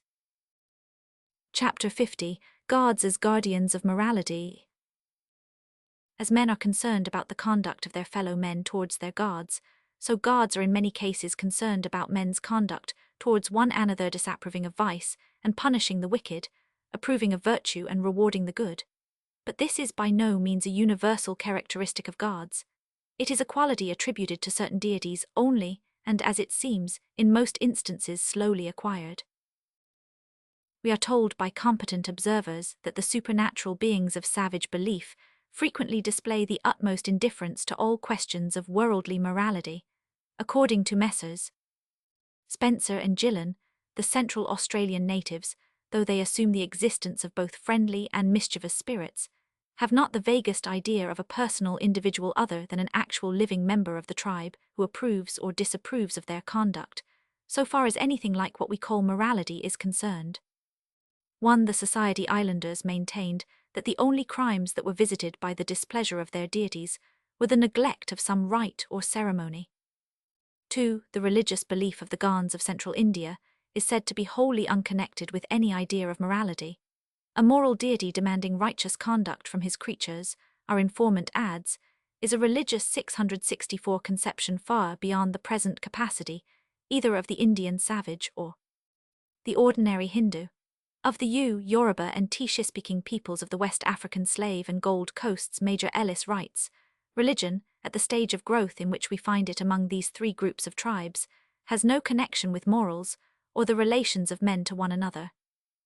It consists solely of ceremonial worship, and the gods are only offended when some rite or ceremony has been neglected or omitted. Murder, theft, and all offences against the person or against property are matters in which the gods have no immediate concern, and in which they take no interest except in the case when, bribed by valuable offering, they take up the quarrel in the interests of some faithful worshipper. For so also among the Bambala, a Bantu tribe in the Kasai, south of the river Congo, there is no belief that the gods or spirits punish wrongdoing by afflicting the criminal or his family. nor are the acts of a man supposed to affect his condition after death. 5. The Indians of Guyana, says Sir E. F. I. M. Thurn, observe an admirable code of morality, which exists side by side with a simple animistic form of religion, but the two have absolutely no connection with one another. With reference to the Tarahumers of Mexico, Dr. Lumholtz states that the only wrong towards the gods of which an Indian may consider himself guilty is that he does not dance enough. For this offense he asks pardon. Whatever bad thoughts or actions toward man he may have on his conscience are settled between himself and the person offended. 7. In the primitive Indian's conception of a god, Mr. Parkman observes, the idea of moral good 665 has no part. His deity does not dispense justice for this world or the next 8. Spencer and Gillan, Northern Tribes of Central Australia. Ellis, Polynesian Researches, Roman 1. Forsyth, Highlands of Central India. See also Hodgson, Miscellaneous Essays 1. Bodo and Dimmels, Caldwell, Tinnevelly Shanners, Lyell, Asiatic Studies, Radloff, Does Shaminantham, Turkish Tribes of the Altai. Ellis, Yoruba-speaking peoples of the Slave Coast. Idem, Tisha-speaking peoples of the Gold Coast. The U-God Mau is represented as an exception to this rule. Infra. Torday and Joyce, Ethnography of the Ba Mbala Injur, Anther, Inst, Roman 35. I. M. Thurn, Indians of Guyana. Lumholtz, Unknown Mexico, Roman 1. Parkman, Jesuits in North America, p. 78. See also Eastman, Dakota, p. 20. Schoolcraft, Indian Tribes of the United States, 2 Dakotas. That many savage gods are so thoroughly selfish as to care about nothing else than what concerns their own interests, may also be inferred from the character attributed to them. We have seen that the altruistic sentiment is the chief source from which moral emotions spring, and of the gods of various uncivilized peoples, we hear not only that they are totally destitute of benevolent feelings, but that they are of a malicious nature and mostly intent on doing harm to mankind. See Mayners, Geskich der Religionen 1. Tyler, Primitive Culture 2. Avebury, Origin of Civilization SQQ. Roscoff, Geskich des Teufels 1. SQ. Fraser, Golden Bough 3. SQQ. Carsten, Origin of Worship SQQ. The Maoris of New Zealand regarded their deities as the causes of pain, misery, and death, as mighty enemies from whom nobody ever thought of getting any aid or good, but who were to be rendered harmless by means of charms or spells, or by sacrifices offered to appease their wrath. The Tahitians supposed their gods were powerful spiritual beings, in some degree acquainted with the events of this world, and generally governing its affairs, never exercising anything like benevolence towards even their most devoted followers, but requiring homage and obedience, with constant offerings, denouncing their anger, and dispensing destruction on all who either refused or hesitated to comply. 11. The Fijians formed no idea of any voluntary kindness on the part of their gods, except the planting of wild yams, and the wrecking of strange canoes and foreign vessels on their coast. 12. And that some of these beings were conceived as positively wicked, is indicated by the names given them: the adulterer, the rioter, the murderer, and so forth. The people of Anatium in the New Hebrides maintained that earth and air and ocean were filled with gnat masses, spiritual beings, but all malignant, who ruled over everything that affected the human race. Their deities, like themselves, were 666, all selfish and malignant. They breathed no spirit of benevolence. 14. Taylor T. Iker Maui pp. 104-148. Colenso, Maori Races of New Zealand, cf. Diefenbach, Travels in New Zealand, Roman 2. Ellis, Polynesian Researches, Roman 1. Williams and Calvert, Fiji. Ibid. Inglis in the New Hebrides, pp. 30-32.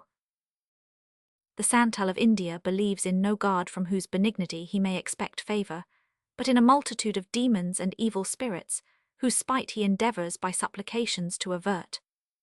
Even his family god represents the secret principle of evil, which no bolts can shut out, and which dwells in unseen but eternally malignant presence beside every hearth. 15. The Kamtschadales do not seem to have hoped for anything good from their deities.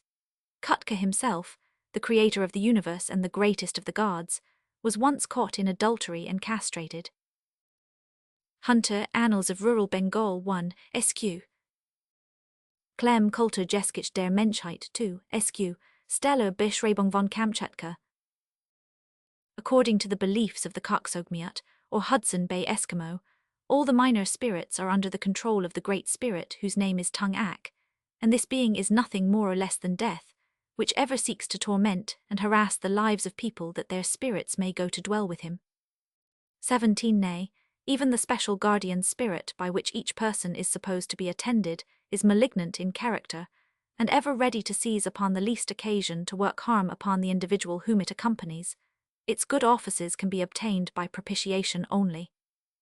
Among the Nenonot, or Indians of Hudson Bay, the rule seems to be that all spirits are by nature bad, and must be propitiated to secure their favor. 19 Of various Brazilian tribes, we are likewise told that they do not believe in the existence of any benevolent spirits.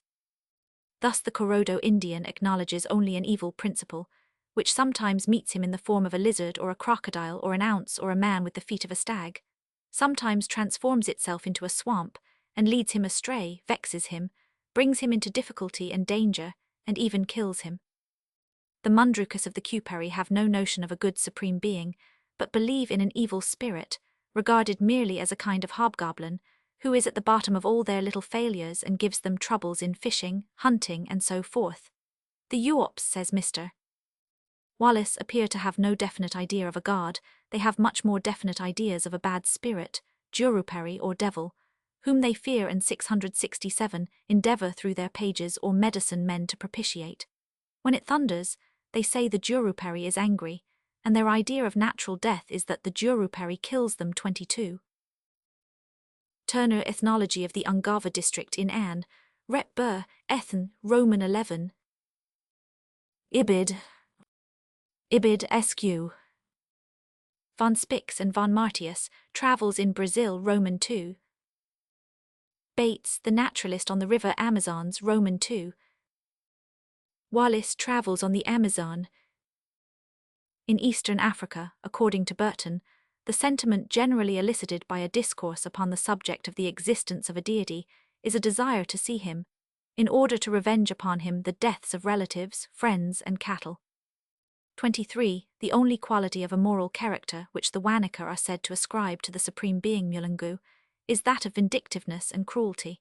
To the Matabele, the idea of a benevolent deity is utterly foreign, but they have a vague notion of a number of evil spirits always ready to do harm, and the chief among these are the spirits of their ancestors. All the good the Bechuanas enjoy they ascribe to rainmakers, but all the evil that comes they attribute to a supernatural being.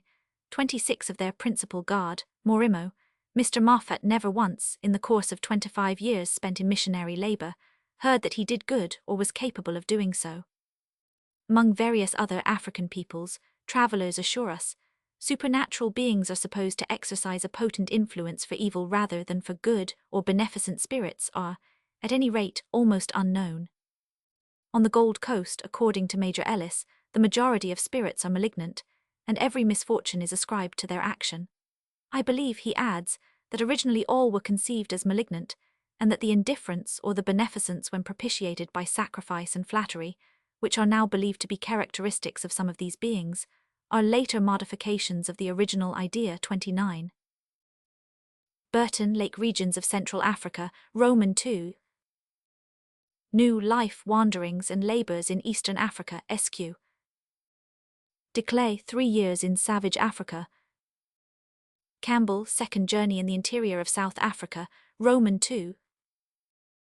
Moffat, Missionary Labours in Southern Africa, ed. 1842. Rowley, Religion of the Africans. Kingsley, Travels in West Africa. Mockler Ferryman, British Nigeria, SQ. Ellis, Tisha Speaking Peoples, pp. 12 1820, cf. Cruikshank, 18 years on the Gold Coast, Roman 2. Of many savages it is reported that they have notions of good, as well as of evil spirits, but that they chiefly or exclusively worship the evil ones, since the others are supposed to be so good that they require no offerings or homage. But adoration of supernatural beings, which are 668, considered at least occasionally beneficent, is also very prevalent among uncivilized peoples. The gods of the pagan Lapps were all good, although they took revenge upon those who offended them. Among the Navajo Indians of New Mexico, the gods who are supposed to love and help men the most receive the greatest honor, whereas the evil spirits are not worshipped except, rumor says, by the witches. The belief in guardian or tutelary spirits of tribes, clans, villages, families, or individuals is extremely widespread. These spirits may be exacting in naughty, are often greatly feared by their own worshippers, and sometimes described as distinctly malignant by nature. 35. But their general function is nevertheless to afford assistance to the person or persons with whom they are associated. At the same time, it should be noticed that the goodness of many savage gods only consists in their readiness to help those who please them by offerings or adoration, and in no case does their benevolence prove that they take an active interest in morality at large. A friendly supernatural being is not necessarily a guardian of men's behavior towards their fellow men. In Morocco, the patron saint of a town, village, or tribe is not in the least concerned about any kind of conduct which has not immediate reference to himself. It is believed that even the robber may, by invoking a dead saint, secure his assistance in an unlawful enterprise. Wilken het animisme bij de Vulcan van den Indischen archipel SQ, Puram si Dayak religion in Jour, Straits Branch Roy, Asiatic Soch. Number 10 St. John Life in the Forests of the Far East 1, SQ si Dayaks, Blumentritt der Ahnenkultus und die Religiosen Anschungen der Malayen des Philippinen Archipels in Mitthil, 500, Kais Yukon Geograph, Gesellsch, in Wien 25, SQQ. Prain and Gami Nagas in Revue Coloniale Internationale Roman 5 for Sith Up, Sit, pp. 141-143 Gans, Hooker Himalayan Journals 1, Leptures, Robertson History of America 1. Muller Geskich der Amerikanischen Religionen pp. 150-151, 232-260, Dorman Origin of Primitive Superstition American Indians, Sproat Scenes and Studies of Savage Life Arts, Faulkner Description of Patagonia, Pritchard Through the Heart of Patagonia. See Supra 2 SQ. Von Duben Lapland pp. 227-285, Freyrs Lapisk Mythology, Jessen Norsk Finners og Lappers Hedensk Religion. Matthews Navajo Legends, see also Ibid. Ellis Tisha Speaking Peoples of the Gold Coast pp. 17 1877 92, Idem US Speaking Peoples of the Slave Coast, Wilson Western Africa Mpongwe, Tucky River Zaire, Ellis History of Madagascar 1, SQ. Ratzel History of Mankind 1, Various South Sea Islanders, Turner Samoa SQ, Williams and Calvert Fiji SQ, Inglise Op Sit, People of Anatium, Christian Caroline Islands, Wilken Het Animisme pp. 231 SQQ. Minnehassers, Macassars and Bugis of Celebes, 243 Javanese, Selenka Sonaj Welton SQ, Dyaks, Forbes Inselind Natives of Tenimba, Von Brenner Besuch Bay Den Cannibalen Sumatras Bataks. Mason Religion 100, among the Karens in Jour, Asiatic Soch, Bengal Roman 34 Hunter Annals of Rural Bengal 1 186 SQ, Santals, Hodgson Miscellaneous Essays 1, Bodo and Dimmels, Bailey Vedas of Ceylon in Trans, Ethen. Soch, NS2 Neville Vedas of Ceylon in Taprobanian Roman 1 Schmidt Ceylon SQ, Tamils, Bergman Nomadish Straferayan Unter den Kalmuken 3, SQ, Abercrombie Pre- and Proto-Historic Finns 1, Arshiaks. Butch Diwatjaken in Acta Soch, Scient, Fenwick 12, SQ, Castron Nordiska Resor Arkfusk Ninger 3 107-174 SQ, Finnish Tribes Boers Central Eskimo in Anne, Rep Burr, Ethen Roman 6 Turner Ibid, 11, SQ. Hudson Bay Eskimo 272 Hudson Bay Indians, Hoffman Menominee Indians Ibid, Roman 14 Magi Siouan Indians Ibid, 15, Parkman Op Sit, PLXX Dorman Op Sit North American Indians. Muller Geskich der Amerikanischen Religionen pp. 72 North American Indians, 171 Indians of the Great Antilles, Cauda de Magalhães Trabalho Preparatorio para o Provitamento do Selvagem no Brasilo Selvagem SQQ, Tyler Op Sit, 2, SQQ. Schmidt Ceylon SQ Tamils, Turner in Anne, Rep Burr Ethen 11 SQ, Hudson Bay Eskimo 272 Hudson Bay Indians, Magi Ibid, 15 Muller Op Sit North American Indians. For a singular exception to this rule see Supra 2, SQ. On the other hand, Instances are not wanting in which savage gods are supposed to punish the transgression of rules relating to worldly morality. Occasionally, as we have noticed above, such gods are represented as avengers of some special kind of wrongdoing: murder, 37 theft, 38 niggardliness, 39 want of hospitality, 40 or lying. Of certain Negro tribes we are told that, when a man is about to commit a crime, or do that which his conscience tells him he ought not to do, he lays aside his fetish and covers up his deity, that he may not be privy to the deed. 42. The Tonga Islanders firmly believe that the gods approve of virtue, and are displeased with vice, that every man has his tutelar deity, who will protect him as long as he conducts himself as he ought to do, but if he does not, will leave him to the approaches of misfortune, disease, and death, all rewards for virtue or punishments for vice. Happen to men in this world only, 670, and come immediately from the gods. 43. The Ainu of Japan are heard to say, "We could not go contrary to the customs of our ancestors, without bringing down upon us the wrath of the gods." 44. And of various savages, we are told that they believe in the existence of a supreme being who is a moral lawgiver or judge. Supra 1 SQ. Supra 2 SQ. Supra 1 SQ. Supra Roman 1. Supra 2 SQ.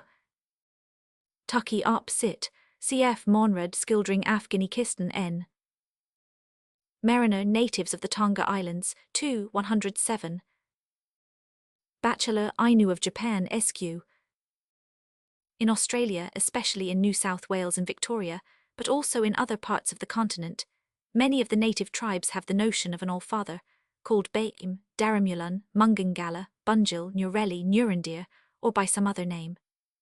He is represented as an anthropomorphic, supernatural being, and as the father of the race or the maker of everything, who at one time dwelt on the earth but afterwards ascended to a land beyond the sky, where he still remains. He is of a kindly disposition, and requires no worship. In a very few cases only we meet with some faint traces of a cult offered him. 671. He is frequently believed to have instituted the initiation ceremonies. 47, and to have given the people their laws. Thus Nurendir is said to have taught the Naranieri all the rites and ceremonies whether connected with life or death. On inquiry why they adhere to any custom, the reply is that Nurendir commanded it. At the Bora or initiation of the Ualei tribe, Biami is proclaimed as father of all, whose laws the tribes are now obeying, and in one of their myths he is described as the original source of all the totems, and of the law that persons of the same totem may not intermarry. Bunjil taught the Kulin the arts of life, and told them to divide themselves into 2 intermarrying classes so as to prevent marriages between kindred. Daramulan instructed the Yuin what to do, and gave them laws which the old people have handed down from father to son to the present time. And in several instances, the Australian All-Father is represented as a guardian of morality who punishes the wicked and rewards the good. Bunjil very frequently sent his sons to destroy bad men and bad women who had killed and eaten blacks. 53 Daramulan, or Tharamulan, who from his residence in the sky watches the actions of men, is very angry when they do things that they ought not to do, as when they eat forbidden food. 54 The natives of the Herbert River in Queensland believe that anybody who takes a wife from the prohibited subclass, or who does not wear the mourning necklace for the prescribed period, or who eats forbidden food, will sooner or later die in consequence, since his behavior is offensive to Kohin, a supernatural being who is supposed to have his dwelling in the Milky Way but to roam about at night on Earth as a gigantic warrior killing those whom he meets. Most commonly, however, the retribution is said to come after death. 672 The tribes about Maryborough in Queensland maintain that the ghosts of those who are good or those who have a high degree of excellence in any particular line fishing, hunting, fighting, dancing, and so forth are directed by Burrell to an island in the far north, where he resides. Among the Cape River tribes, when a blackfellow dies whose actions during life have been what they hold to be good, he is said to ascend to Borala 1. To the Creator, literally good where he lives much as he did on earth, less the usual terrestrial discomforts, whereas to the man who has led a bad life death is thought to be simple annihilation. The Kulin said that when they die they will be subjected to a sort of trial by Binbiel, the good being rewarded in a better land, the bad driven away, but where they seem to have no idea. 58 According to another account, again, Binbiel, after he has subjected the spirits of the deceased to an ordeal of fire to try whether they are good or bad, liberates the good at once, whereas the bad are confined and punished. The Illawarra, who lived from 30 to 100 miles south of Sydney, believed that when people die they are brought up to a large tree where Mirarol, the supreme ruler, examines and judges them. The good he takes up to the sky, the bad he sends to another place to be punished. The women said to their children when they were naughty, Mirarol will not allow its 60 among the Wati Wati in New South Wales. The belief prevails that if the spirit of a bad man escapes the traps which are set for it on its course in the sky, it is sure to fall into the hell of fire.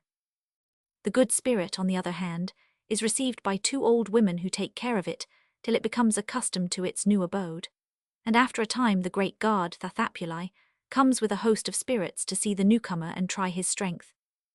According to a report written by Archdeacon Gunter in 1839, Bayim is supposed to like the blacks who are good, and there is also an idea entertained by the more thoughtful that good natives will go to Bayim when they die. 62 later authorities state that Bayim is believed not only to reward the good after death, but also to punish the wicked, that is, persons who tell lies or kill men by striking them secretly, or who are unkind towards the old and sick, or generally, who break his laws.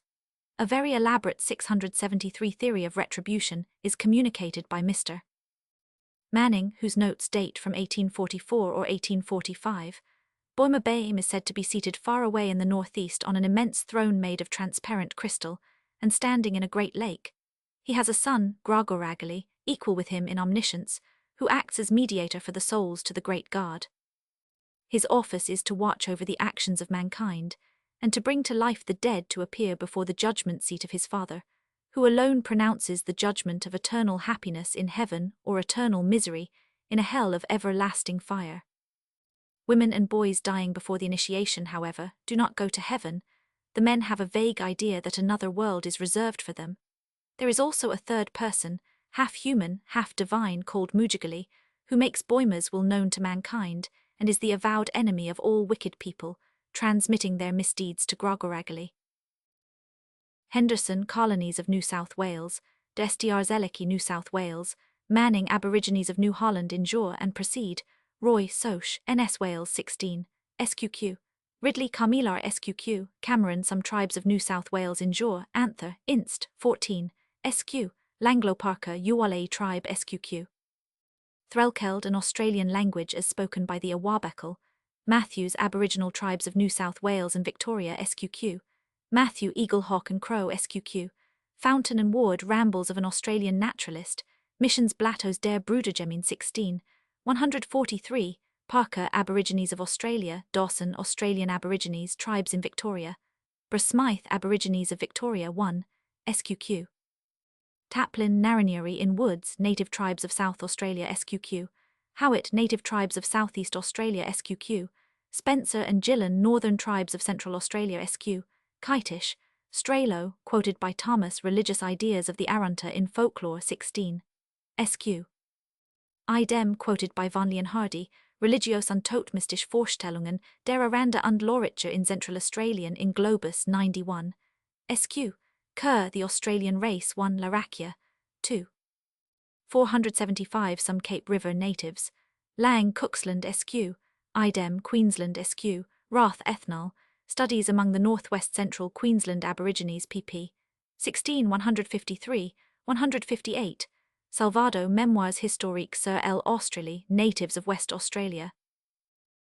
When the natives of Cooksland in northeastern Australia rob a wild bee's hive, they generally leave a little of the honey for Budai, the supernatural ancestor of their race. Lang, Cooksland, Idem, Queensland, Mrs. Langlo Parker Up, Sit, pp. 89, 79, 89 was told that in the Uwala tribe prayers are addressed to Biami at funerals for the souls of the dead, and that at some initiatory rites, the oldest medicineman present addresses a prayer to him, asking him to give the people long life as they have kept his law, but they do not profess to pray or to have prayed to Biami on any other occasions. Cf. Manning, Lark.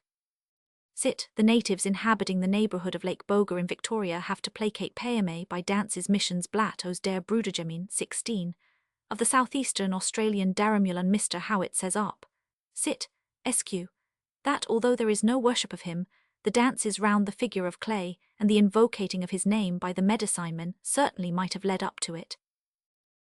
Manning Locke Sit, Ridley Op Sit, pp.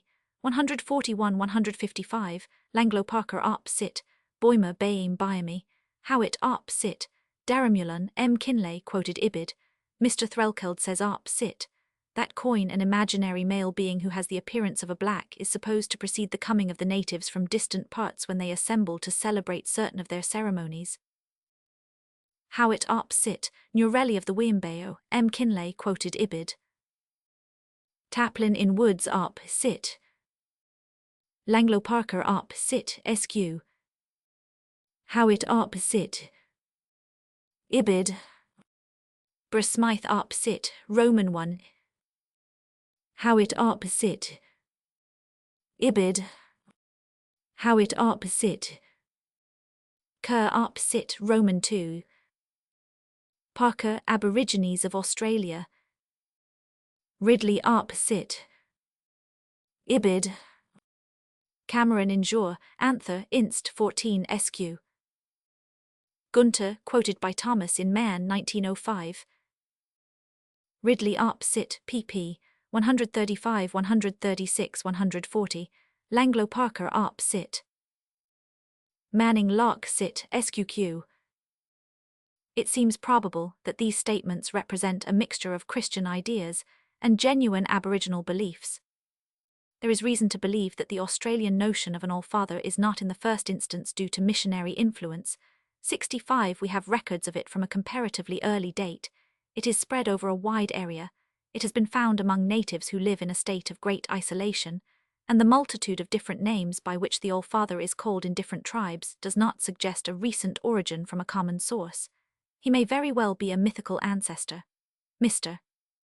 Howitt observes that the master in the Sky Country represents the Australian idea of a headmana man who is skillful in the use of weapons of offence and defence, all-powerful in magic, but generous and liberal to his people, who does no injury or violence to anyone, yet treats with severity any breaches of custom or morality. 66. But he may also be a personification of supernatural force in general, or a being who has been invented to account for all kinds of marvellous phenomena. The word Altjira, by which the Arunta call their great god, is apparently not a proper name. According to Kemp, it is applied to 5 gods, whose names he gives, as also to the sun, moon, and remarkable things generally. And Mulcahy, who figures in the beliefs of some Queensland tribes, is described not only as a benevolent, omnipresent, supernatural being, but as anything incomprehensible, as 674 the supernatural power who makes everything which the blacks cannot otherwise account for. On the other hand, it is hardly possible to doubt that in various instances Christian conceptions have been infused into the Aboriginal belief, either by the natives themselves or by our informants. Biblical traits are conspicuous in some of the legends. Bishop Salvado tells us that, according to West Australian beliefs, the creator Matagan employer ces paroles, terre paris dehors, et il souffle et la terre fut cri. O paris dehors, et il souffle et l'eau fut cri. 70 The believers in Nirel give the following account of the origin of death. The first created man and woman were told not to go near a certain tree in which a bat was living, as the bat was not to be disturbed. But one day the woman, while gathering firewood, went near the forbidden tree. The bat flew away, and after that came death. And the same natives also believe that Nirel created a great serpent, to which he gave power over all created things. So also the doctrine of a hell with everlasting fire has almost certainly a foreign origin, and in some other points the genuineness of the Australian theories of retribution is at least open to doubt, even though the function of a judge cannot be regarded as incompatible with the notion of a mythical headman in the sky. Messrs. Spencer and Gillen observe that it would be a very easy matter indeed to form, as the result of a general statement such as might be made by any individual native in reply to a question, a perfectly wrong impression with regard to the native's idea as to the existence of anything like a supreme being inculcating moral rules. Of the Central Australian Aborigines, they say, any such idea as that of a future life of happiness or the reverse, as a reward for meritorious or as a punishment for blameworthy conduct, is quite foreign to them. We know of no tribe in which there is a belief of any kind in a supreme being who rewards or punishes the individual according to his moral behavior, using the word moral in the native sense 74 so far as the Aranta are concerned. This statement is confirmed by Mr. Strelo. He writes that their god Alt-Jira, who lives in the sky and shows himself to man in the lightning, is a 675 good god who never inflicts any punishments on human beings. See especially Howitt Up Sit, SQQ, Lang Magic and Religion SQQ, Thomas in Man SQQ, Von Leonhardi in Globus Roman 91. Howitt Up Sit, see also Ibid. Thomas in Folklore Roman 16. Rath Up Sit, pp. 36 153. Mr. J. 500. Lang Queensland SQ, Cooksland SQ, even suspects Asiatic influence in the case of Budai or Budger, the mythical ancestor of certain Queensland Aborigines. Not only does his name remind of Buddha, but a story told of him is remarkably similar to an Eastern legend. Salvado Ap Sit, Brismythe Ap Sit, Roman 1. Ibid, Roman 1. Spencer and Gillan, Northern Tribes of Central Australia, SQQ. Ibid. Strelo, quoted by Thomas in Folklore 16, SQ. Idem, quoted by Von Leonhardi in Globus, Roman 91. From various Polynesian and Melanesian islands, we hear of a supreme being called Io by the Maoris 76 Tangaroa, by the Samoans 77 Taroa, by the Society Islanders 78, and so forth 79, who has made everything, but who is too remote and indistinct to be an object of worship, and takes no interest in the morals of men. In some instances, at least, he seems to be a very shadowy deification of the forces of nature. Thus Io is described as the great originator. The All-Father who pervades space has no residence and cannot be localized, and the conception of Tangaroa is equally abstract. Mr. Guppy learned that the natives of Treasury Island and the Shortlands in the Solomon group believe in a good spirit who lives in a pleasant land, whither all men who have led good lives go after death, whereas all bad people are transported to the crater of Bagana, the burning volcano of Bougainville, which is the home of the evil spirit and his companion spirits. But this belief savors too much of a Christian hell to be accepted as genuine without further evidence. Gudgeon Marry Religion in Jour, Polynesian Soch, 14 SQ. Ibid SQ. Ellis Polynesian Researches 1, SQQ. Tyler Up Sit, 2, SQQ. Hoffman La Notion de Elitre Supreme chez les Pupils Non Civilizes SQQ. Gudgeon in Jour, Polynesian Soch, Roman 14. Guppy Solomon Islands. The Sea Dyaks of Borneo have a great good god called Batara or Petara, who created the world and rules over it, and is the cause of every blessing. He is not susceptible to human influence, and therefore receives no worship, but he approves of industry, honesty, purity of speech, and skill in word and work. He punishes theft, injustice, disrespect for old persons, and adultery, and immorality among the unmarried is supposed to bring a plague of rain upon the earth as a punishment inflicted by Petara. In general, says Mr. Perham, he is against man's sin, but over and above moral offences many sins have been invented which are simply the infringement of pemate or taboo. Like many other great gods of savages, Petara is lacking in individuality. He is at all events not now supposed to be one supreme god, but the general belief is that there are many Petaras in fact as many Petaras as men. Each man, the people say, has his own peculiar Petara, his own tutelary deity, and if a 676 person is miserable, it is because his Petara is miserable. This account, however, loses much of its interest when we find that the name Batara or Petara has obviously been borrowed from Sanskrit, where the word Batara means lord or master. 84 The great gods of some other peoples in the Malay archipelago, again, have names which are derived from Arabic Lahatala, Latala, or Hatela, from Alatala. Hence when the Ulfura of Bura are heard to say that their highest god, Apuj Basnulat or Lahatala, writes down in a book the actions of men so as to be able to reward the virtuous and punish the wicked as they deserve, there is every reason to think of influence from Muhammadanism. Perham Petara in Jour, Straits Branch Roy, Asiatic Soch, No. 8 SQ St. John Life in the Forests of the Far East 1, SQ, Selenka Up Sit, SQQ. Perham in Jour, Straits Branch Roy, Asiatic Soc, number 8 SQ. Ibid, Wilken het animisme.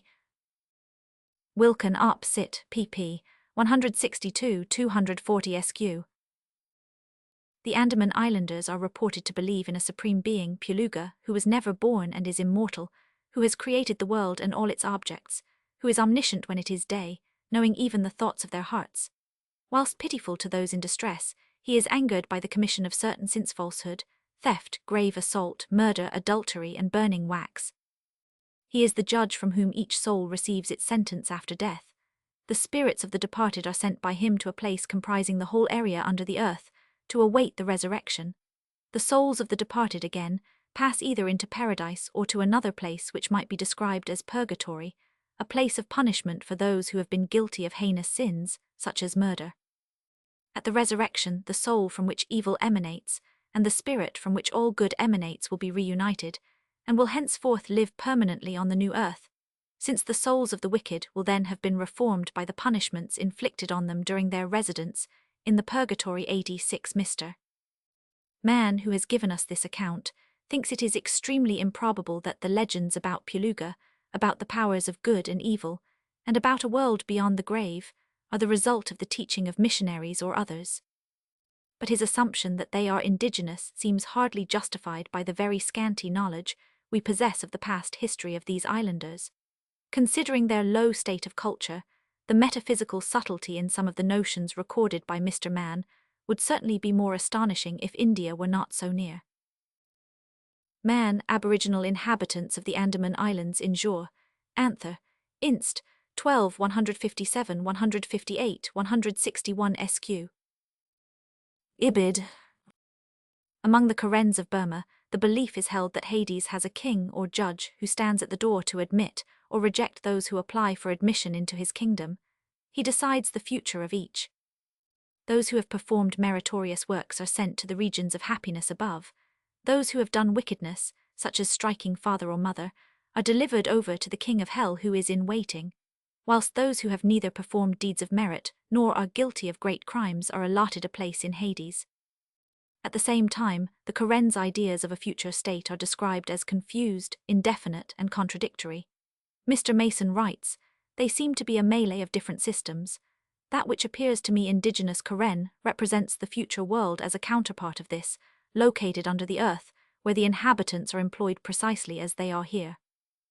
AD 9 The Paharias of the Rajmahal Hills believe that the souls of those who have been disobedient to the commands of Bido Garsin will be condemned either to inhabit some portion of the vegetable kingdom for a certain number of years, or to be cast into a pit of fire, where the offender will suffer eternal punishment or be regenerated in the shape of a dog or a cat. Those who have led a good life, on the other hand, will be rewarded, first by enjoying a short but happy residence with Bido Garsin in heaven, and subsequently by being born a second time on earth of women and being exalted to posts of great honor, as also by possessing an abundance of worldly goods. In these notions our chief informant, Lieutenant Shaw, sees traces of Hinduism. Lack of detailed information makes it impossible to decide whether the belief in a creator and heavenly judge which has been found in some other uncivilized tribes in India might be traced to a similar influence. The Mundakals in central Bengal maintain that the good and almighty Singbanga, who lives in the sky and is connected with the sun, has made everything. Being so far away, he occupies himself very little with earthly matters, and is only in exceptional cases an object of worship. But he sees everything which happens, and is said to punish theft and insincerity. So also the Kukis recognize a benevolent and all-powerful god 678 and creator, called Puthan, who is the judge of all mortals and awards punishments to the wicked both in this world and in the next. Mason in Jur, Asiatic Soc, Bengal Roman 34. Ibid. Shaw Inhabitants of the Hills near Rajmahal in Asiatic Researches 4, SQQ, Sherwill Tour through the Rajmahal Hills in Jur, Asiatic Soc, Bengal Roman 20. Shaw in Asiatic Researches, Roman 4. Jellinghouse Sajan, Sitnun Jebroch der Mundakals in Chota Nagpur in Zaicha, F. Ethnology 3, SQ. Stewart Northern Kachar in Jur, Asiatic Soc, Bengal Roman 24. The Ainu of Japan believe in a great god or creator who bestows blessings upon the good and visits the bad with disease, unless they repent. They also say that good people go after death to the island of the Great Spirit, or to the kingdom of God to lead a happy life, whereas bad people go to the bad island, or to the wet underground world, in which they suffer discomfort or, according to some, are burned in everlasting fires. Of the pagan Samyids we are told that they regard the great Num as the creator of the universe, as an all-powerful and omniscient being, who protects the innocent, rewards the virtuous and punishes the wicked. But the primitive Num, who was simply the sky, was too far removed from the nomads who wandered across the frozen plain to interfere to prevent catastrophe or accomplish their well-being, and in the provident actions and overseeing which some of the Samyids now ascribe to him, we can clearly enough trace the influence of the missionary and the suggestion of the Christian faith. 96. Von Siebold Die Ainu auf der Insel Yesso, Bachelor Ainu of Japan pp. 199-235 SQQ, Howard, Life with Trans-Siberian Savages. Castron op. Cit. Roman 3. Jackson Injure, Anther, Inst. Roman 24. See also Castron op. Cit. 316-182 SQQ. Dr. Rink asserts that the Greenlanders considered Tornarsuk as the supreme being on whom they were dependent for any supernatural aid, and in whose abodes in the depth of the earth all such persons as had striven and suffered for the benefit of their fellow men should find a happy existence after death. Dr. Nansen, however, is of opinion that Tornarsuk owes a great deal to missionary influence. That he was not so superior a being, as is commonly stated, is evident from Captain Holmes' description of the Angmagsalix in eastern Greenland, where he is represented as a monster living in the sea, of about the same length as a big seal but thicker. And to judge from Eged's description dating from the earlier part of the 18th century, Tornarsuk's notions of justice, if he had any, must in olden times have been very limited, as he took to his subterranean paradise only women that died in labour and men that perished at sea. Rink, Greenland. Nansen, Eskimo Life. Home, Ethnologisk skis af Angmagsilicon, in Meddelelser om Gronland, Roman 10. Eged, Description of Greenland. The Great Spirit, so often referred to in accounts of North American Indians, is described as a being too elevated and remote to take much interest in the destinies and actions of men, and too benevolent by nature to require propitiation or worship. Schoolcraft asserts that in their oral traditions there is no attempt to make man accountable to him, here or hereafter, for aberrations from virtue, goodwill, truth, or any form of moral right. With benevolence and pity as prime, attributes the great transcendental spirit of the Indian does not take upon himself a righteous administration of the world's affairs, but on the contrary, leaves it to be filled, and its affairs in reality governed by demons and fiends in human form. 101. Yet there are instances in which he is represented in a different light. The most essential moral precepts of the Iroquois were taught as the will of the Great Spirit, and obedience to their requirements as acceptable in his sight. 102. But whilst highly gratified with their virtues, he detested their vices, and punished them for their bad conduct not only in this world, but in a future state of existence. The Potawatomis considered that rape was visited by the anger of the Great Spirit. Tarawa, the supreme being of the Pawnees, applauds valor, abhors theft, and punishes the wicked by annihilation, whilst the good dwell with him in his heavenly home. The Indians of Alabama told Bossu that those who behave themselves foolishly and disregard the supreme being will after death go to a barren land full of thorns and briars, with no hunting and no wives, whereas those who neither rob nor kill nor take other men's wives will occupy a very fertile country and live there a happy life. Keating states that according to the beliefs of the Dakotas, men go to the residence of the Great Spirit if they have been good and peaceable, or if they died by the hand of their enemy, but that their souls are doomed to the residence of the evil spirit if they perish in a broil with their own. Countrymen, this statement, however, is not supported by other authorities. Prescott writes of the same Indians, they have very little notion of punishment for crime hereafter in eternity. Indeed, they know very little about whether the Great Spirit has anything to do with their affairs, present or future. 108-680. And among the Omaha and Ponca, who are branches of the same people, the old men used to say to their fellow tribesmen, If you are good, you will go to the good ghosts. If you are bad, you will go to the bad ghosts. But nothing was ever said of going to dwell with Wakanda, or with demons. As regards the origin of the North American notion of the Great Spirit, different opinions have been expressed. On the one hand, we are told that it is essentially only the Indian's conception of the white man's God, which belongs not to the untutored, but to the tutored mind of the savage. On the other hand, it is argued that the belief in the Great Spirit must be a native product, since it is reported to have occurred already before the arrival of the earliest Jesuit missionaries. Unfortunately, however, we cannot be sure that our informants have accurately interpreted the beliefs of the Indians. Mr. Dorsey has pointed out that a fruitful source of error has been a misunderstanding of their terms and phrases. The Dakota word Wakanda, which has been rendered into Great Spirit, simply means mystery or mysterious, and signifies rather a quality than a definite entity. Among many tribes the sun is Wakanda, among the same tribes the moon is Wakanda, and so are thunder, lightning, the stars, the winds, as also various animals, trees, and inanimate objects or places of a striking character. Even a man, especially a medicine-man, may be considered Wakanda. So too, the Menominee term Masha Marnido, or Great Unknown, is not to be understood as implying a belief in one supreme being. There are several Manidos, each supreme in his own realm, as well as many lesser mysteries or deities or spirits. Mr. Dorsey also observes that in many cases Indians have been quick to adopt the phrases of civilization in communicating with white people, whilst in speaking to one another they use their own terms. At the same time, it seems to me that if the notion of a Great Spirit had altogether a Christian origin, we might expect to find an idea of moral retribution more commonly associated with it than the 681 statements imply. It may be that among the North American Indians also, as among some other peoples, a vague conception of something like a supreme being has arisen through a personification of the mysteries in nature. But if this be the case, the interest which the Great Spirit in rare instances takes in human conduct may all the same be due to missionary influence. It is certainly not an original characteristic of his nature. Among the Iroquois and Pawnees, who attribute to their great god the function of a moral judge, he also receives offerings 117, a circumstance which indicates that he cannot be regarded as a typical representative of his class.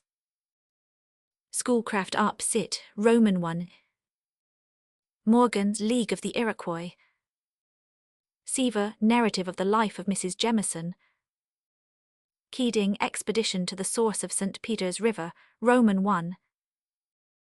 Grinnell, Pawnee Hero Stories, Lang, Making of Religion. Bossu Travels Through Louisiana 1, SQ. Keating Up Sit 1, SQ. Schoolcraft Up Sit, Roman 2 cf. Ibid, Roman 3. Dorsey Siouan Cults in Anne, Rep Burr, Ethan, Roman 11.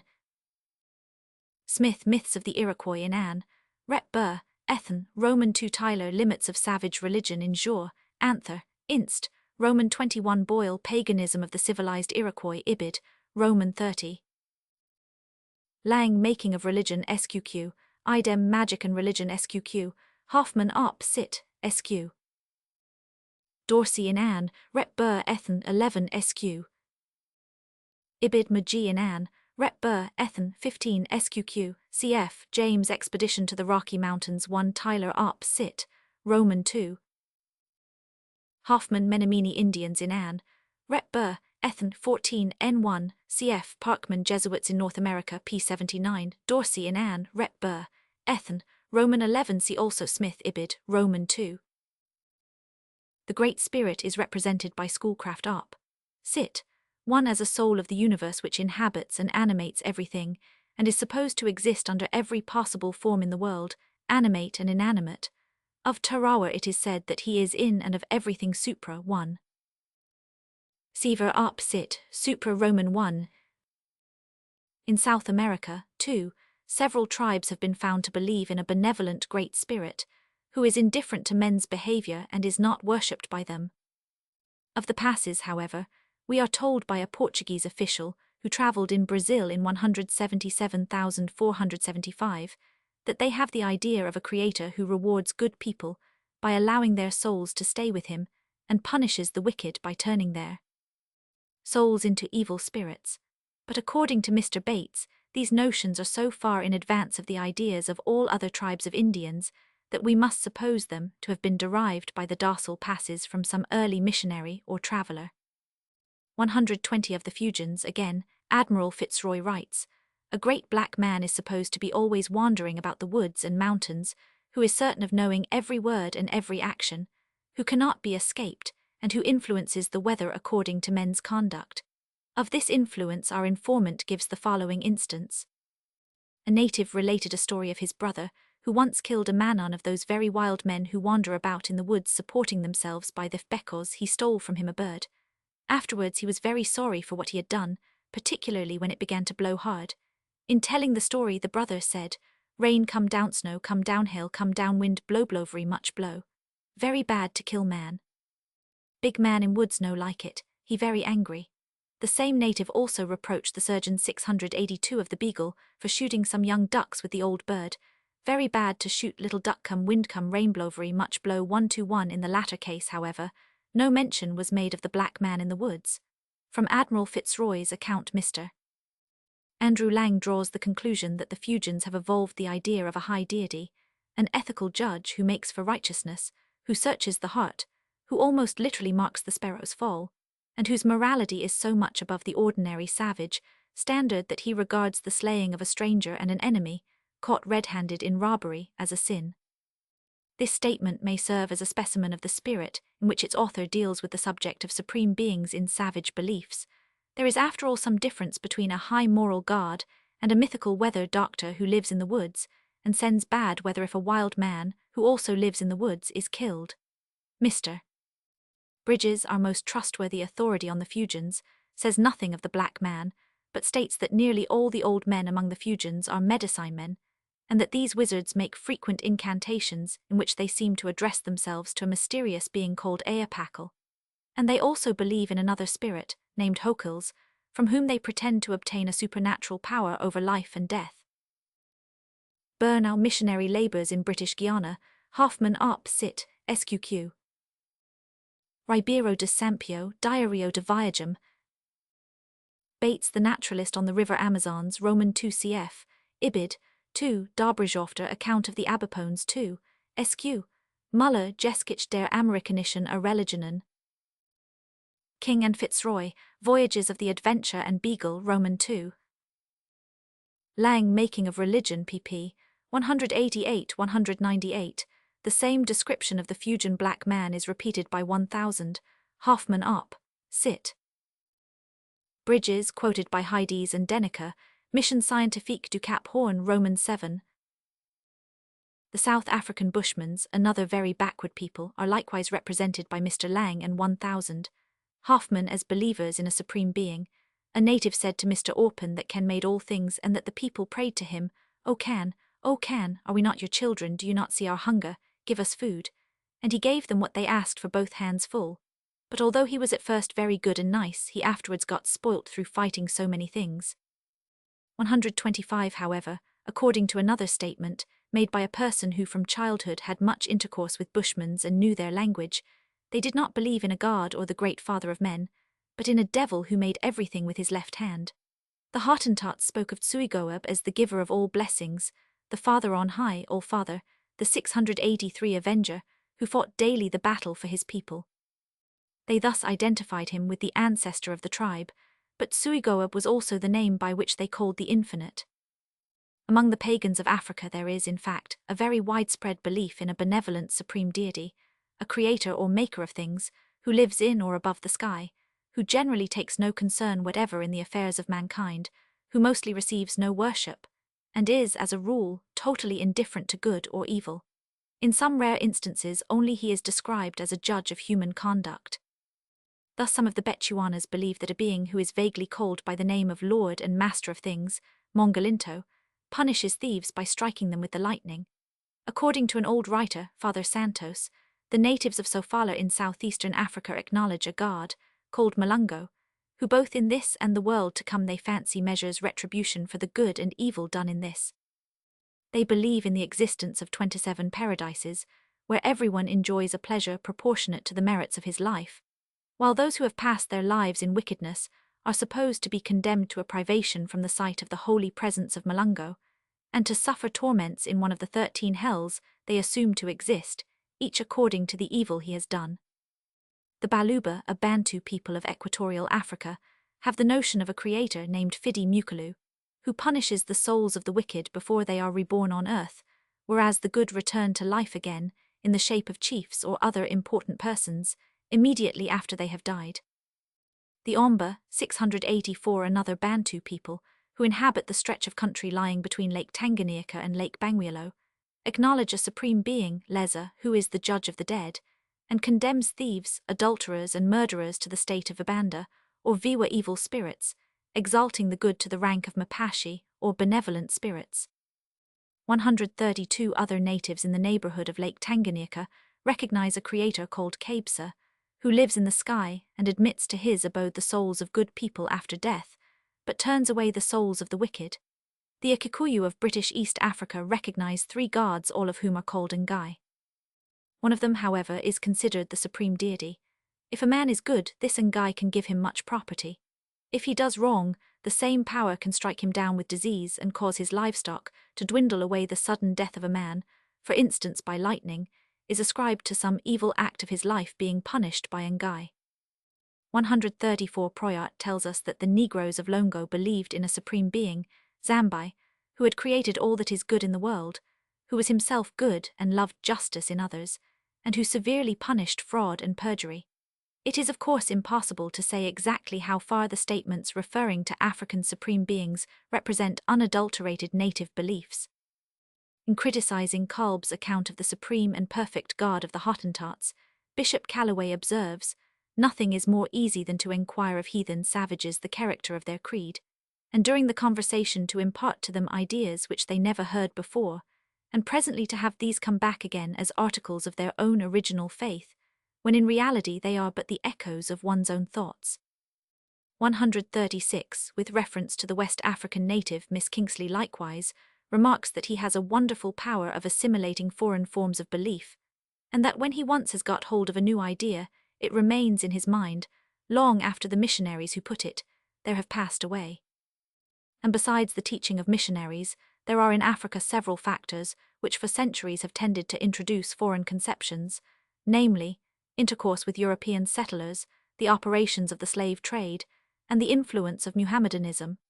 But at the same 685 time, it seems exceedingly probable that the African belief in a supreme being has a native substratum.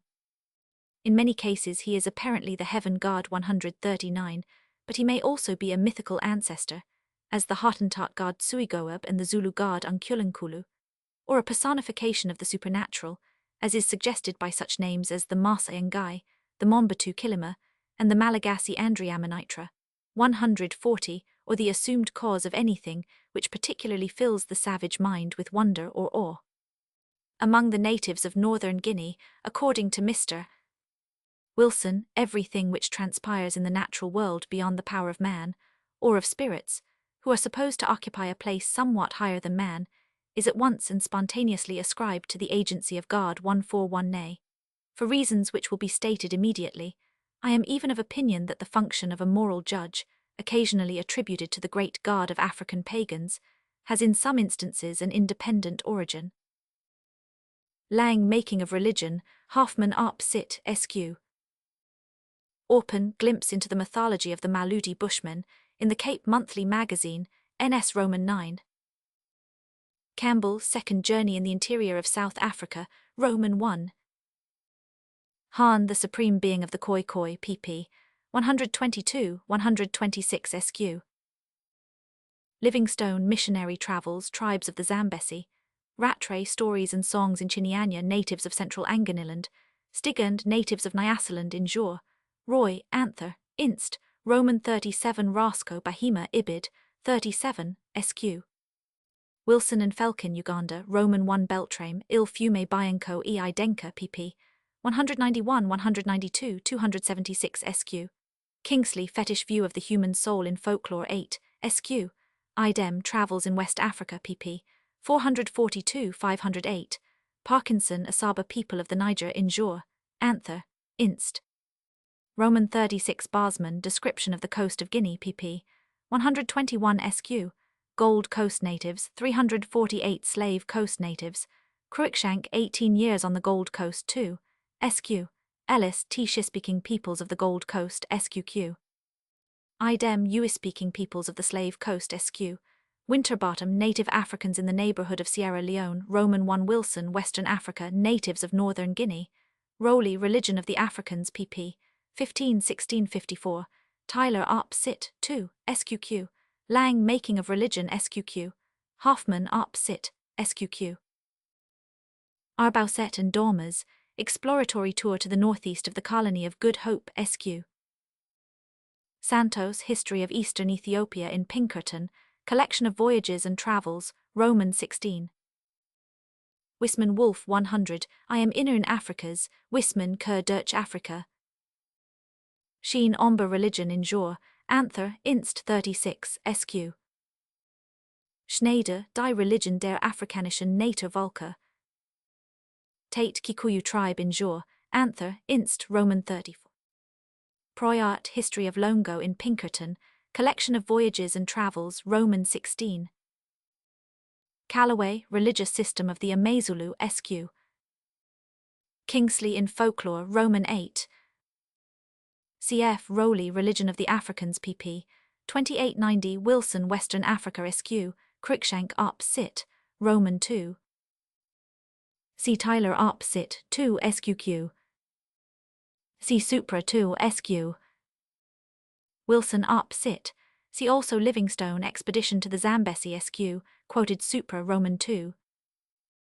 Generally speaking, then, it seems that the All-Father, Supreme Being, or High God of savage belief may be traced to several different sources. When not a lone god of foreign extraction, he may be a mythical ancestor or headman, or a deification of the sky or some large and remote object of nature, like the sun, or a personification or personified cause of the mysteries or forces of nature.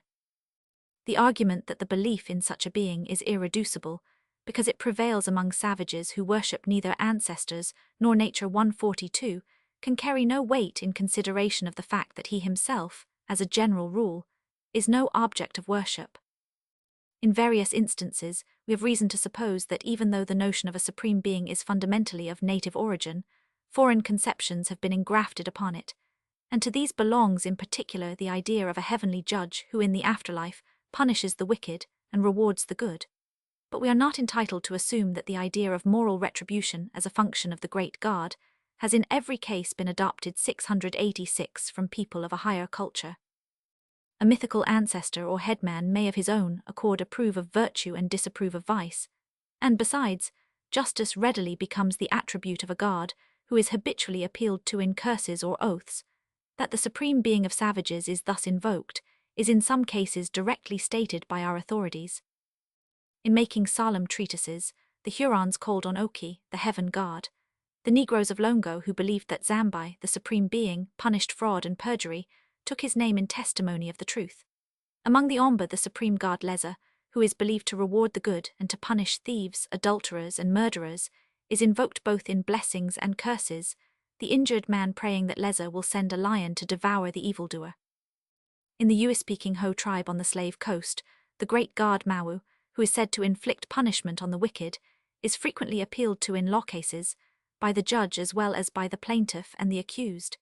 In northern Guinea, the name of the supreme being is solemnly called on 3 times at the ratification of an important treaty, or when a person is condemned to undergo the Redwater ordeal. 147 of the Mpongwe, we are told that when a covenant is about to be formed among the different tribes, Mweti, the supreme being, is always invoked as a witness, and is commissioned with the duty of visiting vengeance upon the party who shall violate the engagement. Without this, their national treaties would have little or no force. When a law is passed which the people wish to be especially binding, they invoke the vengeance of Mweti upon every transgressor, and this, as a general thing, is ample guarantee for its observance. 148 among the East African Wakamba, when the supposed criminal is to undergo the ordeal of the hatchet, a magician makes him repeat the following words: "If I have stolen the property of so-and-so, or committed this crime, let 687 Mulungu respond for me. But if I have not stolen, nor done this wickedness, may he save me. The magician then passes the red-hot iron 4 times over the flat hand of the accused, and the people believe that if he is guilty, his hand will be burned, but that, if innocent, he will suffer no injury. Among the Maasai, a person who is accused of cattle lifting, and on that account subjected to the ordeal of drinking a mixture of blood and milk, has first to swear, "O God, I drink this blood. If I have stolen the cattle, this blood will kill me." Should he not die within a fortnight, he is considered innocent.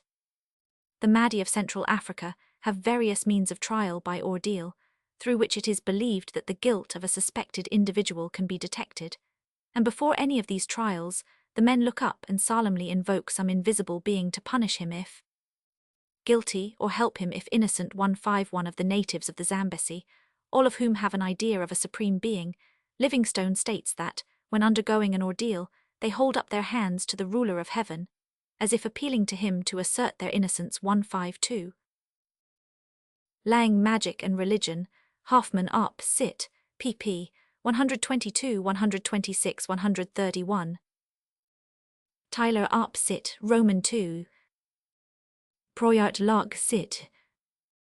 Sheen Injure, Anther, Inst, Roman 36. Spieth Diu Stem. Wilson, Western Africa. Ibid. Krapp Travels in Eastern Africa. Marker di Marseille. Felkin Notes on the Mahdi and Proceed, Roy Soch, Edinburgh, Roman 12. Livingstone, Missionary Travels, SQ. It has often been said that the oath and ordeal involve a belief in the gods as vindicators of truth and justice, that they are appeals to the moral nature of the divinity. 153. If this were true, moral retribution would certainly be an exceedingly common function of savage gods. But as we have noticed before, 154, the efficacy ascribed to an oath is originally of a magic character, and if it contains an appeal to a god, he is, according to primitive notions, a mere tool in the hand of the person invoking him. So also the ordeal is essentially a magical ceremony.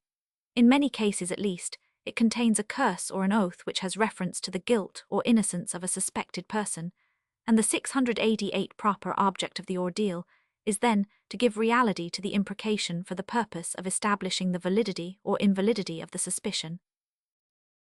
Tile Elements of the Science of Religion, Roman 1 Reville, Les Religions des Peuples non Civilisés, Roman 1 Brinton, Religions of Primitive Peoples, Schneider, Religion der Afrikanischen Nativalker, Hodgson, Miscellaneous Essays, Roman 1 Dan Bostein 2, 24, Gummier, Germanic Origins. Supra 2 SQQ.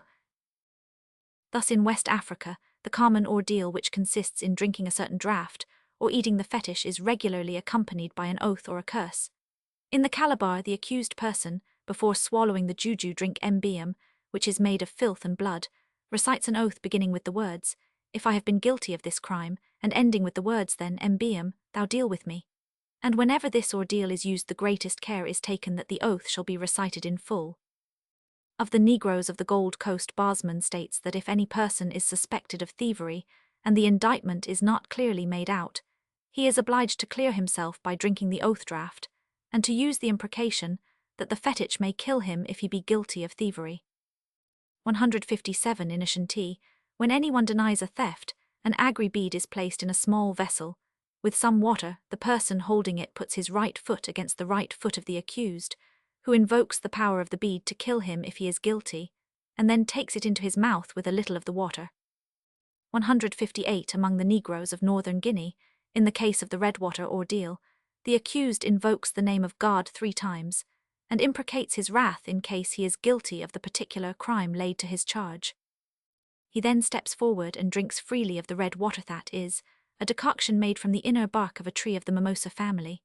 If it nauseates and makes him vomit freely, he is at once pronounced innocent, whereas if it causes vertigo and he loses self-control, it is regarded as evidence of guilt.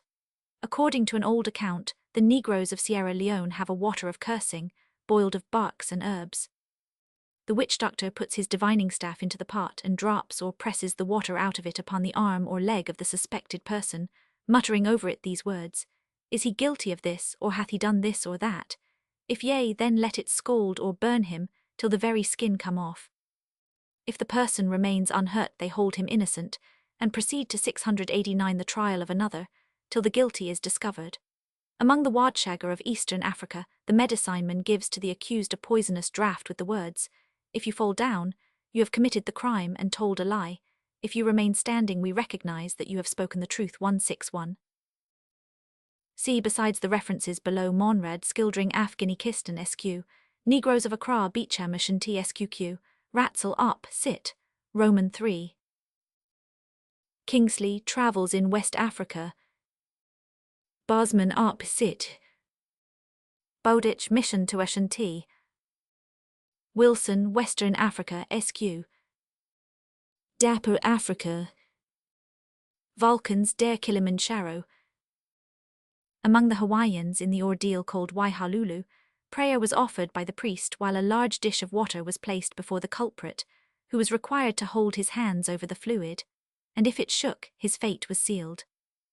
Among the Tinguians in the district of El Abra in Luzon, if a man is accused of a crime and denies it, the headman of the village, who is also the judge, causes a handful of straw to be burned in his presence. The accused then holds up an earthen pot and says, "May my belly be changed to a pot like this if I am guilty of the crime of which I am accused." If he remains unchanged in body, the judge declares him innocent. The following ordeal is in use among the Tunguses of Siberia. A fire is made and a scaffold erected near the hut of the accused. A dog's throat is then cut and the blood received in a vessel. The body is put on the wood of the fire, but in such a position that it does not burn. The accused passes over the fire and drinks 2 mouthfuls of the blood, the rest whereof is thrown into the fire, and the body of the dog is placed on the scaffold. Then the accused says, "As the dog's blood burns in the fire, so may what I have drunk burn in my body. And as the dog put on the scaffold will be consumed, so may I be consumed at the same time if I be guilty." 164. Jarve's History of the Hawaiian Islands, Lala, Philippine Islands, Heartland, Legend of Perseus II, SQ. The trial of jealousy mentioned in the Old Testament involved a curse pronounced by the priest to the effect that the holy water which the woman suspected of adultery had to drink should cause her belly to swell and her thigh to rot. In India, the ordeal was expressly regarded as a form of the oath, the same word sapatha being used to denote both. We have seen above that in the Middle Ages every judicial combat was necessarily preceded by an oath, which essentially decided the issue of the fight and the question of guilt. So also at the moment when the hot iron was raised and the accused took 690 it into his hand, the deity was invoked to manifest the truth. The ordeal of the Eucharist involved the following formula recited by the victim: "Et sia liter est quam dixi et juravi, tunc hoc domini nostri Jesu Christi corpus non pertransit guter meum, sed rit in fossibus meis, strangulit me sufficit me ac interficit me statum in momento." 169. Numbers 5 SQQ. Jali Beitridge zur in Dischen Rechtsgeschichte in Zeitcher, 500, Deutschen Morgenländischen Gesellschaft, Roman 44 Oldenburg Die Religion des Veda, N1, see also Pateta le Ordili. Supra Roman 1. Beams in his translation of Glanville SQ. Dan up sit Roman 2. To the list of ordeals which contain an oath or a curse as their governing element, many other instances might probably be added in which no imprecation has been expressly mentioned by our authorities in their short descriptions of the ceremonies. This is all the more likely to be the case as magical practices often imply imprecations which are not formally expressed, but there may also be ordeals which have a different origin. Thus the custom of swimming witches seems to have arisen from the notion that everything unholy is repelled by water and unable to sink into its depths. 171, and the ordeal of touching the corpse of a murdered person no doubt originated in the belief that the soul of such a person lingered about the body until appeased by the shedding of the murderer's blood, and that by the murderer's approach, and especially by his polluted touch, the soul was excited to an instant manifestation of its indignation, by appearing in the form in which it was supposed to subsist, viz. In that of blood. 172, however, even though all ordeals have not the same foundation, it seems highly improbable that any people in the first instance resorted to this method of discovering innocence and guilt from a belief in a God who is by his nature a guardian of truth and justice. See, for instance, Westermarck, Lahr, or the transference of conditional curses in Morocco, in anthropological essays presented to E. B. Tyler, SQQ. Binsfeldius, Tractatus de Confessionibus Maleficorum et Sagarum. In the northeast of Scotland it was believed that, if a person committed suicide by drowning, the body did not sink, but floated on the surface. Gregor, Folklore of the Northeast of Scotland. Pitcairn, Criminal Trials in Scotland, Roman 3. Nor must we make any inference as to the moral character of gods from the mere prevalence of a belief, in 691 a future world, where men are in some way or other punished or rewarded for their conduct during their life. Such a belief is said to be fairly common among uncivilized races, 173, and, although in several cases it is undoubtedly due to Christian or other foreign influence, 174, I agree with Dr. Steinmetz that we are not entitled to 692 assume that it is so in all. It seems that the savage mind may by itself, in various ways, come to the idea of some kind of moral retribution after death. First, the condition of the dead man is often supposed to depend upon the attentions bestowed on him by the survivors. Mr. Turner was told that, in the belief of the St. Augustine Islanders in Polynesia, the souls of the departed if good went to a land of brightness and clear weather in the heavens, but if bad were sent to mud and darkness. And the answer to his next question informed him that in this case, goodness meant that the friends of the deceased had given him a good funeral feast, and that badness meant that his stingy friends had provided nothing at all. Although Mr. Turner sees no moral distinction in these terms, there may be one nevertheless. Speaking of the FATs in the New Hebrides, Mr. MacDonald observes, a man's condition in the future would be, to some extent, happy or miserable according to his life here. Supposing he were a worthless fellow, very scanty worship would be rendered to him at his death, and few animals slain to accompany him to the spirit world, and thus he would occupy an inferior position there corresponding to his social worthlessness here. This belief, our informant adds, has undoubtedly great influence in making men strive to live so as to obtain the good opinion of their fellows, and leave an honourable memory behind them at death. 177. The Bushmans, who maintain that the dead will ultimately go to a land abounding in excellent food, put a spear by the side of a departed friend in order that, when he arises, he may have something to defend himself with and procure a living. But if they hate the person, they deposit no spear, so that on his resurrection he may either be murdered or starved. The dead may also have to suffer from the curses of those whom they injured while alive. At Motlove, in the 693 Banks Islands, relatives watched the grave of a man whose life was bad, lest some man wronged by him should come at night and beat with a stone upon the grave, cursing him. 179 At Gore in the same group, when a great man died his friends would not make it known, lest those whom he had oppressed should come and spit at him after his death, or gov him, stand bickering at him with crooked fingers and drawing in the lips by way of curse. 180 The Maoris were careful to prevent the bones of their dead relatives from falling into the hands of their enemies, who would dreadfully desecrate and illuce them. With many bitter jeers and curses 181 a person may, moreover, himself during his lifetime, directly provide for his comfort in the life to come, and if the act by which he does so is apt to call forth approval, its result is easily interpreted as its reward. Thus the Kukis of India believe that all enemies whom a person has killed will in his future abode be in attendance on him as slaves, 182, and this belief probably accounts for their opinion that nothing more certainly ensures future happiness than destroying a number of enemies. We have further to notice the common idea that a person's character after his death remains more or less as it was during his life. Hence the souls of bad people are supposed to reappear in the shape of obnoxious animals, or become evil spirits 185, and this may lead to the notion that they have to do so as a punishment for their wickedness. And as the revengeful feelings of men likewise are believed to last beyond death, offenders may in the 694 other world have to suffer from the hands of those whom they injured in this. Some of the Nagas of central India maintain that a murdered man's soul receives that of his murderer in the spirit world and makes him his slave. 188. The Chippewas think that in the land of the dead, the souls of bad men are haunted by the phantoms of the persons or things they have injured. 189 In Aurora, in the New Hebrides, the belief prevails that the ghosts of those whom a man has wronged in this world take a full revenge upon him after death. According to the Banks Islanders, if a person has killed a good man without cause, the good man's ghost withstands his murderer, when the latter after death wants to enter into Pane, the good place, but if one man has killed another in fair fight, he will not be withstood by the person whom he slew. And not only the offended party but the other dead as well may, from dislike or fear, be anxious to refuse the souls of bad people admittance to their company. In the belief of the Pentecost Islanders, when the soul of a murdered man comes to the land of ghosts with the instrument of death upon him, he tells who killed him, and when the murderer arrives the ghostly people will not receive him, but he has to stay apart with other murderers. The Iroquois allot separate villages even to the souls of those who have died in war and of those who have committed suicide, because the other dead are afraid of their presence. Among the Negroes of northern Guinea, according to Mr.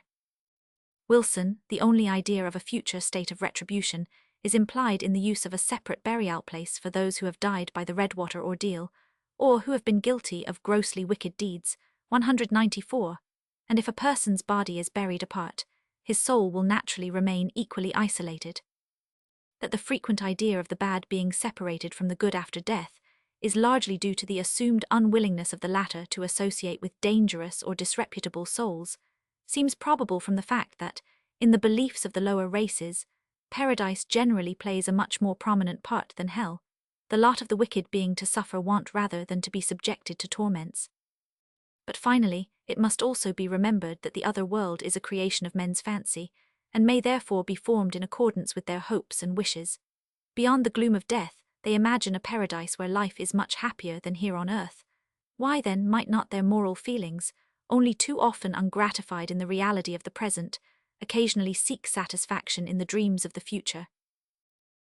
Thompson, Savage Island, Percy Smith, Futuna in Jor, Polynesian Soch, Roman 1 Seaman Vidi, Williams and Calvert Fiji, Codrington Melanesians SQ, Banks Islanders, Inglis New Hebrides, Turner Samoa, people of Anatium, Campbell a year in the New Hebrides, people of Tana, Schweno Borneo 1 natives of the Barito district, Selenka Up Sit, pp.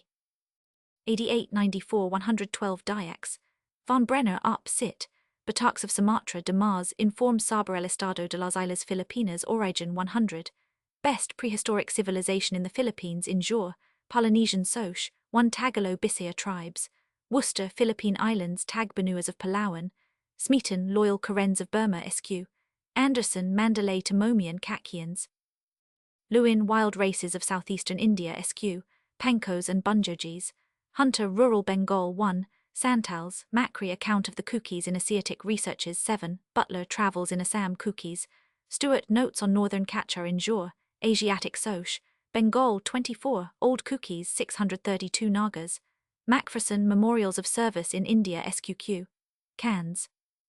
Thurston Todas of the Nilgiris in the Madras Government Museum's Bulletin 1, SQ, Breeks Tribes and Monuments of the Nilgiris Todas and Badagas, Radloff Up Sit, SQ, Turkish Tribes of the Altai, Georgi Russia 1 Chuvashes, Krantz History of Greenland Roman 1 Hall Arctic Researches among the Esquimaux SQ, Lion Private Journal SQQ, Eskimo of Igloolik, Boas Central Eskimo in Anne, Rep Burr, Ethan, Roman 6 Nelson Eskimo about Bering Strait Ibid, Roman 18 Douglas quoted by Petrov Report on Alaska Th Linketts, Harrison Religion and Family among the Hiders in Jor, Anther, Inst. 21, SQQ, Duncan quoted by Maine 4 years in British Columbia SQ Coast Indians of British Columbia, Mackenzie Voyages to the Frozen and Pacific Oceans P119, Chipuians, Morgan League of the Iroquois SQQ, Harmon Journal of Voyages in the Interior of North America SQ,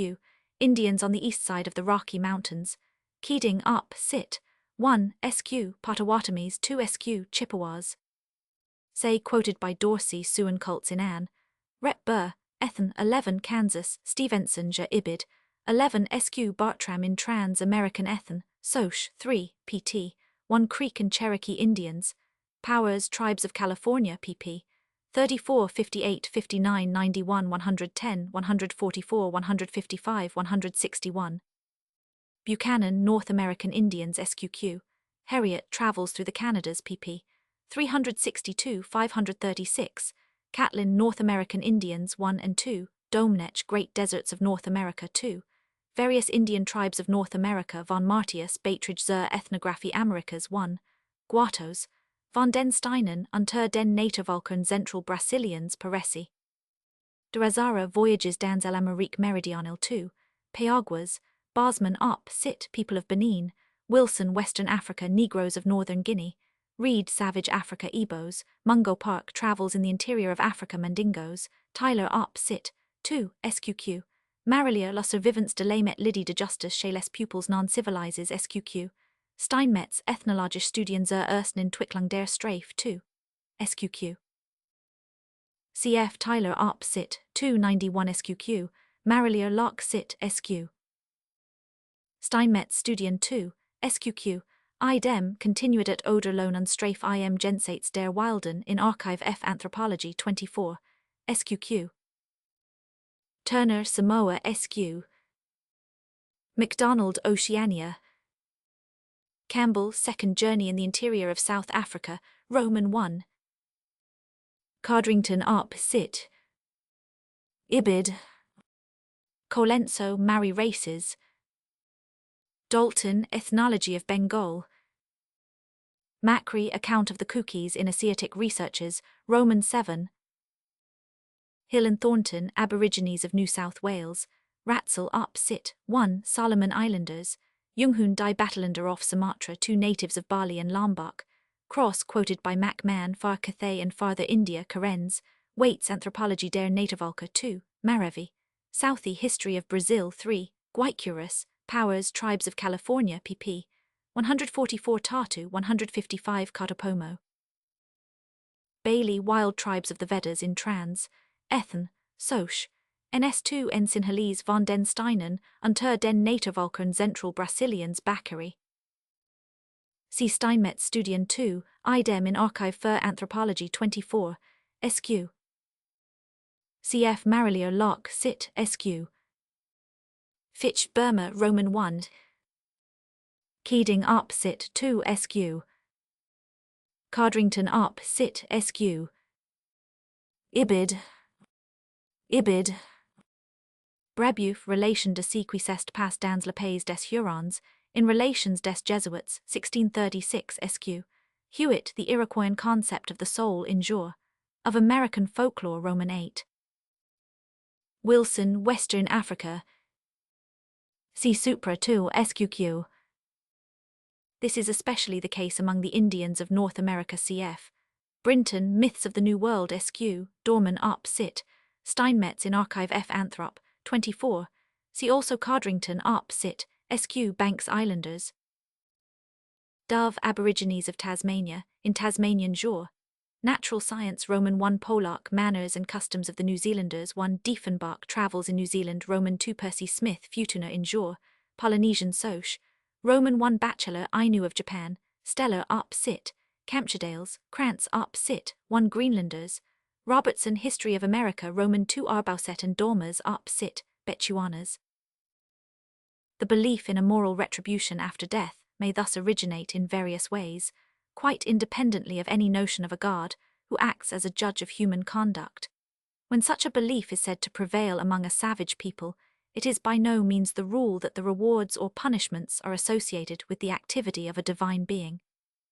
And when, as is sometimes the case, the fate of the dead is supposed to depend upon the will of a high God, the notions held about the other world, and especially about the place reserved for the wicked, in several instances suggest influence from a more advanced religion. But on the other hand, it is not an idea which seems incompatible with genuine savage thought that, in cases where the souls of men are believed to go to live with gods, the latter select their companions, and like the human inhabitants of the other world, refuse admittance to undesirable individuals.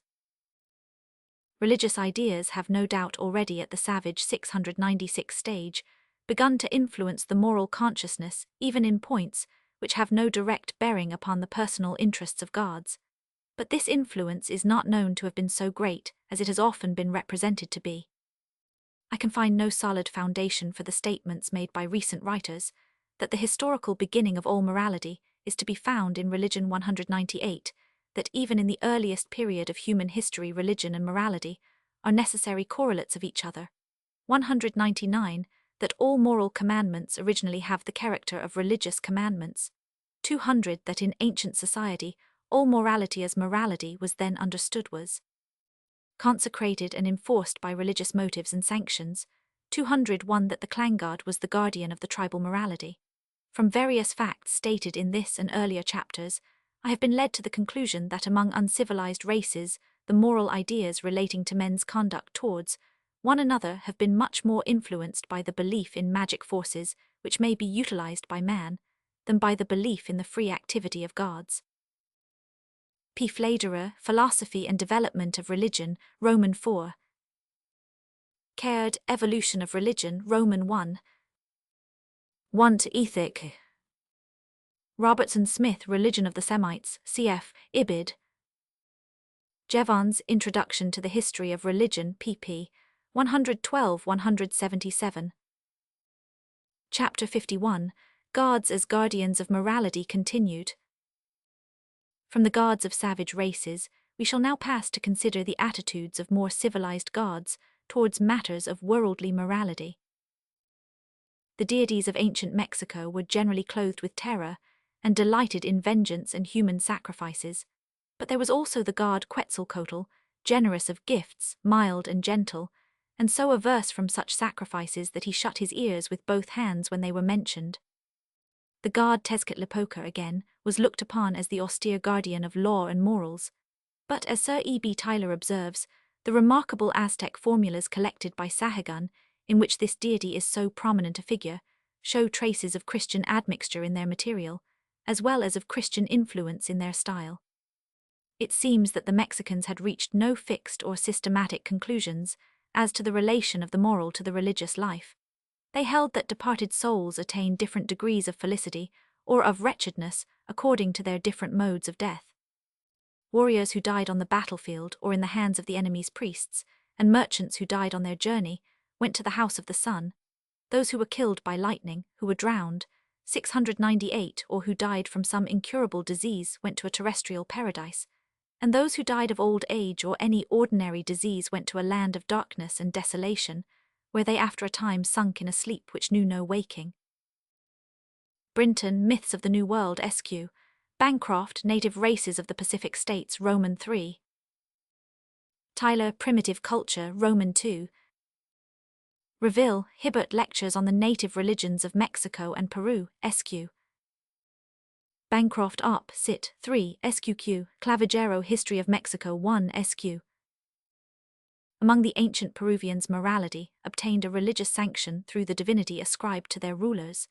They considered every mere order of the king to be a divine decree, says Garcilaso de la Vega. How much more would they venerate the special laws instituted for the common good? They said that the sun had ordered these laws to be made, and had revealed them to his child the Unca, and hence a man who broke them was held to be guilty of sacrilege. 5. According to the beliefs of the higher classes, the Incas were after death transported to the mansion of the sun, their father, where they still lived together as his family. The nobles would either follow them there, or would live beneath the earth under the scepter of Supe, the god of the dead.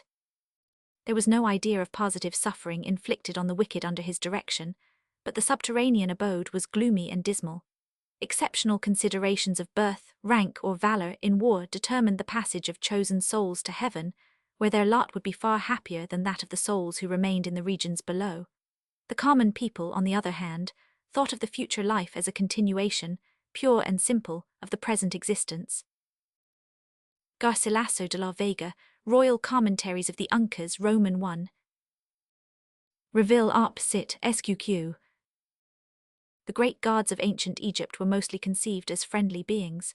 Amun-Ra, the king of the gods, was, in his character of the sun god, the creator, preserver, and supporter of all living things. He it is who makes pasture for the herds and fruit trees for men. On his account the Nile comes and mankind lives. He is verily 699 of kindly heart. When men call to him, he delivers the fearful from the insolent. He is the vizier of the poor, who takes no bribes, and who does not corrupt witnesses, and to him officials pray for promotion. Thoth, the moon god, was also the god of all wisdom and learning, who gave men speech and writing, who discovered the written characters, and by his arithmetic enabled gods and men to keep account of their possessions.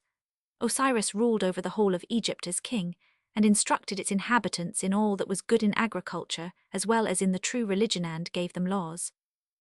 After a long and blessed reign, however, he fell a prey to the machinations of his brother Set, and having been slain was constrained to descend into the underworld, where he evermore lived and reigned as judge and king of the dead.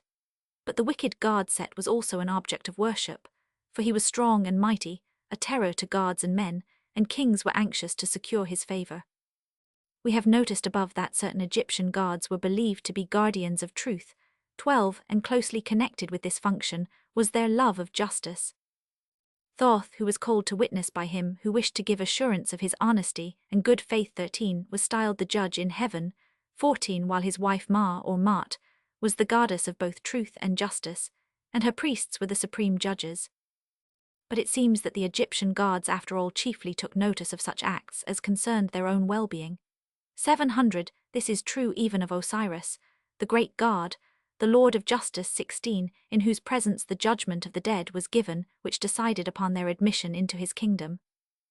In thousands upon thousands of funerary inscriptions, we read words like these: "May a royal offering be given to Osiris, that he may grant all manner of good things, food and drink to the soul of the deceased." 17, and whilst the living paid him his dues in sacrifices repeated from year to year at regular intervals, the dead were not allowed to receive directly the sepulchral meals or offerings of kindred on feast days, but all that was addressed to them must first pass through the hands of the god.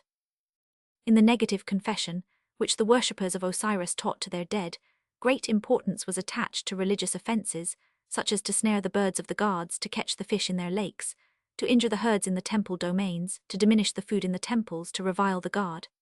At the same time, the list of offences which excluded the dead from Osiris' kingdom contained very many of a social character: murder, oppression, stealing, robbing minors, fraud, lying, slander, reviling, adultery. But the meaning of this seems to have been not so much that the god was animated by a righteous desire to punish the wicked and reward the good, as rather that he did not like to have any rascals among his vassals. As to the fate of the non-justified dead, very little is said, and the punishment devised for them seems to have been a comparatively modern invention. Nay, the virtuous dead themselves depended for their welfare 701 upon their knowledge of magic words and formulas, upon amulets laid in their tombs, and upon the offerings made to them by their kindred. Ignorant souls, or those ill prepared for the struggle, were overcome by hunger and thirst, were attacked by demons and poisonous animals in traversing the regions of the underworld, and when in Osiris' kingdom, had to work until the land and earn their own living if the offerings ceased. The Book of the Dead is itself essentially a collection of spells intended to secure to the dead victory over evil demons and protection from the gods, and the negative confession is a later addition, which shows that originally the conduct of earthly life was not considered at all. So also in the Book of Amduat, the whole doctrine of a future life is based upon a belief in the power of magic, with the single exception that nobody can look forward to possessing fields in Duat who in life has been an enemy of the god Ra. On Egyptian gods as guardians of morality, see, generally, Gardner, Egyptian Ethics and Morality in Hastings, Encyclopedia of Religion and Ethics 5. SQ. Ehrman, Handbook of Egyptian Religion, pp. 5860 AD 3, Wiedemann, Religion of the Ancient Egyptians. Ehrman op. Cit., Maspero, Dawn of Civilization. Ehrman op. Cit., Idem, Life in Ancient Egypt, Maspero op. Cit., Plutarch de Icide et Arcyride 13, Diodorus Siculus, Bibliotheca Historica 1 1525, Kybal Epigrammata Grca p. 21. It is probable that Set originally was the divine protector of the kings of Upper Egypt, while Osiris' son Horus, who defeated him, was the protector of the kings of Lower Egypt. Ehrman, Egyptian Religion SQ. Supra, Roman 2. Ehrman, Egyptian Religion. Supra, Roman 2. Wiedemann op. Cit. Emilino, L'Evolution des Idées Morales dans l'Égypte Ancien, pp. 182-187. Ehrman, Egyptian Religion. Ehrman, Egyptian Religion. Wiedemann op. Cit. Maspero op. Cit. Ehrman, Egyptian Religion SQQ. Wiedemann op. Cit. SQ. Idem, Egyptian Doctrine of the Immortality of the Soul. Ehrman, Egyptian Religion. In the pyramid texts we read that, if among the deceased there is one of whom it can be said, there is no evil which he hath done, the saying penetrates to the sun god, and he receives him kindly in heaven. The deceased also profits with regard to his reception there, if he has never spoken evil of the king nor slighted the gods. But, as a rule, it is rather bodily cleanliness which the gods demand of their new companion in heaven, and they themselves help to purify him. Erman, Life in Ancient Egypt SQQ. Idem, Egyptian Religion SQ. Maspero Up, Sit, SQ. Idem, Edwards de Mythology et d'Archaeologie Egyptians Roman 1 Wiedemann, Religion of the Ancient Egyptians pp. 279-296. Idem, Egyptian Doctrine of the Immortality of the Soul SQ. Maspero Edwards Roman 1 Emilino Up Sit, Renouf in Book of the Dead, Erman Egyptian Religion. Wiedemann, Religion of the Ancient Egyptians SQ. Maspero Edwards Roman 2. The religion of the Chaldeans was a religion of dread. Everywhere they felt themselves surrounded by hostile demons. Feared above all were the 7 evil spirits, who were everywhere and yet invisible, who slipped through bolts and doorposts and sockets, and who had power even to bewitch the gods.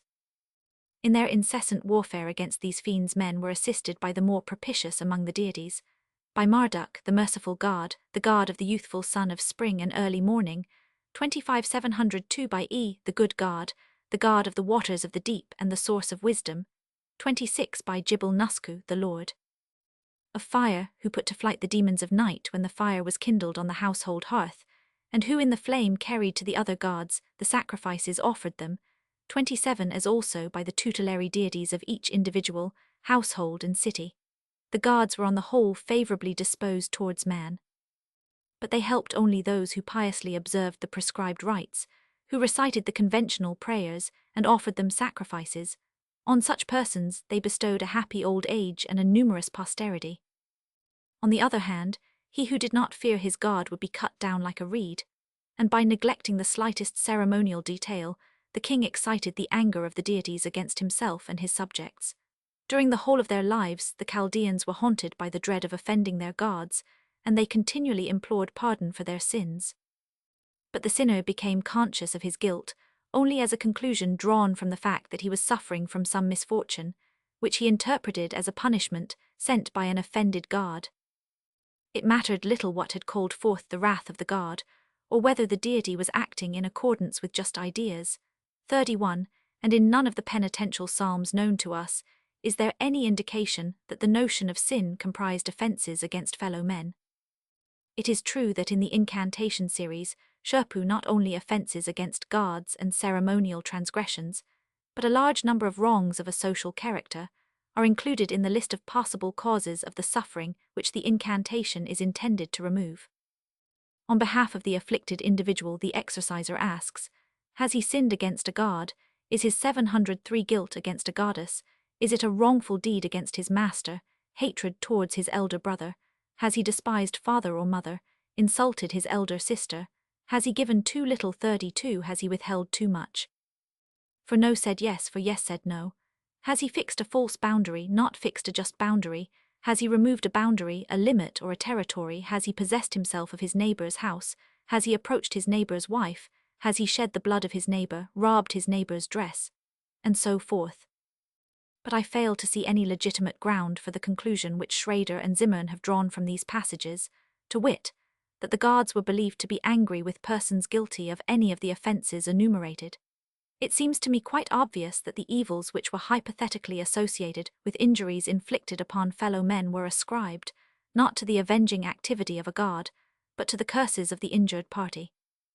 The gods are expressly invoked to relieve the unhappy individual from the curses under which he is suffering, whether he has been cursed by his father, mother, elder brother, elder sister, friend, master, king, or god, or has approached an accursed person, or slept in such person's bed, or sat on his chair, or eaten from his dish, or drunk from his cup.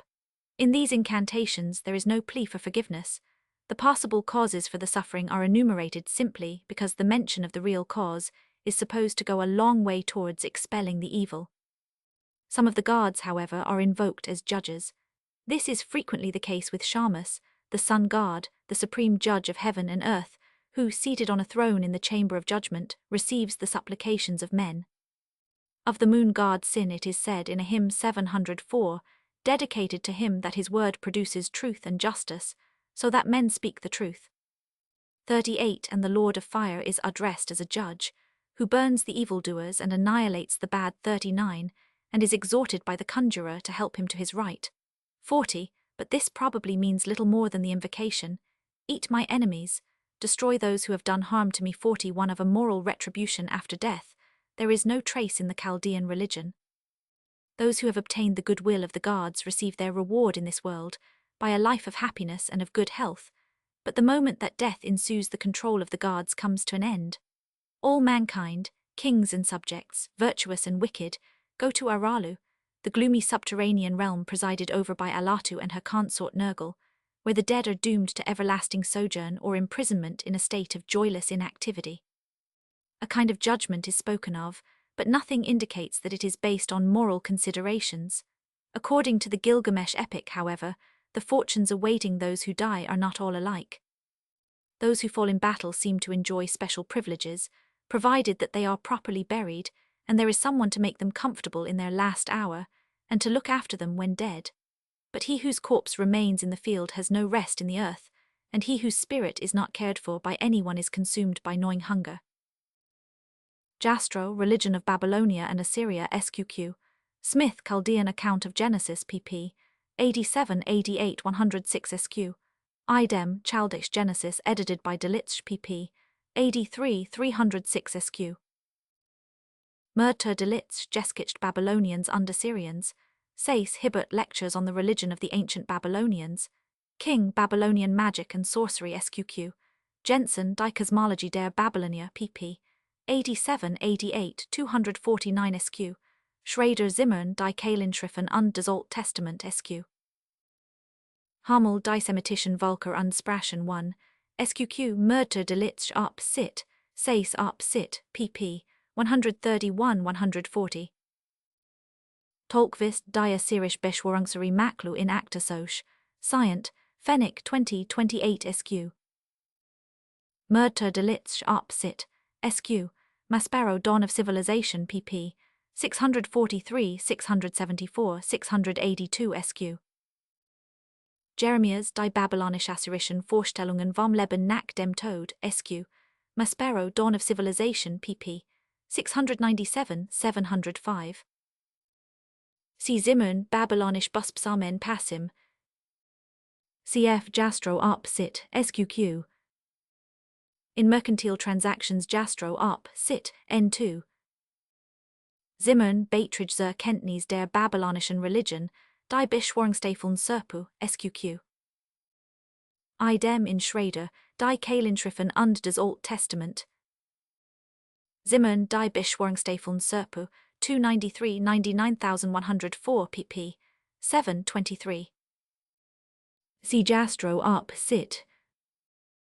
Tolkvist Maklu Roman 2 Zimmern Serpu 2 Idem Babylonisch Hymnen und Gebet, Murter Delitzsch up sit, Schrader Zimmern up sit, Jastrow up sit, pp. 71 120-209 SQQ. Zimmern Babylonisch Hymnen und Gebet. Tolkvist Maklu 1, 289 116 130 131 184. Ibid Roman 1. Ibid 1 Roman 2. Jeremias up sit, Passim, Schrader Zimmern up sit, SQ Jastrow up sit, SQQ, Jensen up sit, SQQ. Haupt dies Wolft Tafel des Babylonischen Nimrod Epos, in Beiträge zur Assyriologie 1, SQ, Jensen des Gilgamesh Nimrod Epos 12, in Assyrisch Babylonisch Mythen und Epen. In a still higher degree than the Chaldean religion, Zoroastrianism represents an incessant struggle against evil spirits. Here everything in heaven and on earth is engaged in the conflict. It is a war between two mighty sovereigns, Ahura Mazda and Angra Mainyu, and their respective forces. Whatever works for the good of man comes from 705, and strives for Ahura Mazda. Whatever works for the harm of man comes from, and strives for Angra Mainyu.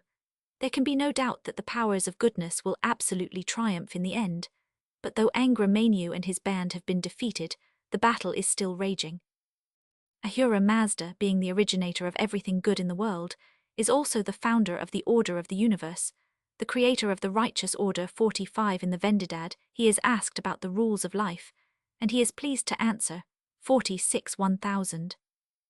Dharmastita observes that the Avesta and the Pentateuch are the only two religious books known in which legislation descends from the heavens to the earth, in a series of conversations between the lawgiver and his God. The sacred law of Zoroastrianism enjoins charity and industry. 49. It condemns the murder of a believer. 50. Abortion. 51. Theft. 52. Non-payment of debts. 53. And with special emphasis, falsehood and breach of faith. 54. And unnatural intercourse. But the good thoughts, words and deeds most urgently insisted upon are orthodoxy, prayer and sacrifice, whilst the greatest sins are apostasy, transgressions of the rules of ceremonial cleanliness, and offences against sacred beings. It is less criminal to kill a man than to serve bad food to a shepherd's dog, for the manslayer gets off with 90 stripes, whereas the bad master will receive 200, and the killing of a water dog is punished with 10,000 stripes. Offenders will be liable to penalties not only here below, but in the next world as well, where Ahura Mazda, the discerning arbiter. 58 establishes evil for the evil, and happy blessings for the good.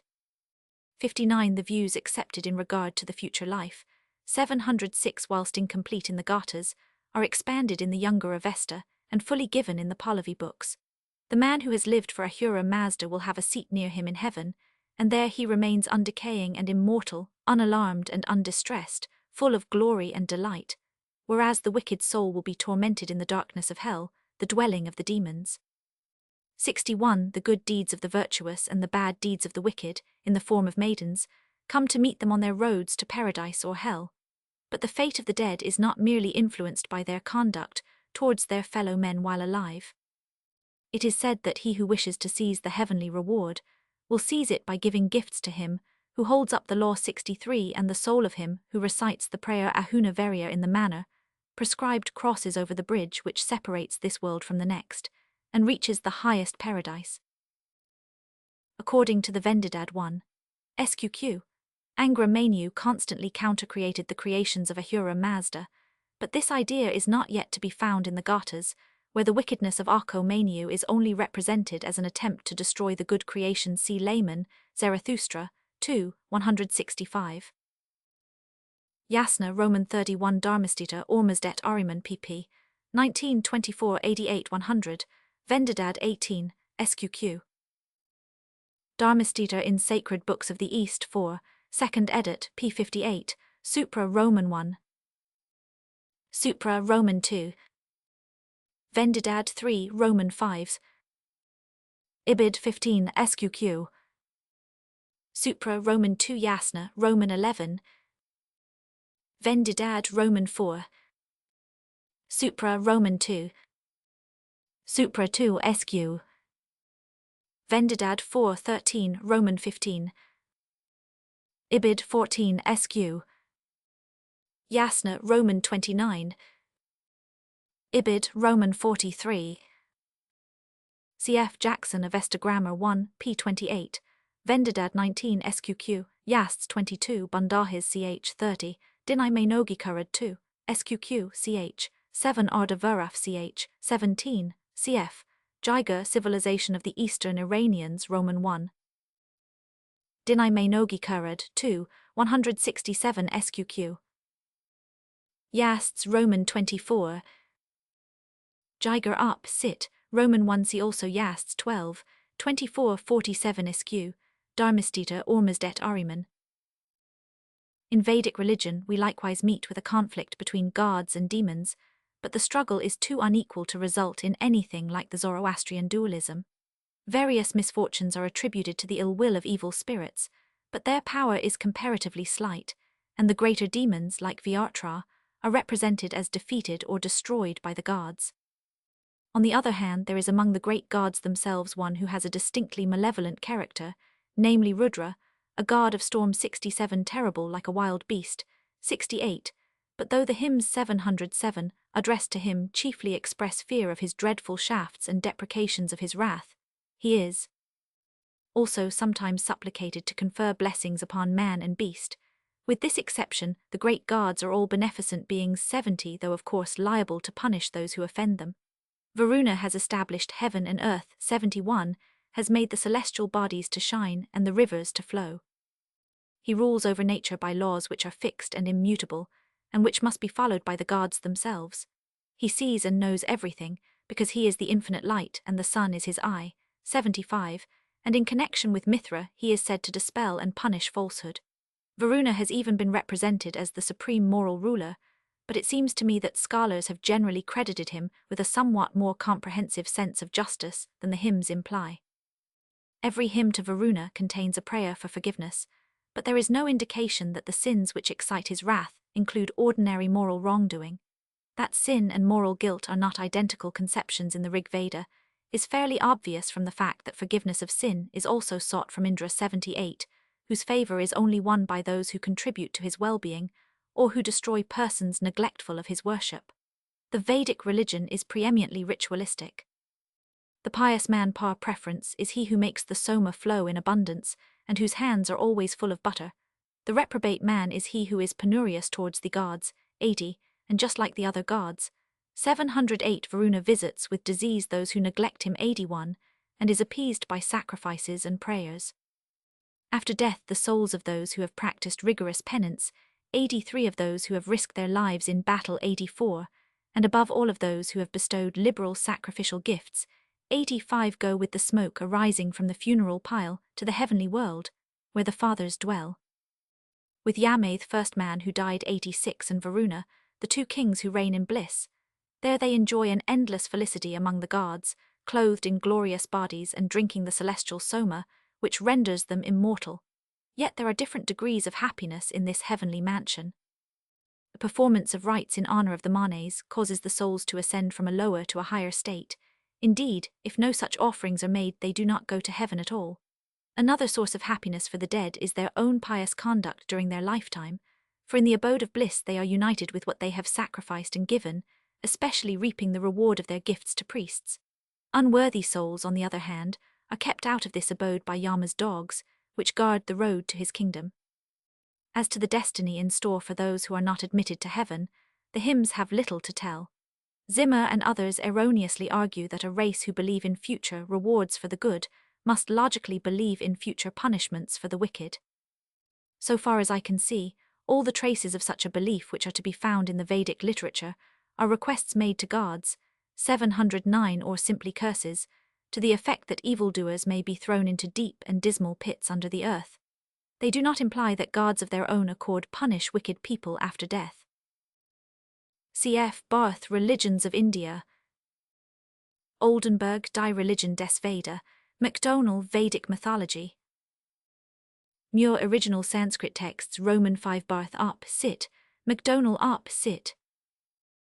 Oldenburg op. Cit. pp. 63 281-284. MacDonald op. Cit. Bergani, La Religion Védique 3, SQQ. MacDonald op. Cit. SQ. Oldenburg op. Cit. pp. 60 281. MacDonald op. Cit.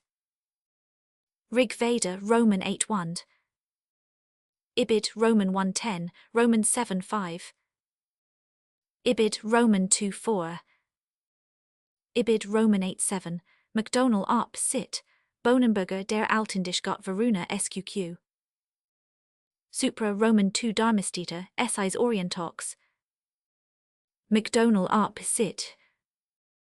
MacDonald op. Cit. pp. 2026. Whitney on the main results of the later Vedic researches in Germany in Jour, American Oriental Soc. Roman 3 Roth on the morality of the Veda. Ibid.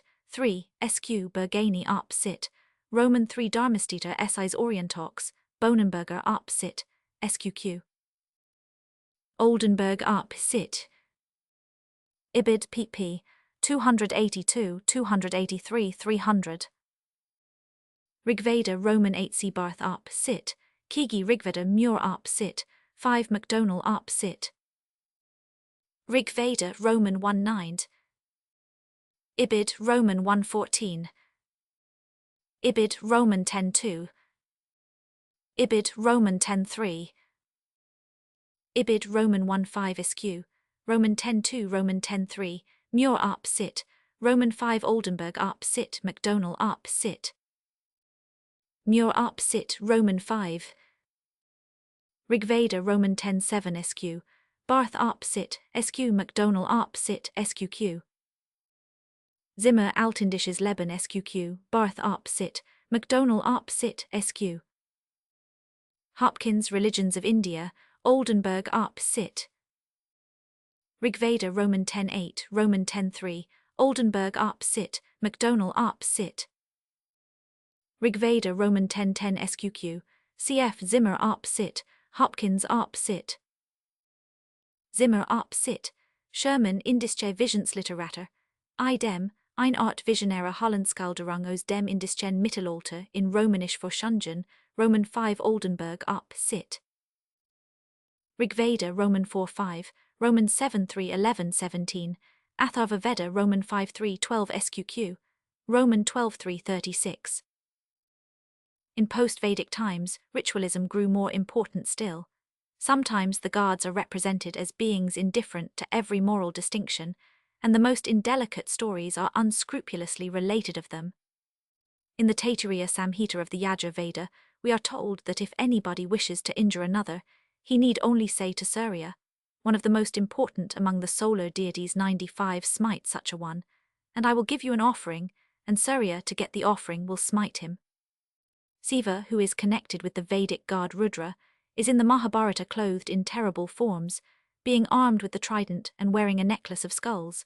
He exacts a bloody cultus, and is the chief of the mischievous spirits and vampires that frequent places of execution and burial grounds.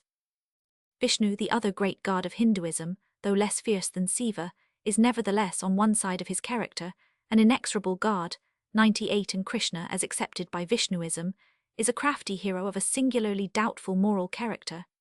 In Brahmanism, religion is largely replaced by magic, the rites themselves are raised to the rank of divinities, the priests become the gods of gods.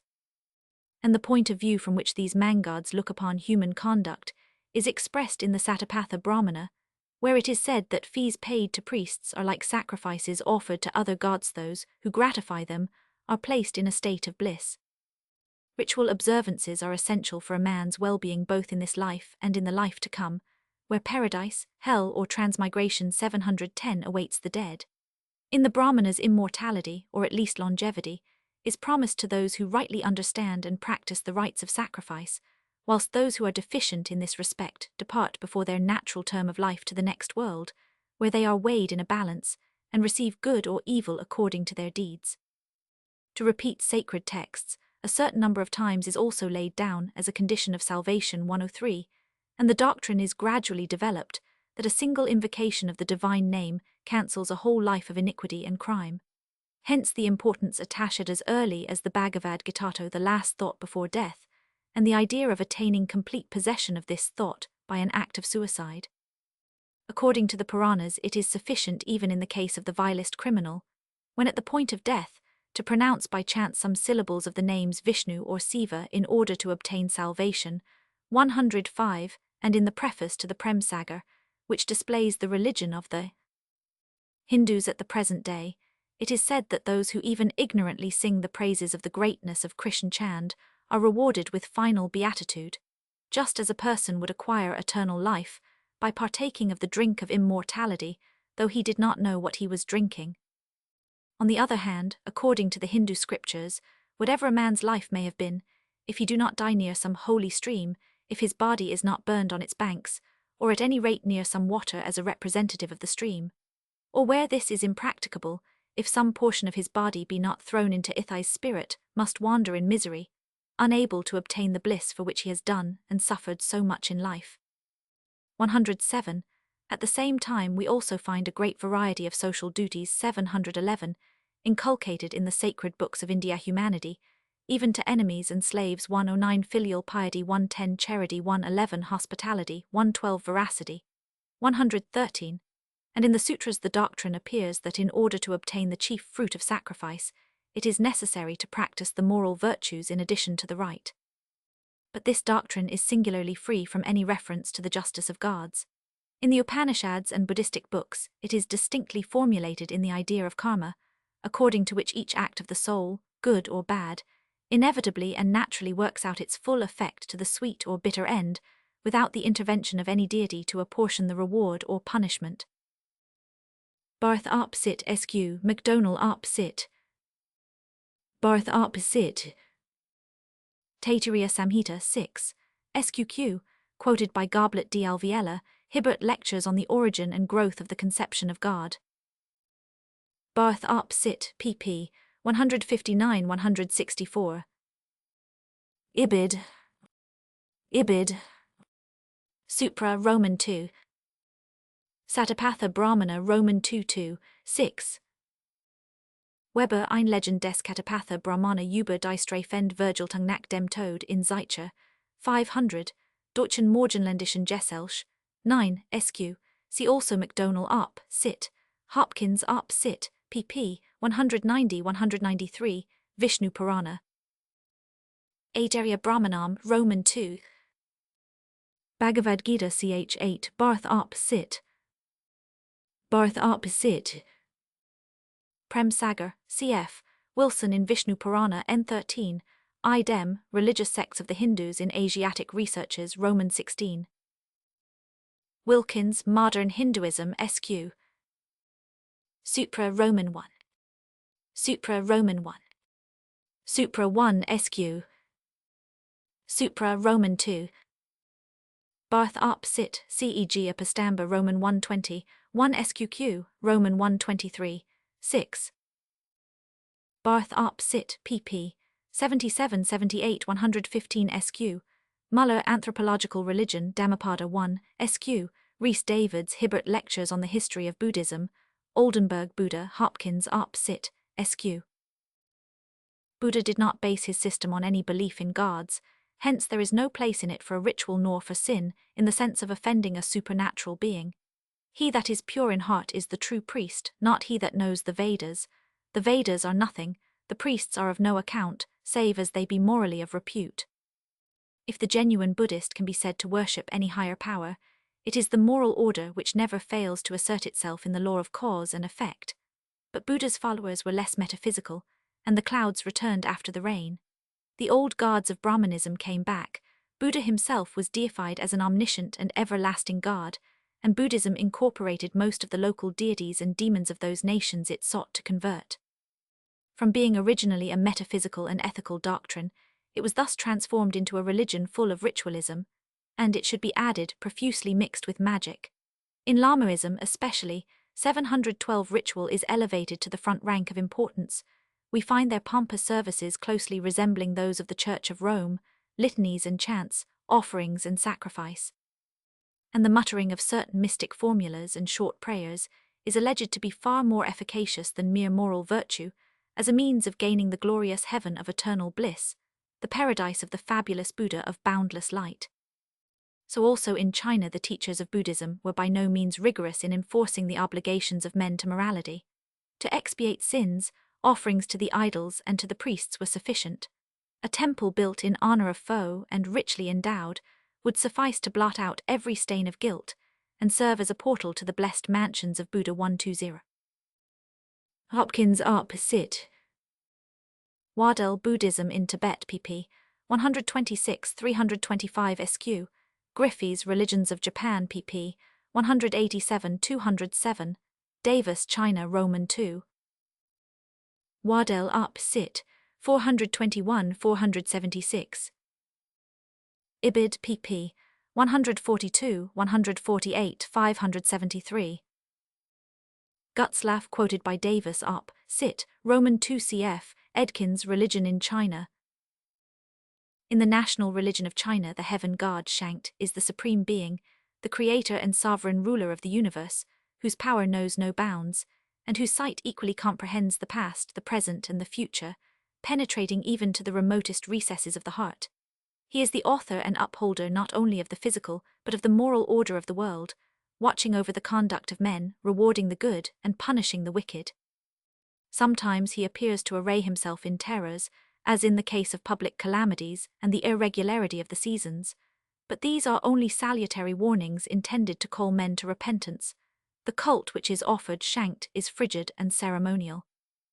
The rules of ceremony have their origin in heaven, and the movement of them 713 reaches to earth.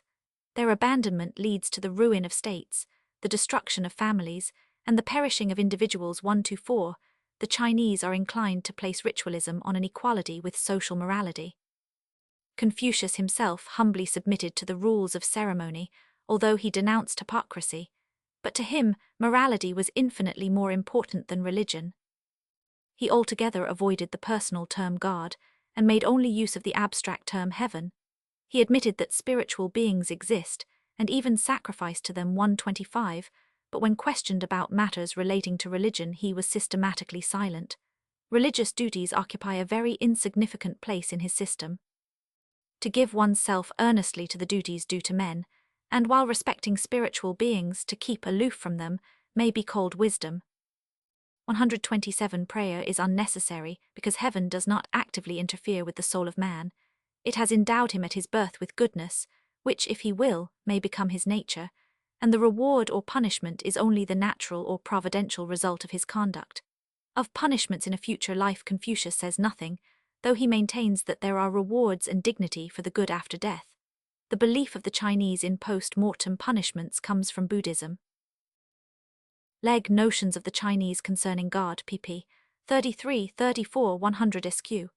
Idem, Chinese Classics, Roman 1 Stanton, Inquiry into the Proper Mode of Rendering the Word God, in Translating the Sacred Scriptures into the Chinese Language, sq. Douglas, Confucianism and Taoism, pp. 77-82. Doolittle, Social Life of the Chinese, Roman 2 Leg, Chinese Classics 1, Roman 3 Smith, Proverbs of the Chinese, Boone, Essay on the Proper Rendering of the Words Elohim and into the Chinese Language, Indo-Chinese Gleaner, Roman 1 Davis, Op. Cit. 234, Douglas, Op. Cit. pp. 77-78-83. Stanton, Op. Cit. Leg, Chinese Classics 3 sq. Li Kai, Roman 7-5 sq. Lun Yu, Roman 3-1, Roman 10-10. Ibid, Roman 7 cf. Reveal la religion chinoise. Lun Yu, Roman 6. Douglas, Op. Cit. Leg, Religions of China, Reveal, Op. Cit. Leg, Religions of China, pp. 115-299 sq. Reveal, Op. Cit. Indo-Chinese Gleaner, Roman 3 Edkins, Op. Cit. pp. 83-87 sqq. Smith, Proverbs of the Chinese. The gods of ancient Greece were on the whole beneficent beings, who conferred blessings upon those who secured their goodwill. Zeus protects the life of the family, city and nation. He is a god of victory and victorious peace, who gathers the hosts against Troy and saves Greece from Persia. He brings the ships to land. He is the warder off of evil. 131, but neither he nor the other gods bestow their 714 favors for nothing. Xenophon says that they assist with good advice those who worship them regularly. 132, but take revenge on those who neglect them. They punish severely even offenses committed against them, accidentally. 134, and not infrequently, they display actual malevolence towards men by seducing them into sin or inflicting harm upon them out of sheer envy. In other respects also, they are by no means models of morality, but this does not prevent them from acting as administrators of justice any more than, among men, a judge is supposed to lose all regard for justice because he himself transgresses the rules of morality in some particular of private life. For great crimes, says Herodotus, great punishments at the hands of the gods are in store. 138 Dike, or Justice, the terrible virgin who breathes against her enemies a destructive wrath. 139 is represented sometimes as the daughter, sometimes as the companion of the all-seeing Zeus. 140, and as Welker observes, Zeus was not only a god among other gods, but also the deity. Solely and abstractedly. We have noticed above that from ancient times the murder of a kinsman was an offense against Zeus and under the ban of the Erinyes, and that later on all bloodshed, if the victim had any rights at all within the city, became a sin which needed purification. Zeus protected guests and suppliants. 143, he punished children who reproached their aged parents. 144, he was a guardian of the family property. 145, he protected boundaries. 146, he was no friend of falsehood. 147, he punished perjury. According to earlier beliefs, retribution was exclusively restricted 715 to this earthly existence, and if the guilty person himself escaped the punishment for his deed, it fell on some of his descendants.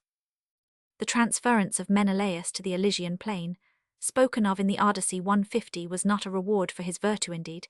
He was not particularly conspicuous for any of the Homeric virtues, but a privilege, resulting from his being married to Zeus' daughter Helena, 151, and if the perjurer was tortured in Hades, the simple reason was that he had called down upon himself such torture in his oath. In later times we meet with the doctrine of retribution after death, not only in the speculations of isolated philosophers, but as a popular belief, 154, but this belief seems to have been quite unconnected with any notion of Olympian justice. The souls in the world beyond the grave are sentenced by special judges. 156 Aeschylus expressly says that it is another Zeus that administers justice there.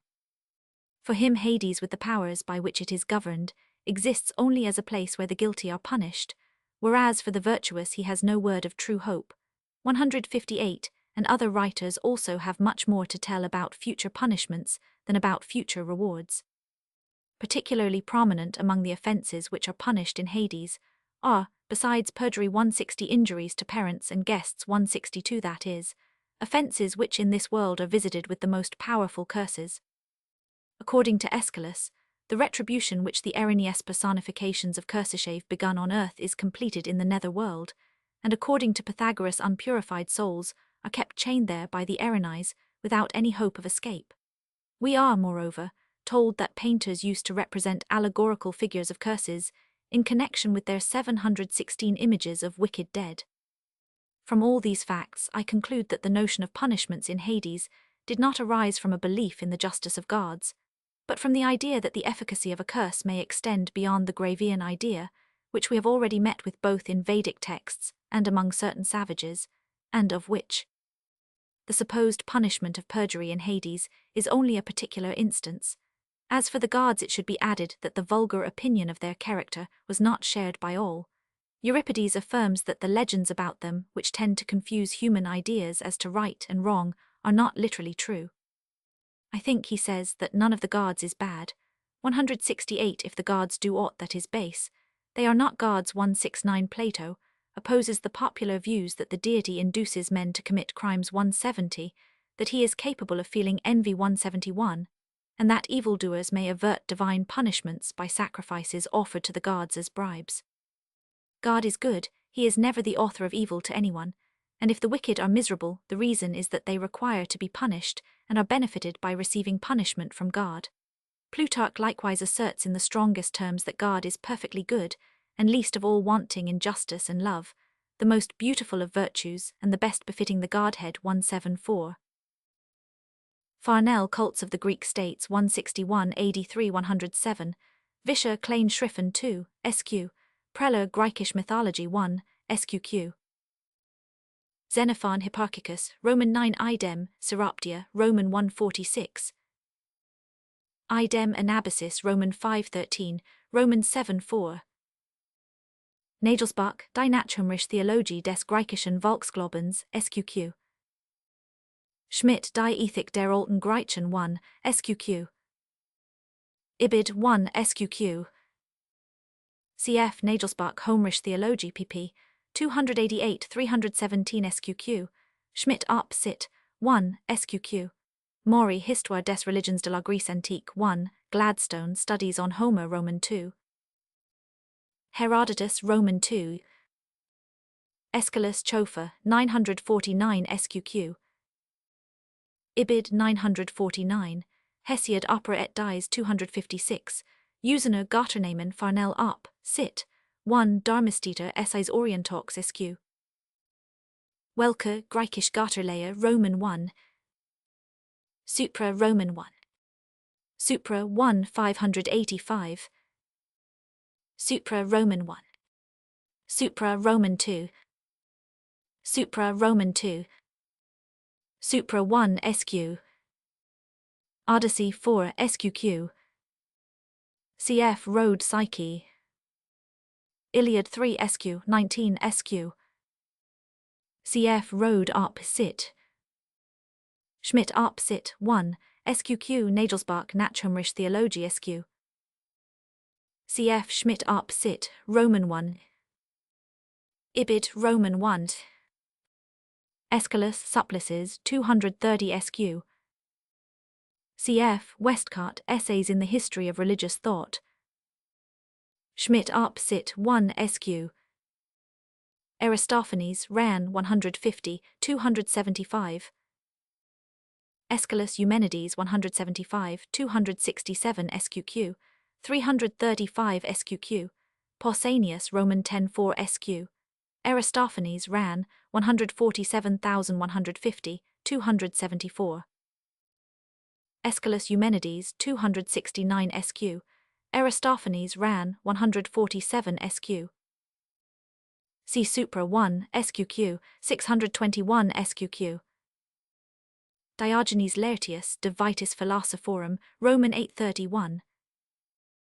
Demosthenes Contra Aristogitonum Oratio Roman 1. The Arabs of the Oulad Bu Aziz in southern Morocco maintain that there are three classes of persons who are infallibly doomed to hell, namely, those who have been cursed by their parents, those who have been guilty of unlawful homicide, and those who have burned corn. They say that every grain curses him who burns it. Cf. Westcott Up Sit. Euripides Iphigenia in Taurus, 391. Idem Bellerophon 17 Fragmenta 300. Plato Respublica 2 SQ. Idem Ph. Drews Idem Timmus. Idem Respublica 2 SQQ. Idem Legs 10 SQQ Roman 12. Idem Respublica 2 SQ. Cf. Aeschylus Agamemnon 176 SQQ. Plutarch De Defectu Auriculorum, see also Idem De Adulator et Amico 22. The guards of the Romans were on the whole unsympathetic and lifeless beings, some of them even actually pernicious, as the guard of fever who had a temple on the Palatine Hill, and the guard of ill fortune who had an altar on the Esquiline Hill. The relations between the guards and their worshippers were cold, ceremonial, legal. The chief thing was not to break the peace of the guards, or, when it was broken, to restore it. They were rendered propitious by sanctity and piety. 177. But sanctity was defined as the knowledge of how we ought to worship them, and piety was only justice towards the gods, the return for benefits received. Cicero asks, what piety is due to a being from whom you receive nothing. 178. The divine law, phas, was distinguished from the human law, jus. To the former belonged not only the religious rites but the duties to the dead, as also the duties to certain living individuals. Offences against parents were avenged by the divi parentum. 180. The duty of hospitality was enforced by the de hospitals and Jupiter. 181. Boundaries were protected by Jupiter terminalis and terminus. 182. And Jupiter, Dies Fidius and Fides, were the guardians of sworn faith. Cicero De Natura Deorum Roman 3. Lest gr coitalish rechtsgeschicht sqq, Granger Worship of the Romans. Cicero De Officiis Roman 2. Idem De Natura Deorum Roman 1. On the distinction between phas and jus evangering, Geist des Römischen Rechts Roman 1. Supra Roman 1. Supra Roman 2. Supra 2 121 SQ. Wiswa, Religion und Kultus der Römer pp. 48 103 104 123 SQ. The God of Israel was a powerful protector of his chosen people, but he was a severe master who inspired more fear than love. In the prophetic period at least, he was no model of goodness. He had unaccountable moods. His wrath often resembled rather the insensate violence of angered nature than the reasonable indignation of a moralized personality. 184 as appears. For instance, from the suggestion of David that Saul's undeserved enmity might be due to the incitement of God. At the same time, his severity was also a guardian of human relationships. It turned against children who were disrespectful to their parents, against murderers, adulterers, thieves, false witnesses indeed. The whole criminal law was a revelation of the Lord. He was moreover a protector of 718 the poor and needy 186, and a preserver of strangers. But offences against God were in the 10 Commandments, mentioned before offences against man. Religious rites were put on the same level with the rules of social morality. Neglect of circumcision, or disregard of the precepts of ceremonial cleanliness or Sabbath breaking, was punished with the same severity as the greatest crimes. To the ordinary man, says Wellhausen, it was not moral but liturgical acts that seemed to be truly religious. 189. A different opinion, however, was expressed by the prophets. They opposed the vice of the heart to the outward service of the ritual. God was said by them to desire not sacrifice but mercy. 191, and to hate the hypocritical service of Israel with its feast days and solemn assemblies. 192, and the true fast was declared to consist in moral well-doing. To them righteousness was the fundamental virtue of Yahweh, and if he punished Israel his anger was no longer a merely fitful outburst, unrelated to Israel's own wrongdoing, but an essential element of his righteousness. However, as 1000, Halevy observes, the truly national conceptions of the Hebrews were not those which the prophets maintained, but those which they opposed. The importance of ritual was more than ever emphasized in the post-prophetic priestly code. Montefiore, Hibbert Lectures on the Religion of the Ancient Hebrews. 1851 Samuel, Roman 26. Supra 1 565. Supra Roman 1. Montefiore Up, Sit, pp. 327-470, Cuanon, Religion of Israel, Roman 2. Wellhausen, Prolegomena to the History of Israel. Cf. Caird, Evolution of Religion, Roman 2. Hosea, Roman 6. Amos 5 SQQ. Isaiah 58 SQQ. Cf. Montefiore Up, Sit, SQ. Halevy, Mélanges de critique et d'histoire relatifs, aux pupils sémitiques.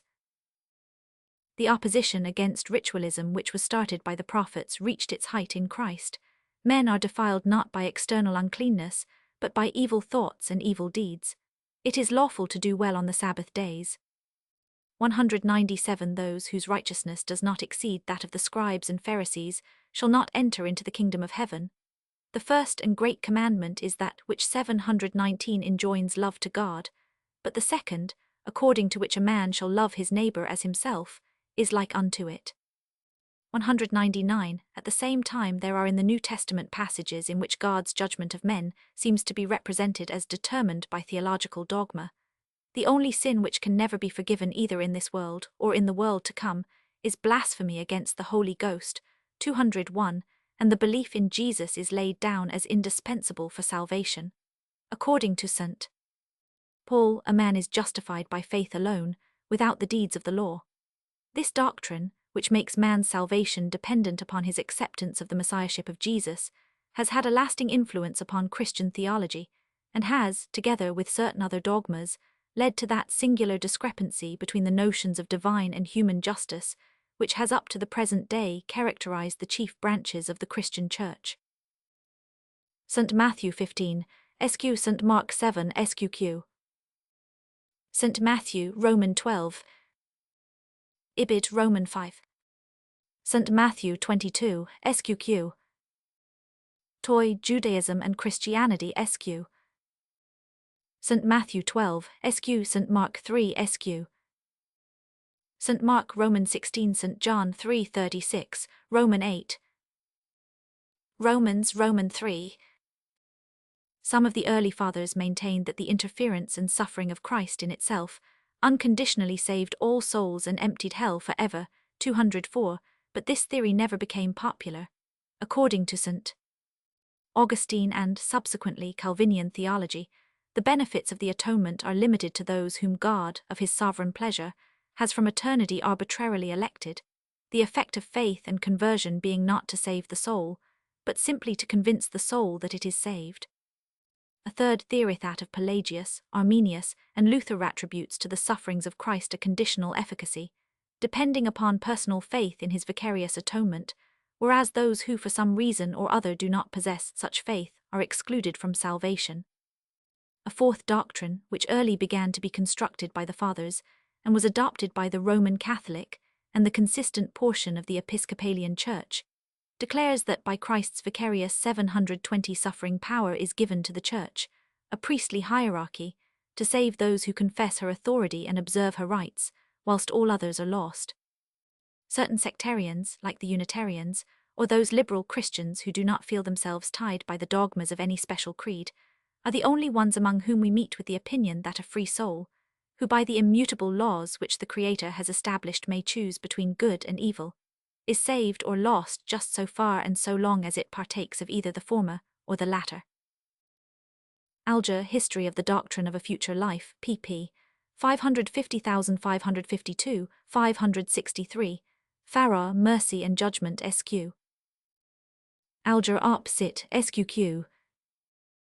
According to the leading doctrines of Christianity, then, the fates of men beyond the grave are determined by quite other circumstances than what the moral consciousness by itself recognizes as virtue or vice. They are all doomed to death and hell in consequence of Adam's sin, and their salvation, if not absolutely predestined, can only be effected by sincere faith in the atonement of Christ, or by valid reception of sacramental grace at the hands of a priest. Persons who on intellectual or moral grounds are unable to accept the dogma of atonement, or to acknowledge the authority of an exacting hierarchy, are subject to the most awful penalties for a sin committed by their earliest ancestor, and so are the countless millions of heathen who never even had an opportunity to embrace the Christian religion. Luther was considered to have shown an exceptional boldness when he expressed the hope that our dear God would be merciful to Cicero, and to others like him. 206 In the Westminster Confession of Faith, the divines declared the opinion that men not professing Christianity may be saved to be very pernicious, and to be detested. 207, and in their larger catechism they expressly said that they who, having never heard the gospel, know not Jesus Christ, and believe not in him, cannot be saved, be they never so diligent to frame their lives according to the light of nature, or the laws of that religion which they profess. 208. This doctrine has had many 721 adherents up to the present time. 209, although a more liberal view in favor of virtuous heathen has obviously been gaining ground. Even in the case of Christians, errors in belief on such subjects as church government, the Trinity, transubstantiation, original sin and predestination have been declared to expose the guilty to eternal damnation. In the 17th century, it was a common theme of certain Roman Catholic writers that Protestancy unrepented destroys salvation. 212, while the Protestants on their part taxed Dumoulin with culpable laxity for admitting that some Roman Catholics might escape the torments of hell. Nathanael Emmons, the sage of Franklin, tells us that it is absolutely necessary to approve of the doctrine of reprobation in order to be saved. 214. Farrar op sit. Confession of Faith, Roman 10. Larger Catechism, Answer to Question 60. Farrar op sit Sq. Prentice, Infant Salvation in Presbyterian Review, Roman 4. For earlier instances of this opinion see Abbott, Literature of the Doctrine of a Future Life, forming an appendix to Alger's History of the Doctrine of a Future Life, pp. 859, 863, 865. Abbott Locke sit. Wilson, Charity mistaken, with the want whereof Catholics are unjustly charged, for affirming that Protestancy unrepented destroys salvation. Abbott Locke sit. Emmons Works, Roman 4. Besides the heathen, there is another large class of people whom Christian theology has condemned to hell for no fault of theirs, namely, infants who have died unbaptized. From a very early age, the water of baptism was believed by the Christians to possess a magic power to wipe away sin. 215, and since the days of St. Augustine, it was deemed so indispensable for salvation that any child dying without the bath of regeneration was regarded as lost forever. St. Augustine admitted that the punishment of such children was of the mildest sort. 217, but other writers were more severe. St. Fulgentius condemned to everlasting punishment in eternal fire even infants who died in their mother's womb. However, 722, the notion that unbaptized children will be tormented, gradually gave way to a more humane opinion. In the middle of the 12th century, Peter Lombard determined that the proper punishment of original sin, when no actual sin is added to it, is the punishment of loss, that is, loss of heaven and the sight of God, but not the punishment of sense, that is, positive torment. This doctrine was confirmed by Innocentius III, and shared by the large majority of the schoolmen, who assumed the existence of a place called limbus, or infernus purorum, where unbaptized infants will dwell without being subject to torture. but the older view was again set up by the Protestants, who generally maintained that the due punishment of original sin is, in strictness, damnation in hell, although many of them were inclined to think that if a child dies by misfortune before it is baptized, the parents' sincere intention of baptizing it, together with their prayers, will be accepted with God for the deed. In the Confession of Augsburg, the Anabaptistic doctrine is emphatically condemned, 221, and although Zwingli rejected the dogma that infants dying without baptism are lost, and Calvin, in harmony with his theory of election, refused to tie the salvation of infants to an outward rite, the necessity of baptism as the ordinary channel of receiving grace appears to have been a general belief in the Reformed churches throughout the 16th and 17th centuries. The damnation of infants was in fact an acknowledged doctrine of Calvinism 223, though an exception was made for the children of pious parents. But in the latter part of the 18th century Toplady, who was a vehement Calvinist, avowed 723 his belief in the universal salvation of all departed infants, whether baptized or unbaptized, and 100 years later Dr. Hodge thought he was justified in stating that the common opinion of evangelical Protestants was that all who die in infancy are saved 226. The accuracy of this statement, however, seems somewhat doubtful. In 1883 Mr. Prentice wrote of the doctrine of infant salvation independently of baptism. My own impression is that, had it been taught as unequivocally in the Presbyterian Church even a third of a century ago, by a theologian less eminent than Dr. Hodge for orthodoxy, piety, and weight of character, it would have called forth an immediate protest from some of the more conservative, old-fashioned Calvinists 227. Tertullian de Baptismo 1 SQQ, Mean Patrologi Cursus 1 SQQ, Harnack History of Dogma 1 SQ, Roman 2 Stanley Christian Institutions, Lewis Paganism Surviving in Christianity pp. 72, 73, 129, 144 SQ. Bingham Works 3 SQQ Prentice Locke Sit. St. Augustine De Peccatorum Meritis et Remission 1 Mean Up Sit. 44. St. Fulgentius Defied 27 Mean Up Sit. 65. Wall History of Infant Baptism 1 SQ. Ibid 1 468. Luther and his followers, however, speak more doubtfully about the efficacy of the parents' unrealized intention and lay much stress on actual baptism. Ibid 1. Augsburg Confession Roman 1. Prentice Locke Sit. Calvin Institutio Christiana Religionis Roman 4:10 Vol. Roman 2 Norton Tracts Concerning Christianity SQQ. Calvin Up Sit. Roman 4:9 Vol. 2 SQ Wall Up Sit. Roman 1 Anderson Introductory Essay to Logan's Words of Comfort for Parents Bereaved of Little Children p21. Toplady Works SQ. Hodge Systematic Theology 1 SQ. Prentice Locke Sit. See also Anderson Locke Sit. p23. In order fully to realize the true import of the dogma of damnation, it is necessary to consider the punishment in store for the condemned. The immense bulk of the Christians have always regarded hell and its agonies as material facts.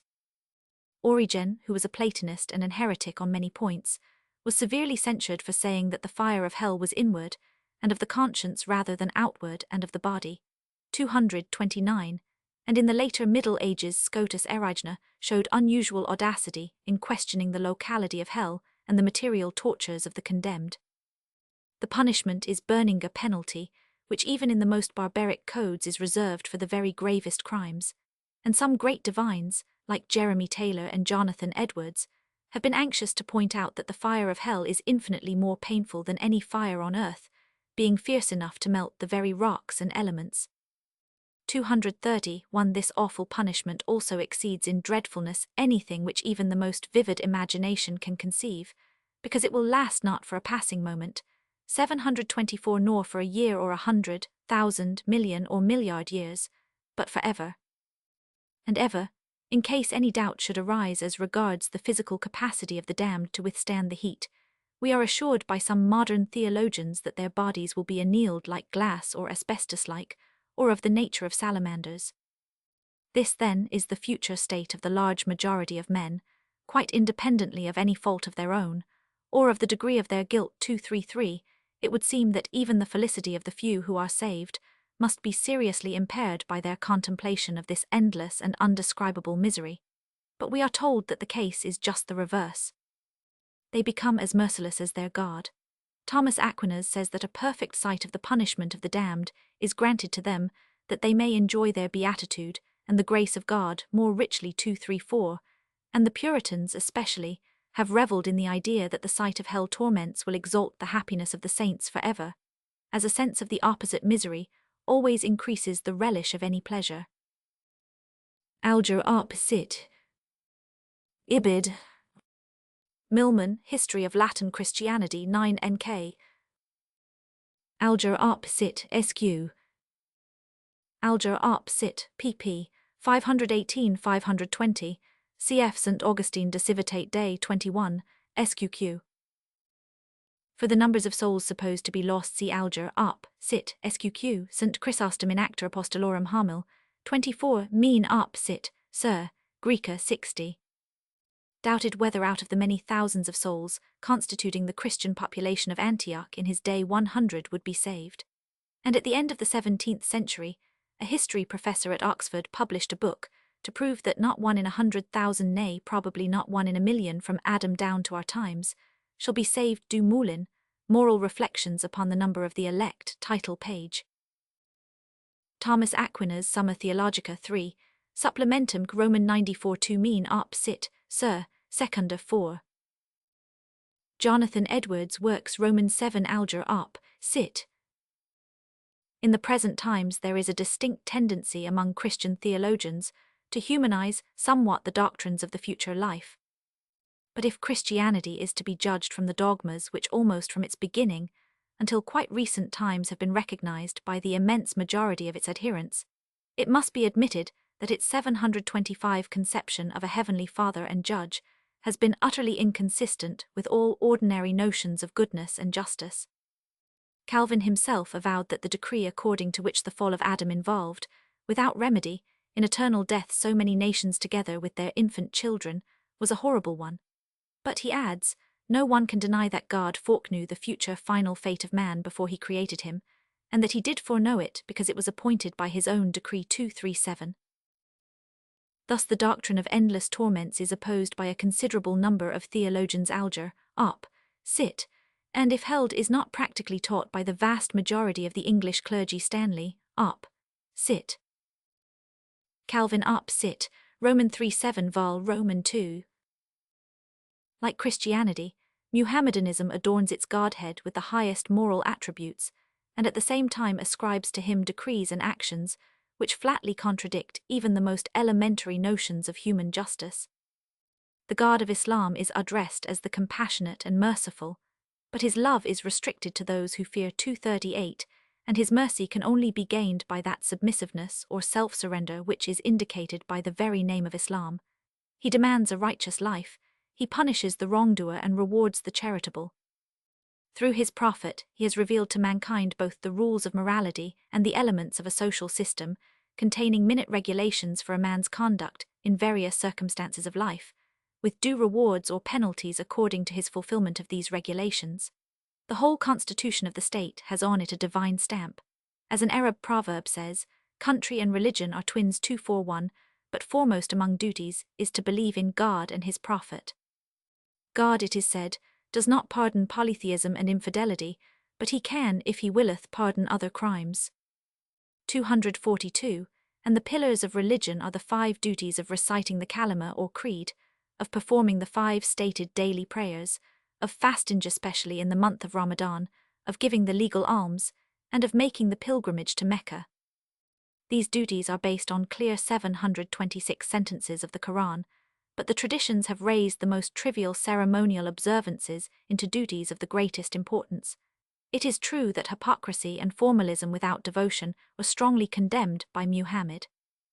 Righteousness, he said, is not that ye turn your faces towards the east or the west, but righteousness is one who believes in God and the last day and the angels and the book and the prophets, and who gives wealth for his love to kindred, and orphans and the poor, and the son of the road and beggars and those in captivity, and who is steadfast in prayer and gives alms, and those who are sure of their covenant when they make a covenant, and the patient in poverty and distress and in time of violence, these are they who are true.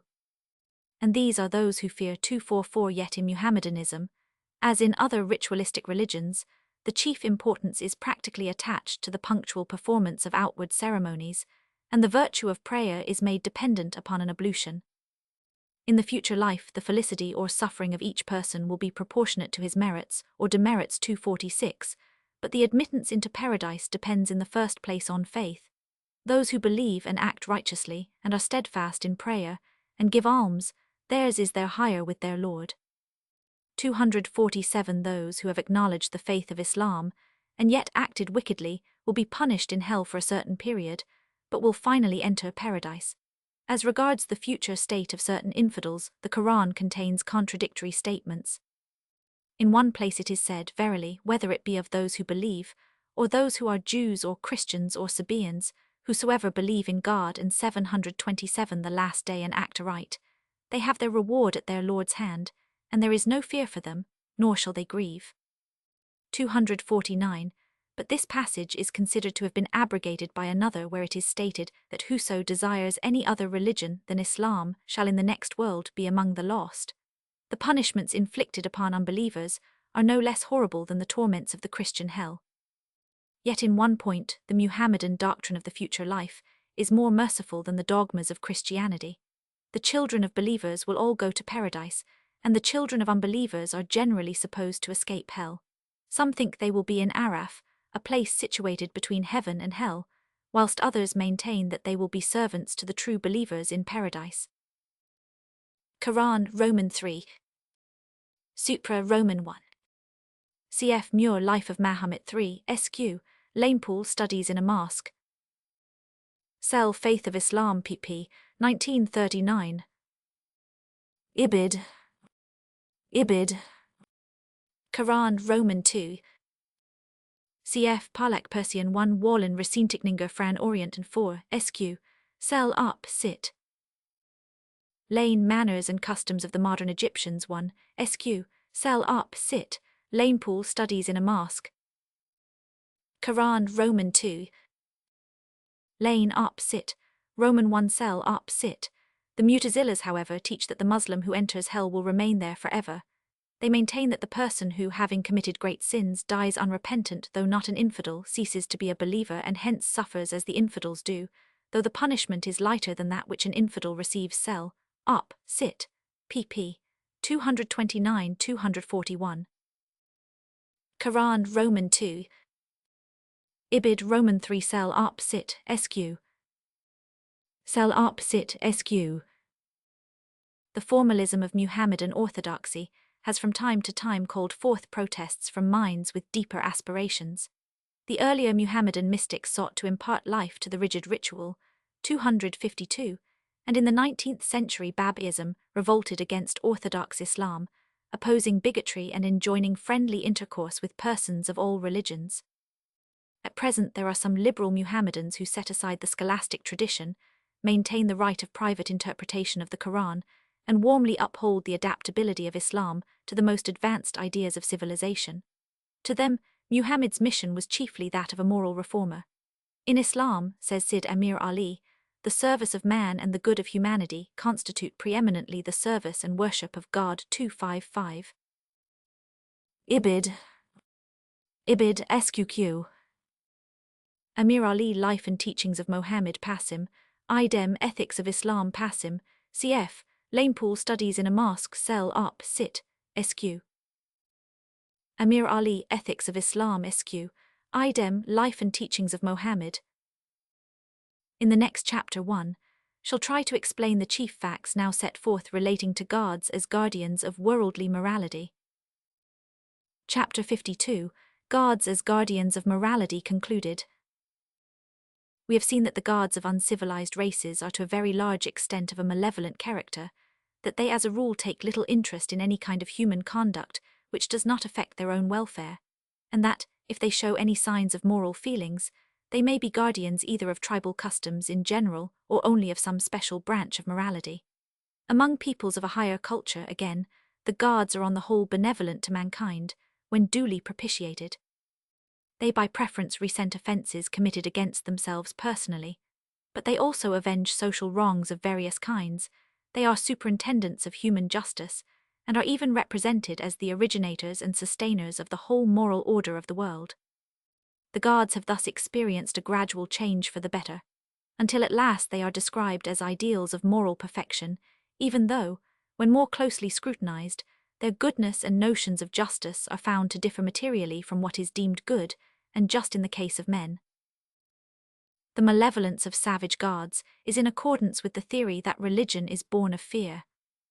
The assumed originators of misfortunes were naturally regarded as enemies to be propitiated, whilst fortunate events, if attracting sufficient attention and appearing sufficiently marvelous to suggest a supernatural cause, were commonly ascribed to beings who were too good to require 729 worship, but growing reflection has a tendency to attribute more amiable qualities to the gods. The religious consciousness of men becomes less exclusively occupied with the hurts they suffer, and comes more and more to reflect upon the benefits they enjoy. The activity of a god which displays itself in a certain phenomenon or group of phenomena appears to them on some occasions as a source of evil, but on other occasions as a source of good. Hence the god is regarded as partly malevolent, partly benevolent, and in all circumstances as a being who must not be neglected. Moreover, a god who is by nature harmless or good may by proper worship be induced to assist man in his struggle against evil spirits. This protective function of gods becomes particularly important when the god is more or less disassociated from the natural phenomenon in which he originally manifested himself. Nothing, indeed, seems to have contributed more towards the improvement of nature gods than the expansion of their sphere of activity. When supernatural beings can exert their power in the various departments of life, men naturally choose for their gods those among them who with great power combine the greatest benevolence. Men have selected their gods according to their usefulness. Among the Maoris, a mere trifle, or natural casualty, will induce a native or a whole tribe to change his atua. 2. The Negro, when disappointed in some of his speculations, or overtaken by some sad calamity, throws away his fetish and selects a new one.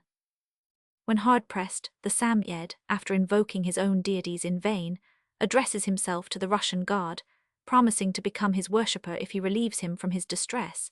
And in most cases he is said to be faithful to his promise, though he may still try to keep on good terms with his former gods by occasionally 730 offering them a sacrifice in secret. North American Indians attribute all their good or bad luck to their Manitou, and if the Manitou has not been favorable to them, they quit him without any ceremony, and take another 5. Among many of the ancient Indians of Central America, there was a regular and systematical selection of gods. Father Blas Valera says that their gods had annual rotations and were changed each year in accordance with the superstitions of the people. The old gods were forsaken as infamous, or because they had been of no use, and other gods and demons were elected sons when they inherited, either accepted or repudiated the gods of their fathers, for they were not allowed to hold their preeminence against the will of the heir. Old men worshipped other greater deities, but they likewise dethroned them, and set up others in their places when the year was over, or the age of the world, as the Indians had it. Such were the gods which all the nations of Mexico, Chiapa, and Guatemala worshipped, as well as those of Vera Paz, and many other Indians. They thought that the gods selected by themselves were the greatest and most powerful of all the gods. 6. These are crude instances of a process which in some form or other must have been an important motive force in religious evolution, by making the gods better suited to meet the wants of their believers. Von Rosenberg, Der Malayisch Archipel Nias, Howard, Life with Trans-Siberian Savages, Ainu, Georgi, Russia 3, SQ, Shamanistic Peoples of Siberia, Butch, Diwatjakan in Acta Soch, Scient, Fenwick, Roman 12 Supra 2, 702, 704 SQ. Polak, Manners and Customs of the New Zealanders, Roman 1, Wilson, Western Africa, Alkvist unter Wagulan und Ostjakan in Acta Soch, Scient, Fenwick, Roman 14. Bossu Travels Through Louisiana, Fraser, Totemism. Blas Valera, quoted by Garcilaso de la Vega, first part of the Royal Commentaries of the Uncas 1, SQ. But men not only select as their gods such supernatural beings as may be most useful to them in their struggle for life, they also magnify their good qualities in worshipping them. Praise and exaggerating eulogy are common in the mouth of a devout worshipper. In ancient Egypt, the god of each petty state was within it held to be the ruler of the gods, the creator of the world, and the giver of all good things. So also in Chaldea, the god of 731 town was addressed by its inhabitants with the most exalted epithets, as the master or king of all the gods. The Vedic poets were engrossed in the praise of the particular deity they happened to be invoking, exaggerating his attributes to the point of inconsistency. Every virtue, every excellence, says Hume, must be ascribed to the divinity, and no exaggeration will be deemed sufficient to reach those perfections with which he is endowed. 10. The tendency of the worshipper to extol his god beyond all measure is largely due to the idea that the god is fond of praise. 11. But it may also be rooted in a sincere will to believe or in genuine admiration. That nations of a higher culture have especially a strong faith in the power and benevolence of their gods is easy to understand when we consider that these are exactly the peoples who have been most successful in their national endeavors. As the Greeks attributed their victory over the Persians to the assistance of Zeus. 13, so the Romans maintained that the grandeur of their city was the work of the gods whom they had propitiated by sacrifices. Wiedemann, Religion of the Ancient Egyptians. Murtur de Litsch, Jeskicht Babylonians under Syrians. MacDonald, Vedic Mythology SQ, Barth, Religions of India, Hopkins, Religions of India. Hume, Philosophical Works, Roman 4. C. Supra 2 SQ. Cf. Oldenburg, Die Religion des Veda, MacDonald Up, Sit. Supra, Roman 2. Cicero, De Natura Deorum, Roman 3. The benevolence of a god, however, does not imply that he acts as a moral judge. A friendly god is not generally supposed to bestow his favors gratuitously. It is hardly probable, then, that he should meddle with matters of social morality out of sheer kindliness and of his own accord. But by an invocation he may be induced to reward virtue and punish vice. We have often noticed how closely the retributive activity of gods is connected with the blessings and curses of men. In order to give efficacy to their good or evil wishes, men appeal to some god, or simply bring in his name when they pronounce a blessing or a curse. And if this is regularly done in connection with some particular kind of conduct, the idea may grow up that the god rewards or punishes it, even independently of 732 any human invocation. Moreover, powerful curses, as those uttered by parents or strangers, may be personified as supernatural beings, like the Greek Erinais, or the magic energy inherent in a blessing or a curse may become an attribute of the chief god, owing to the tendency of such a god to attract supernatural forces which are in harmony with his general nature. So also, the notion of a persecuting ghost may be changed into the notion of an avenging god. Various departments of social morality have thus come to be placed under the supervision of gods. The rights of life and property 18, charity and hospitality 20, the submissiveness of children 21, truth-speaking and fidelity to a given promise. That gods are so frequently looked upon as guardians of truth and good faith is, as we have seen, mainly a result of the common practice of confirming a statement or promise by an oath. And where the oath is an essential element in the judicial proceedings, as was the case in the archaic state 23, the consequence is that the guardianship of gods is extended to the whole sphere of justice. Truth and justice are repeatedly mentioned hand in hand as matters of divine concern. We have seen how frequently the same gods as are appealed to in oaths or ordeals are described as judges of human conduct. En Egypt, says 1000. Emilino la verite et la justice naviant consul et mim nam, mat, pivut orsi bien dire verite que justice, et justice que verite. 25 Zeus presided over assemblies and trials. 26 According to a law of Solon, the judges of Athens had to swear by him. And the Erinais, the personifications of oaths and curses, are sometimes represented by poets and philosophers as guardians of right in general. See Supra, Roman 2. Supra 1 SQ. Supra 1 SQQ. Supra 2 SQQ. Supra 1 SQQ. Supra 1 SQQ. Supra 2 SQQ. Lest gr koitelish rechtsgeschicht. Supra 2 116 121, 122, 686, 687, 699. Emiliano, L'Evolution des idées morales dans l'Égypte ancien. See also Supra 2, 699. Farnell, Cults of the Greek States, Roman 1. Parlex Onomasticum, Roman 8, 142. Rhode Psyche. It has been said that when men ascribe to their gods a mental constitution similar to their own, they also eo ipso consider them to approve of virtue and disapprove of vice. But this conclusion is certainly not true in general. Malevolent gods cannot be supposed to feel emotions which essentially presuppose altruistic sentiments, and as we have just noticed, an invocation is frequently required to induce benevolent gods to interfere with the worldly affairs of men. Moreover, where the system of private retaliation prevails, not even the extension of human analogies to the world of supernatural beings would lead to the idea of a god who of his own accord punishes social wrongs. But it is quite probable that such analogies have in some cases made gods guardians of morality at large, especially ancestor gods, who may readily be supposed not only to preserve their old feelings with regard to virtue and vice, but also to take a more active interest in the morals of the living, and who are notoriously opposed to any deviation from ancient custom. I also admit that the conception of a great or supreme god may perhaps, independently of his origin, involve retributive justice as a natural consequence of his power and benevolence towards his people. Yet it is obvious that even a god like Zeus was more influenced by the invocation of a suppliant than by his sense of justice. Dr. Farnell points out that the epithets which designate him as the god to whom those stricken with guilt can appeal are far more in vogue in actual Greek cult than those which attribute to him the function of vengeance and retribution. Hermes was addressed by thieves as their patron.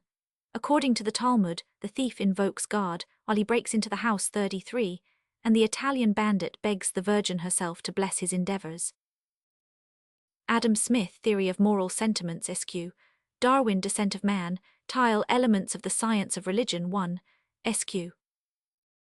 See Supra 2, Sq. Cf. Tyler, Anthropology, MacDonald, Religion and Myth.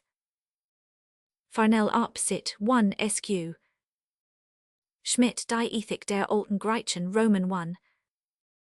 Deutsch, Literary Remains. At the same time, we must again remember that men 734 ascribe to their gods not only ordinary human qualities, but excellences of various kinds, and among these may also be a strong desire to punish wickedness and to reward virtue. The gods of monotheistic religions in particular have such a multitude of the most elevated attributes that it would be highly astonishing if they had remained unconcerned about the morals of mankind.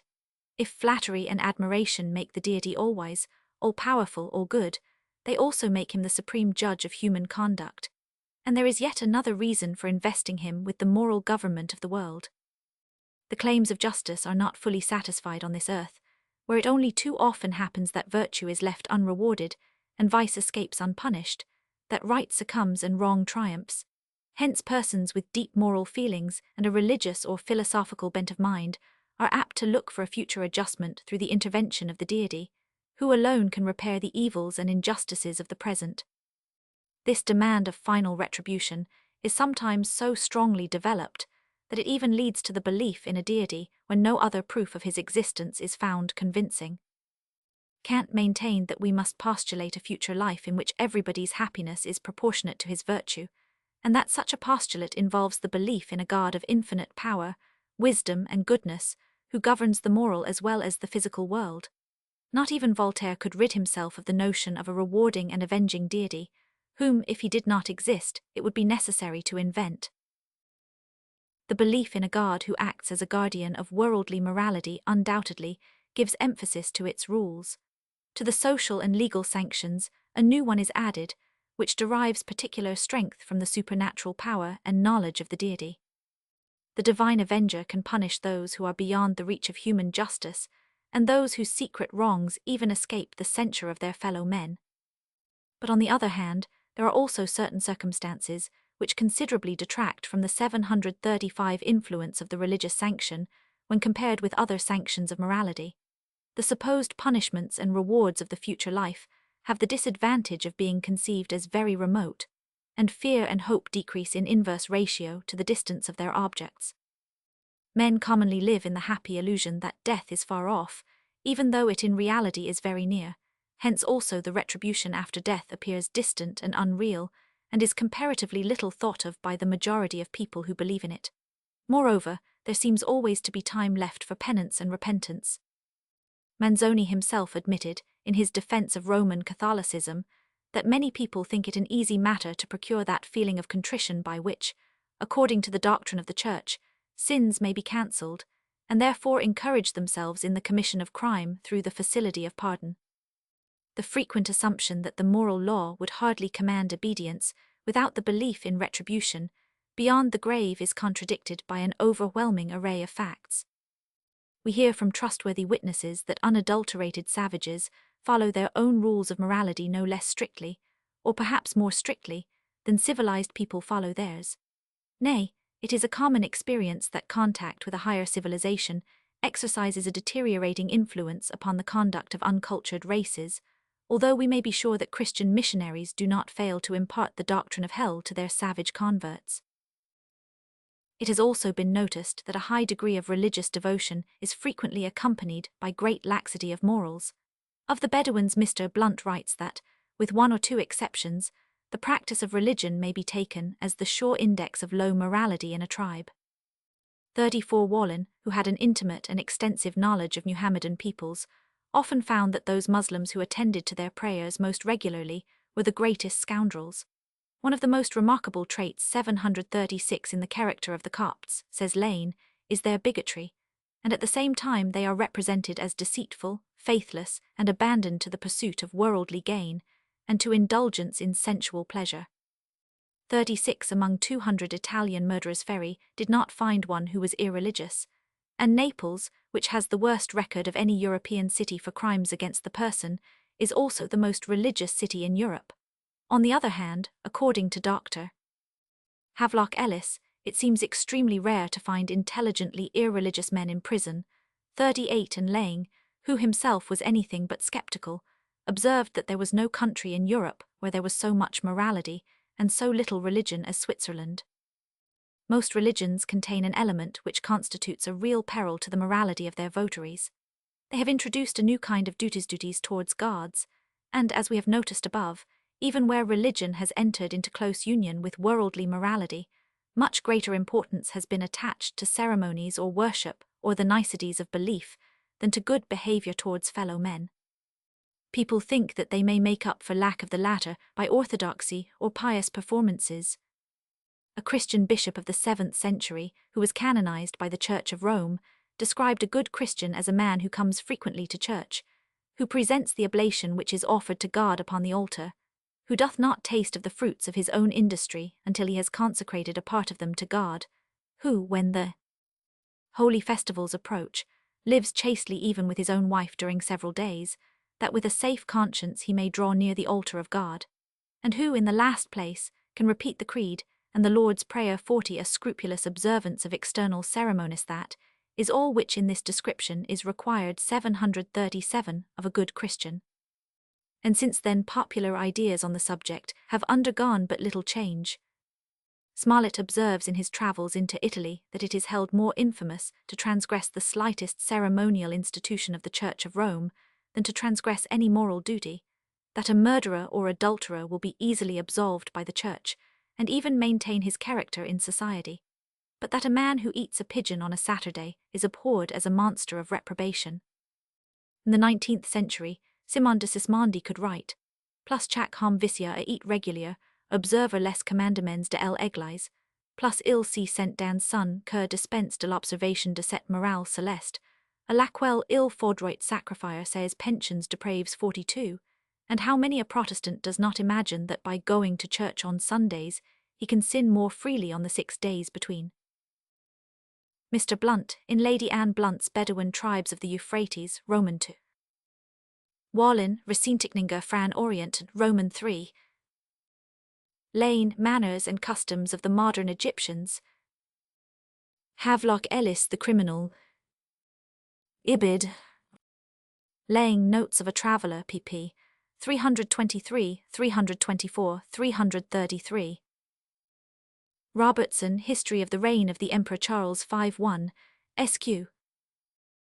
Smollett, quoted by Kames, Sketches of the History of Man, Roman 4. Simond de Sismondi, Histoire des Républiques Italiennes du Moyen Âge, Roman 16. It should also be remembered that the religious sanction of moral rules only too often leads to an external observance of these rules from purely selfish motives. Christianity itself has essentially been regarded as a means of gaining a blessed hereafter. As for its influence upon the moral life of its adherents, I agree with Professor Hobhouse that its chief strength lies not in its abstract doctrines, but in the simple personal following of Christ. In moral education, example plays a more important part than precept, but even in this respect Christianity has unfortunately little reason to boast of its achievements. Hobhouse, Morals in Evolution, Roman 2. Chapter 53, Conclusion.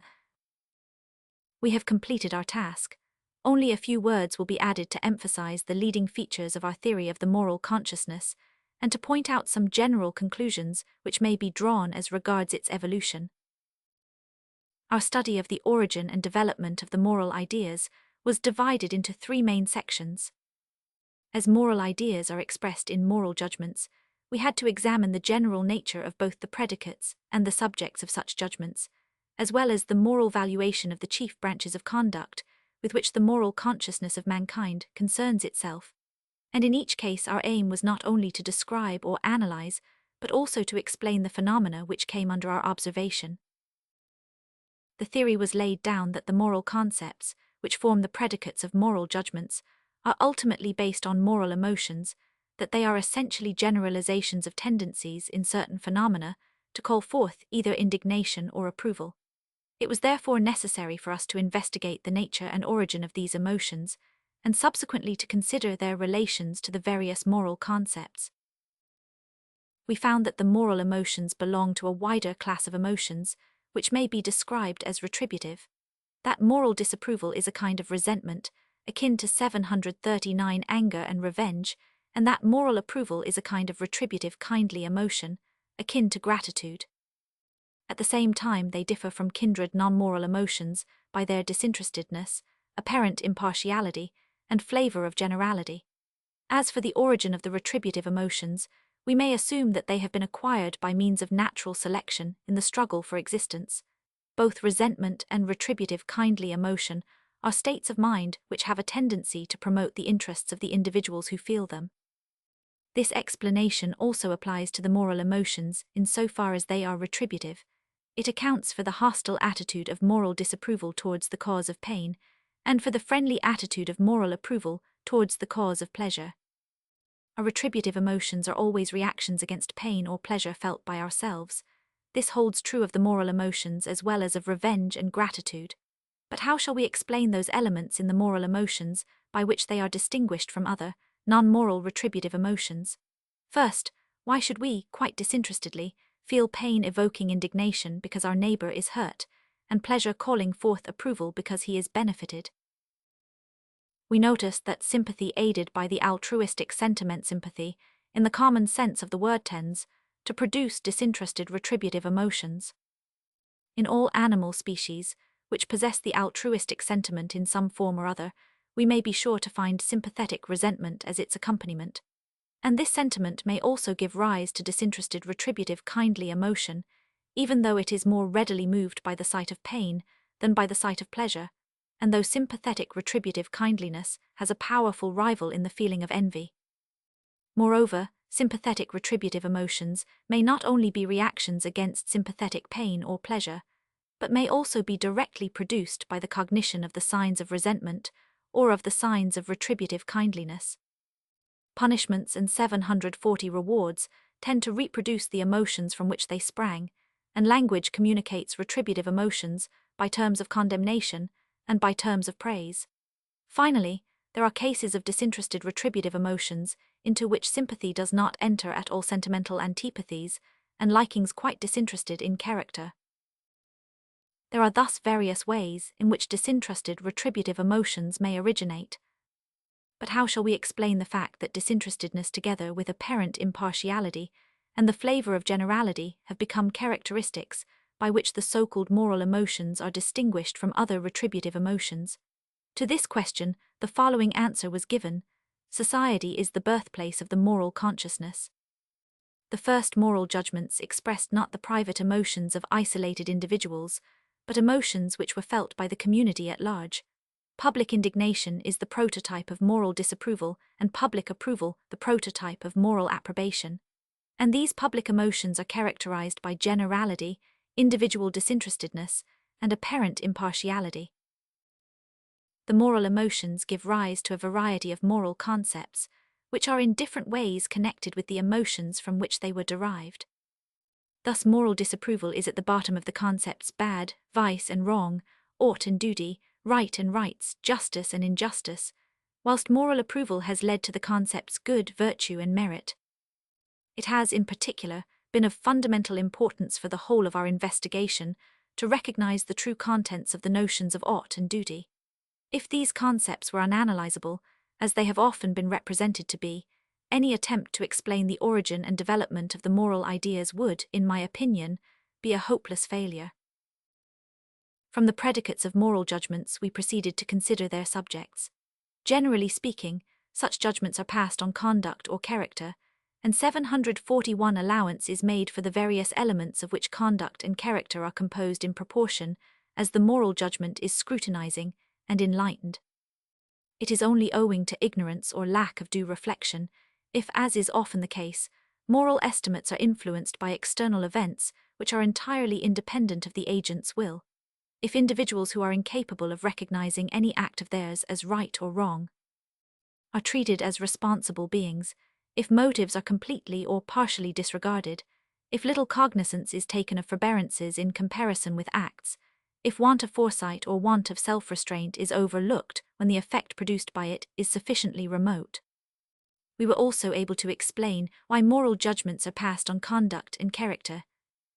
This is due to the facts that moral judgments spring from moral emotions, that the moral emotions are retributive emotions, that a retributive emotion is a reactive attitude of mind, either kindly or hostile, towards a living being or something looked upon in the light of a living being, regarded as a cause of pleasure or as a cause of pain, and that a living being is regarded as a true cause of pleasure or pain only in so far as this feeling is assumed to be caused by its will. It is a circumstance of the greatest importance that not only moral emotions, but non-moral retributive emotions, are felt with reference to phenomena exactly similar in their general nature to those on which moral judgments are passed. How could we account for this remarkable coincidence unless the moral judgments were based on emotions, and the moral emotions were retributive emotions akin to gratitude and revenge? Our theory as to the nature of the moral concepts and emotions is further supported by another and very comprehensive set of facts. In our discussion of the particular modes of conduct which are subject to moral valuation and of the judgments passed on them by different peoples, and in different ages, this theory has constantly been called in to explain the data before us. It is noteworthy that the very acts, forbearances, and omissions 742, which are condemned as wrong are also apt to call forth anger and revenge, and that the acts and forbearances which are praised as morally good are apt to call forth gratitude. This coincidence, again, undoubtedly bears testimony both to the emotional basis of the moral concepts and to the retributive character of the moral emotions. Thus the conclusions arrived at in the first section of the work, while helping to explain the facts mentioned in the two other sections, are at the same time greatly strengthened by these facts. Any attempt to discover the nature and origin of the moral consciousness must necessarily take into account the moral ideas of mankind at large. And though painfully conscious of the incompleteness of the present treatise, I think I may confidently ask, with reference to its fundamental thesis, whether any other theory of the moral consciousness has ever been subjected to an equally comprehensive test. The general uniformity of human nature accounts for the great similarities which characterize the moral ideas of mankind, but at the same time, these ideas also present radical differences. A mode of conduct which among one people is condemned as wrong is among another people viewed with indifference or regarded as praiseworthy or enjoined as a duty. One reason for these variations lies in different external conditions. Hardships of life may lead to the killing of infants or abandoning of aged parents or eating of human bodies. and necessity and the force of habit may deprive these actions of the stigma which would otherwise be attached to them. Economic conditions have influenced moral ideas relating, for instance, to slavery, labor, and cleanliness, whilst the form of marriage and the opinions concerning it have been largely determined by such a factor as the numerical proportion between the sexes. But the most common differences of moral estimates have undoubtedly a psychical origin. When we examine the moral rules of uncivilized races, we find that they in a very large measure resemble those prevalent among nations of culture. In every savage 743 community homicide is prohibited by custom, and so is theft. Savages also regard charity as a duty and praise generosity as a virtue indeed. Their customs concerning mutual aid are often much more stringent than our own, and many uncivilized peoples are conspicuous for their aversion to telling lies. But at the same time, there is a considerable difference between the regard for life, property, truth, and the general well-being of a neighbor, which displays itself in primitive rules of morality, and that which is found among ourselves. Savages' prohibitions of murder, theft, and deceit, as also their injunctions of charity and kind behavior, have, broadly speaking, reference only to members of the same community or tribe. They carefully distinguish between an act of homicide committed among their own people and one where the victim is a stranger. Whilst the former is in ordinary circumstances disapproved of, the latter is in most cases allowed and often considered worthy of praise. And the same thing holds true of theft and lying and other injuries.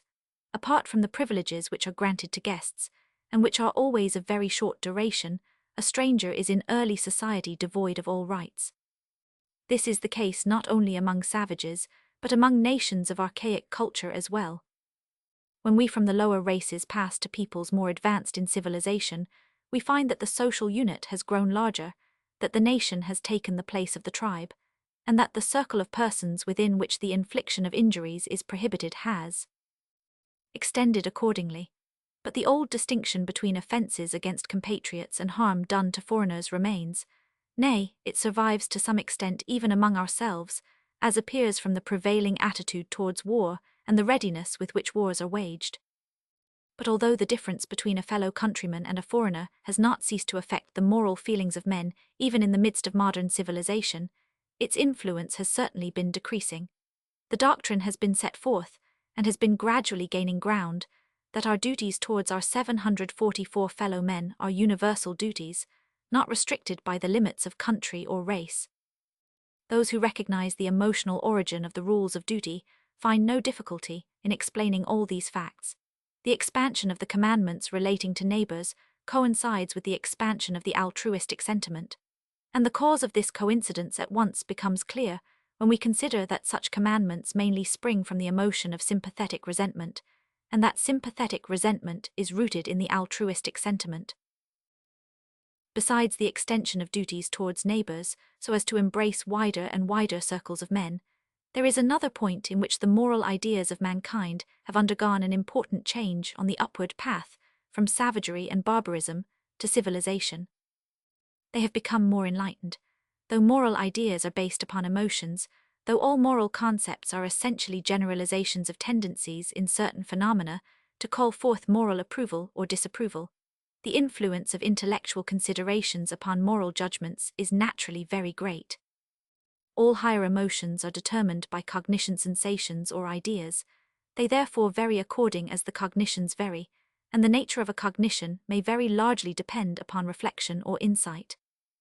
If a person tells us an untruth, we are apt to feel indignant, but if on due reflection we find that his motive was benevolent, for instance a desire to save the life of the person to whom the untruth was told, our indignation ceases, and may even be succeeded by approval.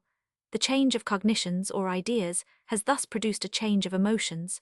Now, the evolution of the moral consciousness partly consists in its development from the unreflecting to the reflecting stage, from the unenlightened to the enlightened. This appears from the decreasing influence of external events upon moral judgments, and from the growing discrimination with reference to motives, negligence, and other factors in conduct, which are carefully considered by a scrupulous judge. More penetrating reflection has also reduced 745, the part played by disinterested likes and dislikes in the formation of moral ideas. When we clearly realize that a certain act is productive of no real harm, but is condemned simply because it causes aversion or disgust, we can hardly look upon it as a proper object of moral censure unless, indeed, its commission is considered to imply a blamable disregard for other persons' sensibilities. Deliberate resentment, whether moral or non-moral, is too much concerned with the will of the agent to be felt towards a person who obviously neither intends to offend anybody nor is guilty of culpable oversight. Nay, even when the agent knows that his behavior is repulsive to others, he may be considered justified in acting as he does. Some degree of reflection easily leads to the notion that sentimental antipathies are no sufficient ground for interfering with other individuals' liberty of action, either by punishing them or by subjecting them to moral censure, provided of course that they do not in an indelicate manner shock their neighbours' feelings. Hence many persons have recourse to utilitarian pretexts to support moral opinions or legal enactments which have originated in mere aversions, thus making futile attempts to reconcile old ideas with the requirements of a moral consciousness which is duly influenced by reflection. In innumerable cases, the variations of moral estimates are due to differences of beliefs. Almost every chapter of this work has borne witness to the enormous influence which the belief in supernatural forces or beings, or in a future state, has exercised upon the moral ideas of mankind, and has at the same time shown how exceedingly varied this influence has been. Religion, or superstition as the case may be, has on the one hand stigmatized murder and suicide, on the other hand it has commended human sacrifice and certain cases of voluntary self-destruction. It has inculcated humanity and charity, but has also led to cruel persecutions of persons embracing another creed.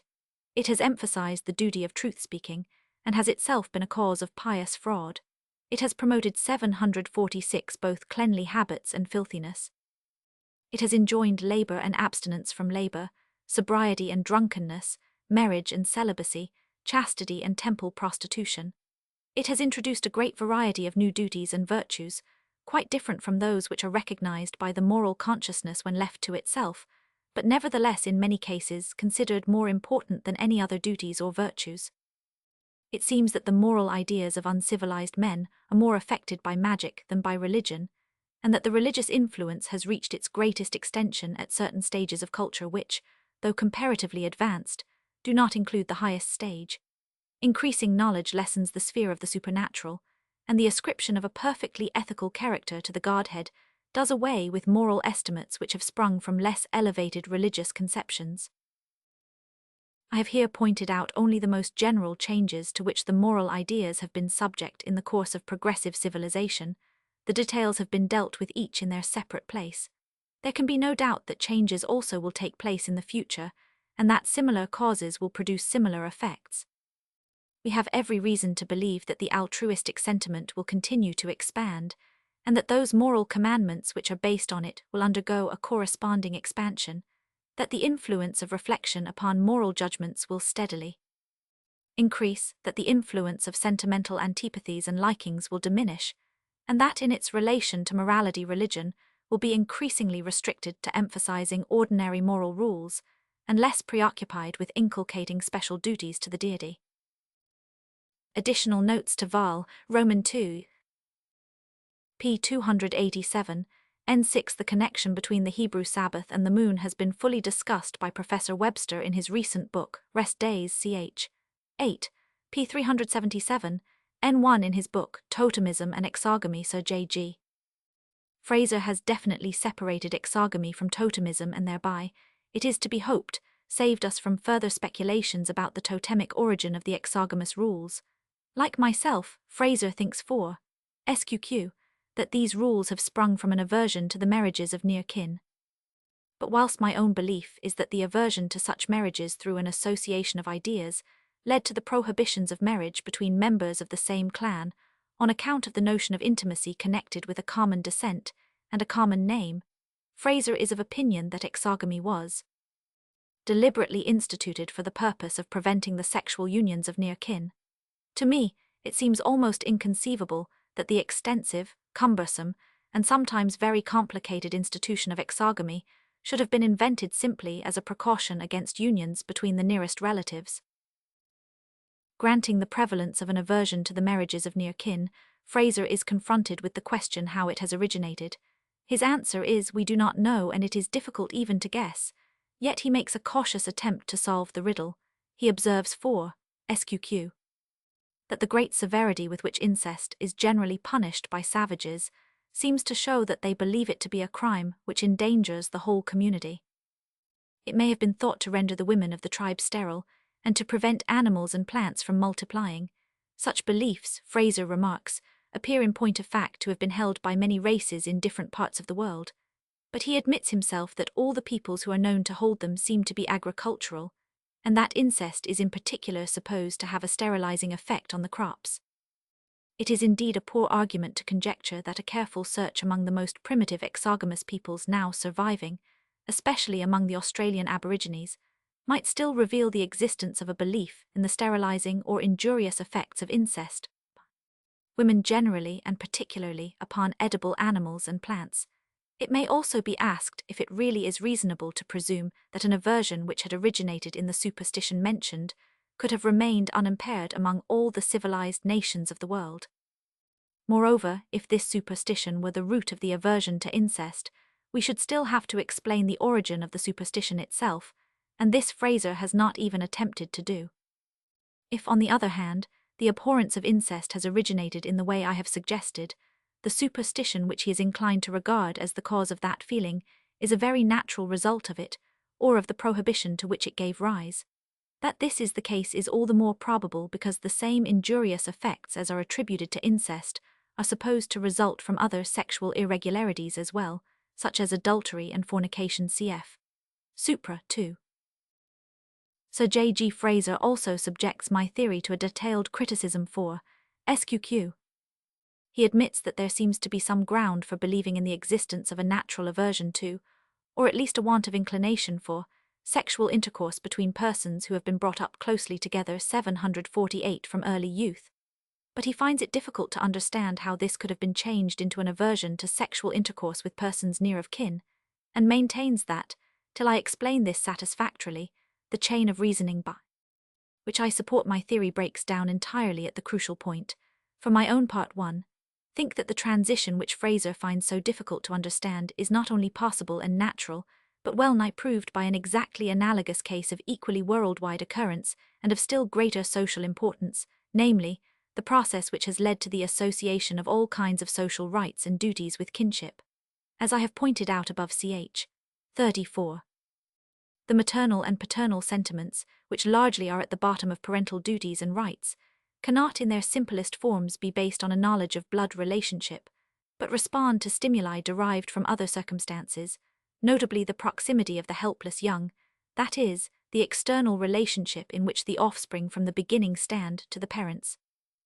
Nor is the so-called filial love in the first instance rooted in considerations of kinship. It is essentially retributive, the agreeable feeling produced by benefits received making the individual look with pleasure and kindliness upon the giver. Here again the affection is ultimately due to close living together, and is further strengthened by it, as appears from the cooling effect of long separation of children from their parents. So also fraternal love, and the duties and rights which have sprung from it, depend in the first place on other circumstances than the idea of a common blood. And the same may be said of the tie which binds together relatives more remotely allied. Its social force is ultimately derived from near relatives' habit of living together. Men became gregarious by remaining in the circle where they were born. If instead of keeping together with their kindred, they had preferred to isolate themselves or to unite with strangers, there would certainly be no blood bond at all. The mutual attachment and the social rights and duties which resulted from this gregarious condition were associated with the relation in which members of the group stood to one another, the relation of kinship, as expressed by a common name, and these associations might last even after the local tie was broken, being kept up by the common name supra, too. Here we have an immense group of facts which, though ultimately depending upon close living together, have been interpreted in terms of kinship. Why, then, could not the same have been the case with the aversion to incest and the prohibitory rules resulting from it? They really present a most striking analogy to the instances just mentioned. They have been associated with kinship because near relatives normally live together. They have come to include relatives more remotely allied who do not live together, owing to an association of ideas, especially through the influence of a common name. Clan exogamy has its counterpart, for instance, in the blood feud as a duty incumbent on the whole clan. But there are also cases in which marriages between unrelated persons who have been brought up together in the same family, or who belong to the same local group, are held blamable or are actually prohibited. And so there are, even in early society, social rights and duties which are associated not with a common descent, but with close living together. Fraser asks, if the root of the whole matter is a horror of marriage between persons who have always lived with each other, how comes it that at the present day that horror has been weakened into a mere general preference for marriage, with persons whose attractions have not been blunted by long familiarity? Why should the marriage of a brother with a sister, or of a mother with a son, excite the deepest detestation, while the origin of it all, the marriage between housemates, should excite at most a mild surprise too slight probably to suggest even a subject for a farce, and should be as legitimate in the eye of the law among all civilized nations as any other marriage? For my own part, I believe that marriage between a man and his foster daughter, or between a foster brother and a foster sister, in case the social relations between them have been exactly similar to those of blood relatives of corresponding degrees, would cause more than a mild surprise, and appear unnatural and objectionable, as I have said above too. I do not deny that unions between the nearest blood relatives inspire a horror of their own, but it seems quite natural that they should do so considering that, from earliest times the aversion to sexual intercourse between persons living closely together has been expressed in prohibitions against unions between kindred.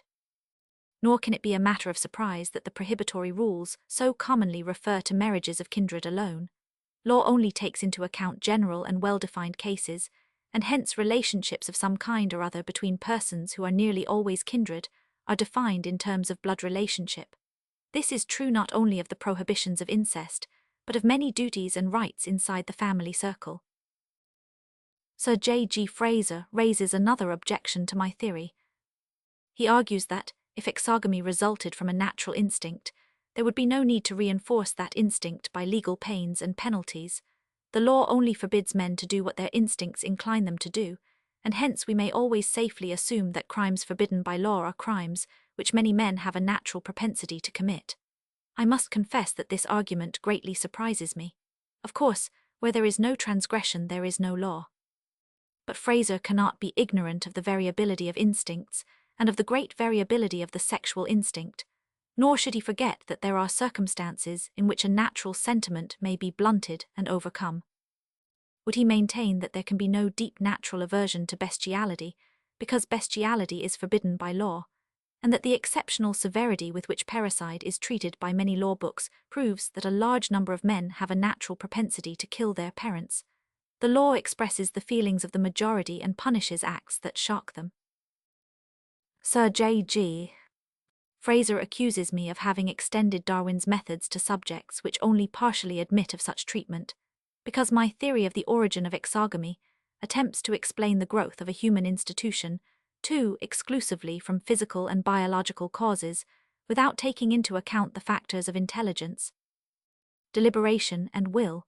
This, he adds, is not science, but a bastard imitation of it. What have I done to incur so severe an accusation?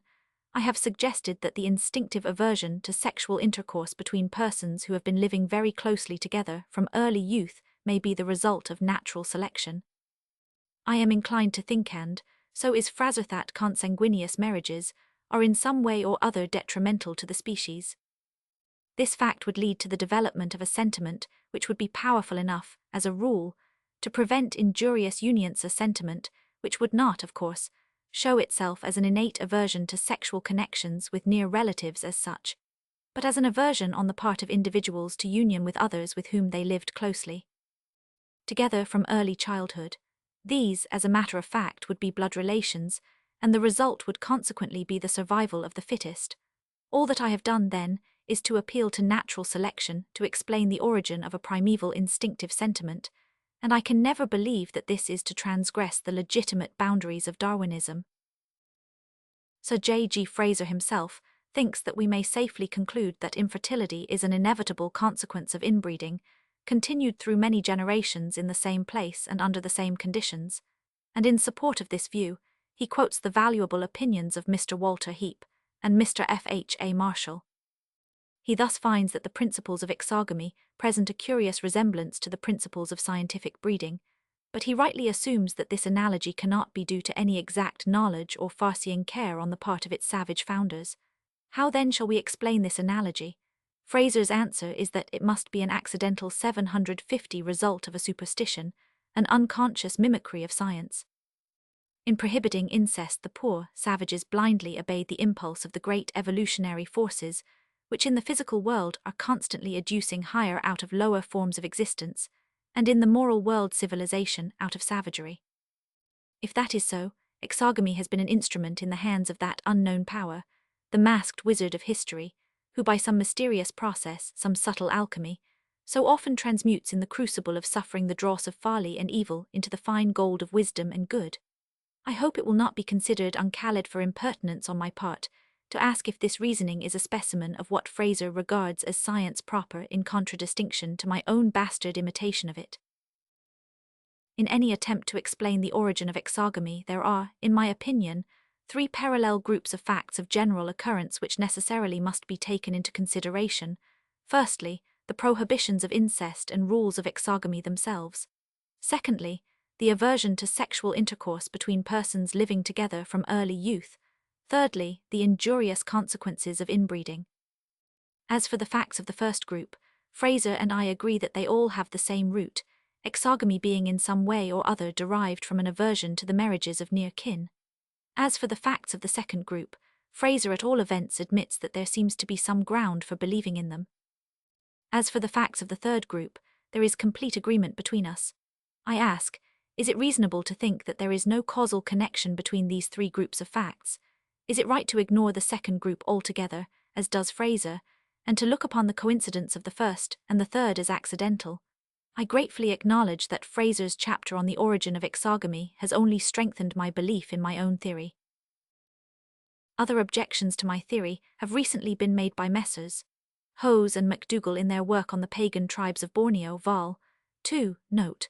They observe that intercourse between a youth and his sister by adoption is not regarded as incest in these tribes, and that they know at least one instance of marriage between two young Kenyas brought up together as adopted brother and sister. This occurrence of incest between couples brought up in the same household, they say, is, of course, difficult to reconcile with Professor Westermarck's well-known theory of the ground of the almost universal feeling against incest, namely, that it depends upon sexual aversion or indifference, engendered by close proximity during childhood. They moreover maintain that the occurrence of incest between brothers and sisters, and the strong feeling of the C. Dyaks against incest between nephew and aunt, who often are members of distinct communities, are facts which are fatal to this theory.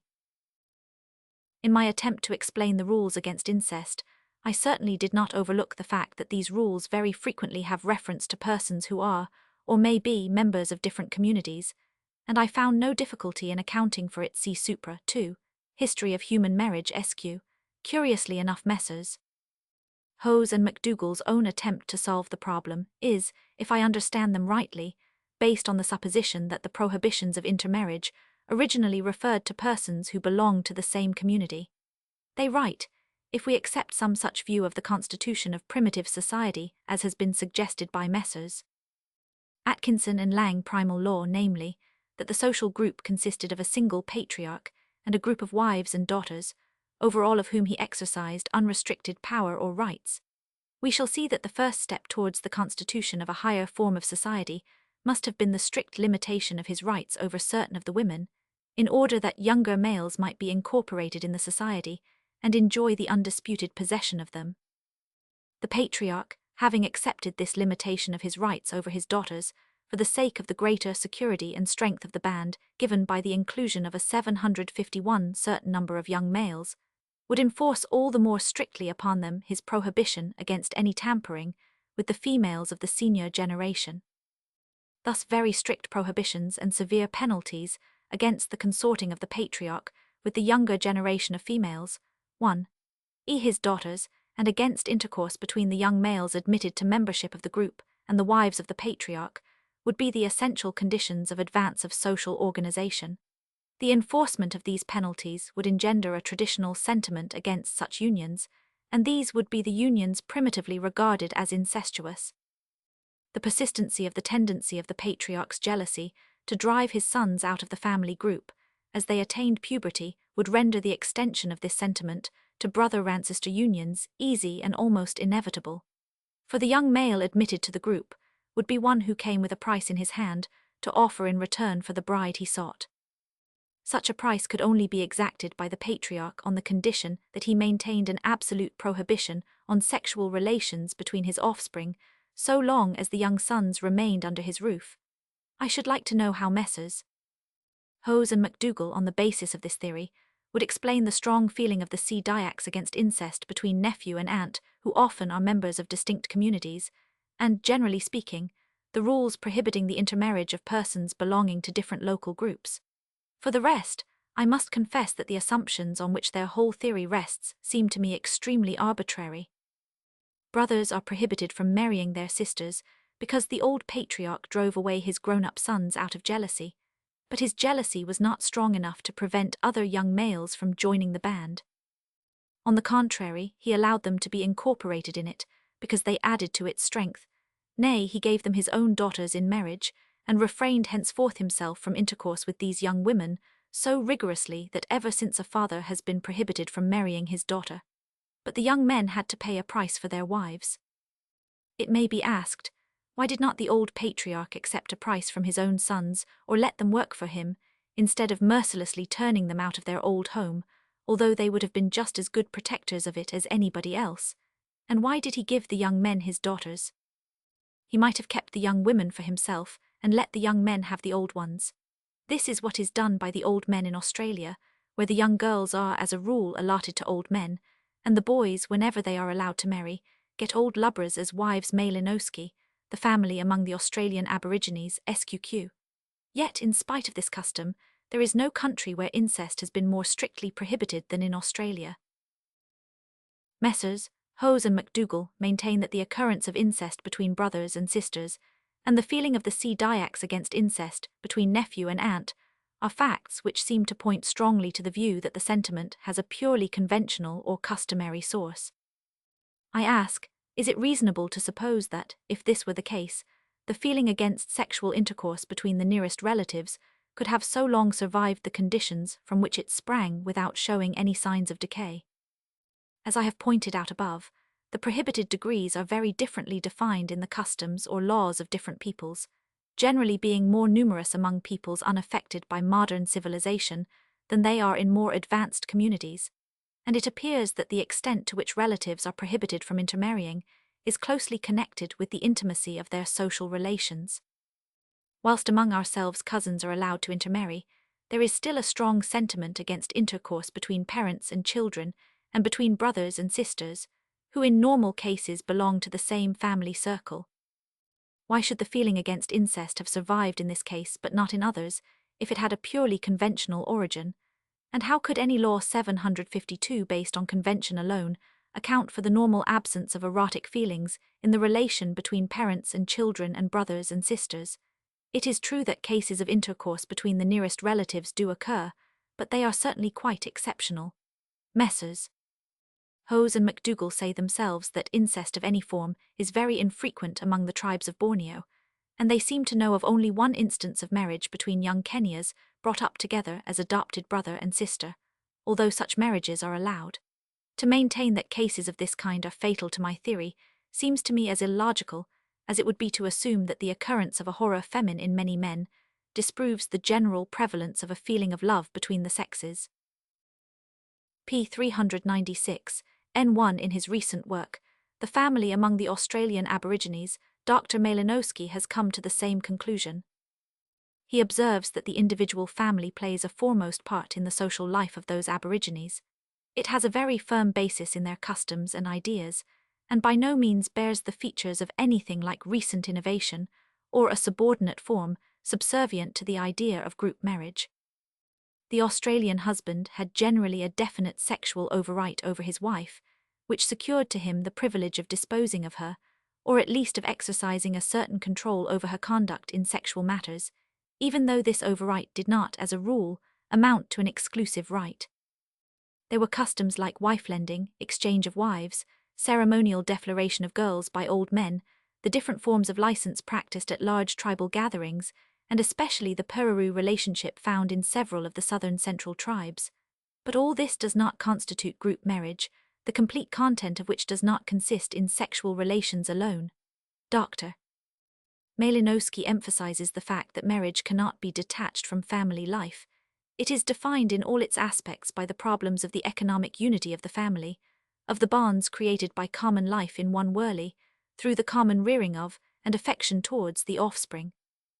In nearly all these respects even the Pururu relationship essentially differs from marriage, and cannot, therefore, seriously encroach upon the individual family, nor can we regard this relationship as a survival of previous group marriage. Dr. Malinowski also points out how highly objectionable it is that our best informants, especially Howitt and Spencer and Gillen, describe the facts of sexual life of today in terms of their hypothetical assumptions. p. 419, N5 for Moorish beliefs relating to contact between sexual uncleanness and holiness. See my essays, The Moorish Conception of Holiness Baraka, SQQ, and Ceremonies and Beliefs Connected with Agriculture, Certain Dates of the Solar Year, and the Weather in Morocco, pp. 17, 22, 23, 28, 46, 47, 54. p. 463, N8 During the years that have passed since the first edition of this book was issued, the study of homosexuality has been carried on with remarkable activity. The following books are exclusively devoted to this subject: Das gleichgeschlechtliche Leben der Naturvölker, by F.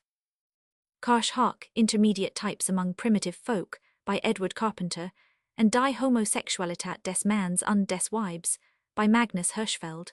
Carpenter's book chiefly deals with the invert in early religion and in warfare.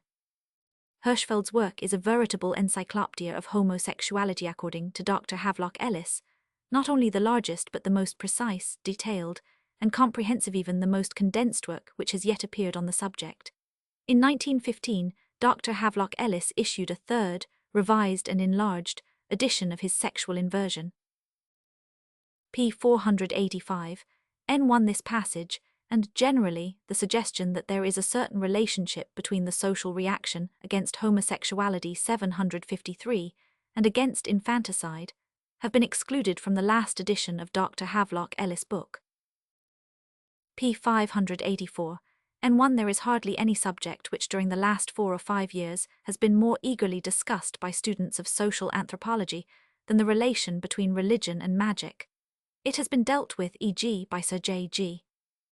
Fraser in The Magic Art, by Professor Durkheim in Les Formes élémentaires de la vie religieuse, by Dr. Merritt in The Threshold of Religion and Other Writings, by Dr. Irving King in The Development of Religion, by Professor Luber in A Psychological Study of Religion, by Mr. Sidney Hartland in Ritual and Belief, and by the present Archbishop of Sweden, Nathan Soderblom, in his book Gudstrand's Uppkomst.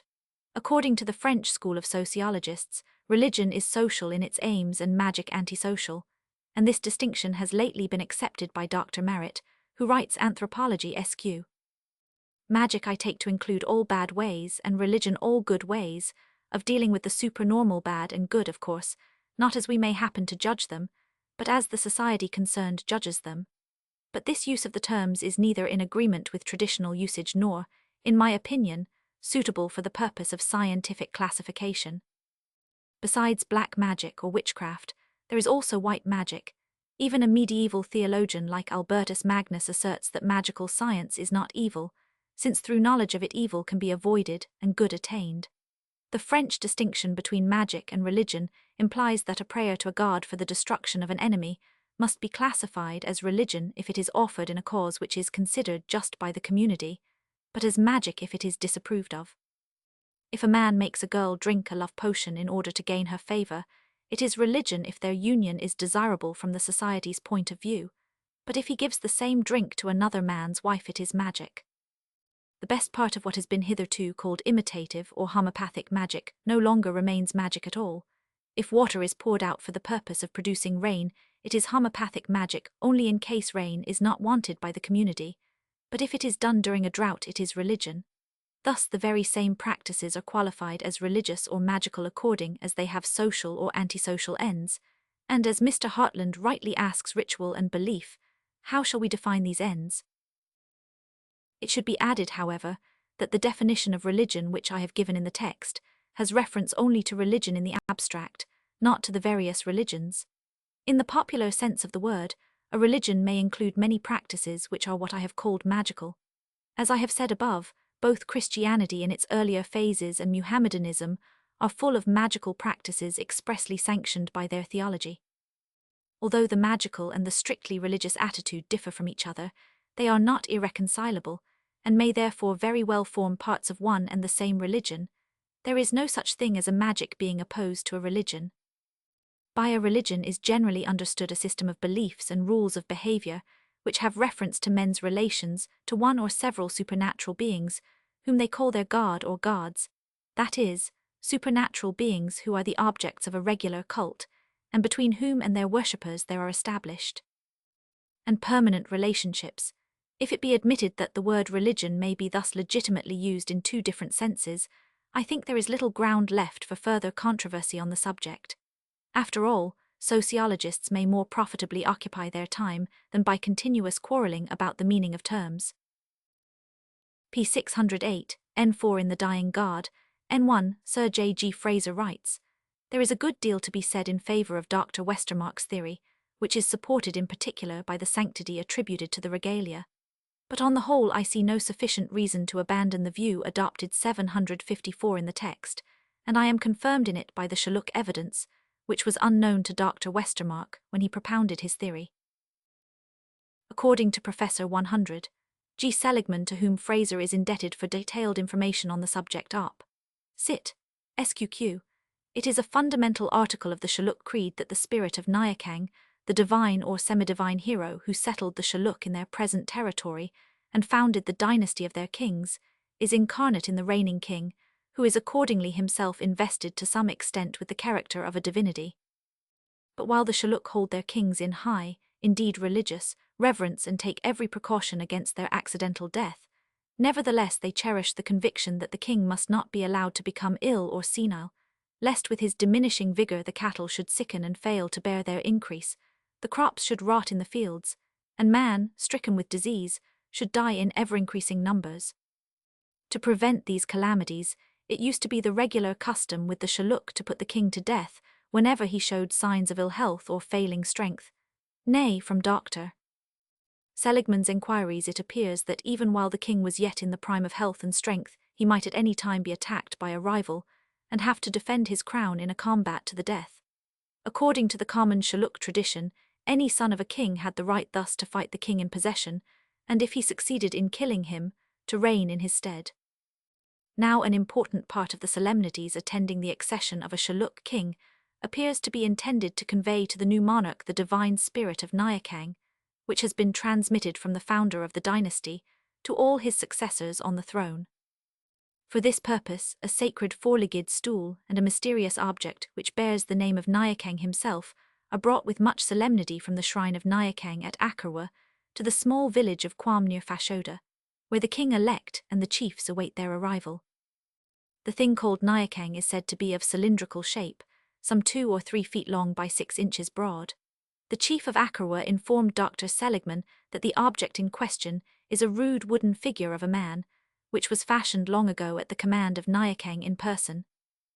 We may suppose that it represents the divine king himself, and that it is, or was formerly, supposed to house his spirit, though the chief of Akarwa denied to Dr. Seligman that it does so now. The image of Nyakang is placed on the stool. The king-elect holds one leg of the stool, and an important chief holds another. A bullock is killed, and its flesh eaten by the men of certain families called Ororo, who are said to be descended from the third of the Shalluk kings.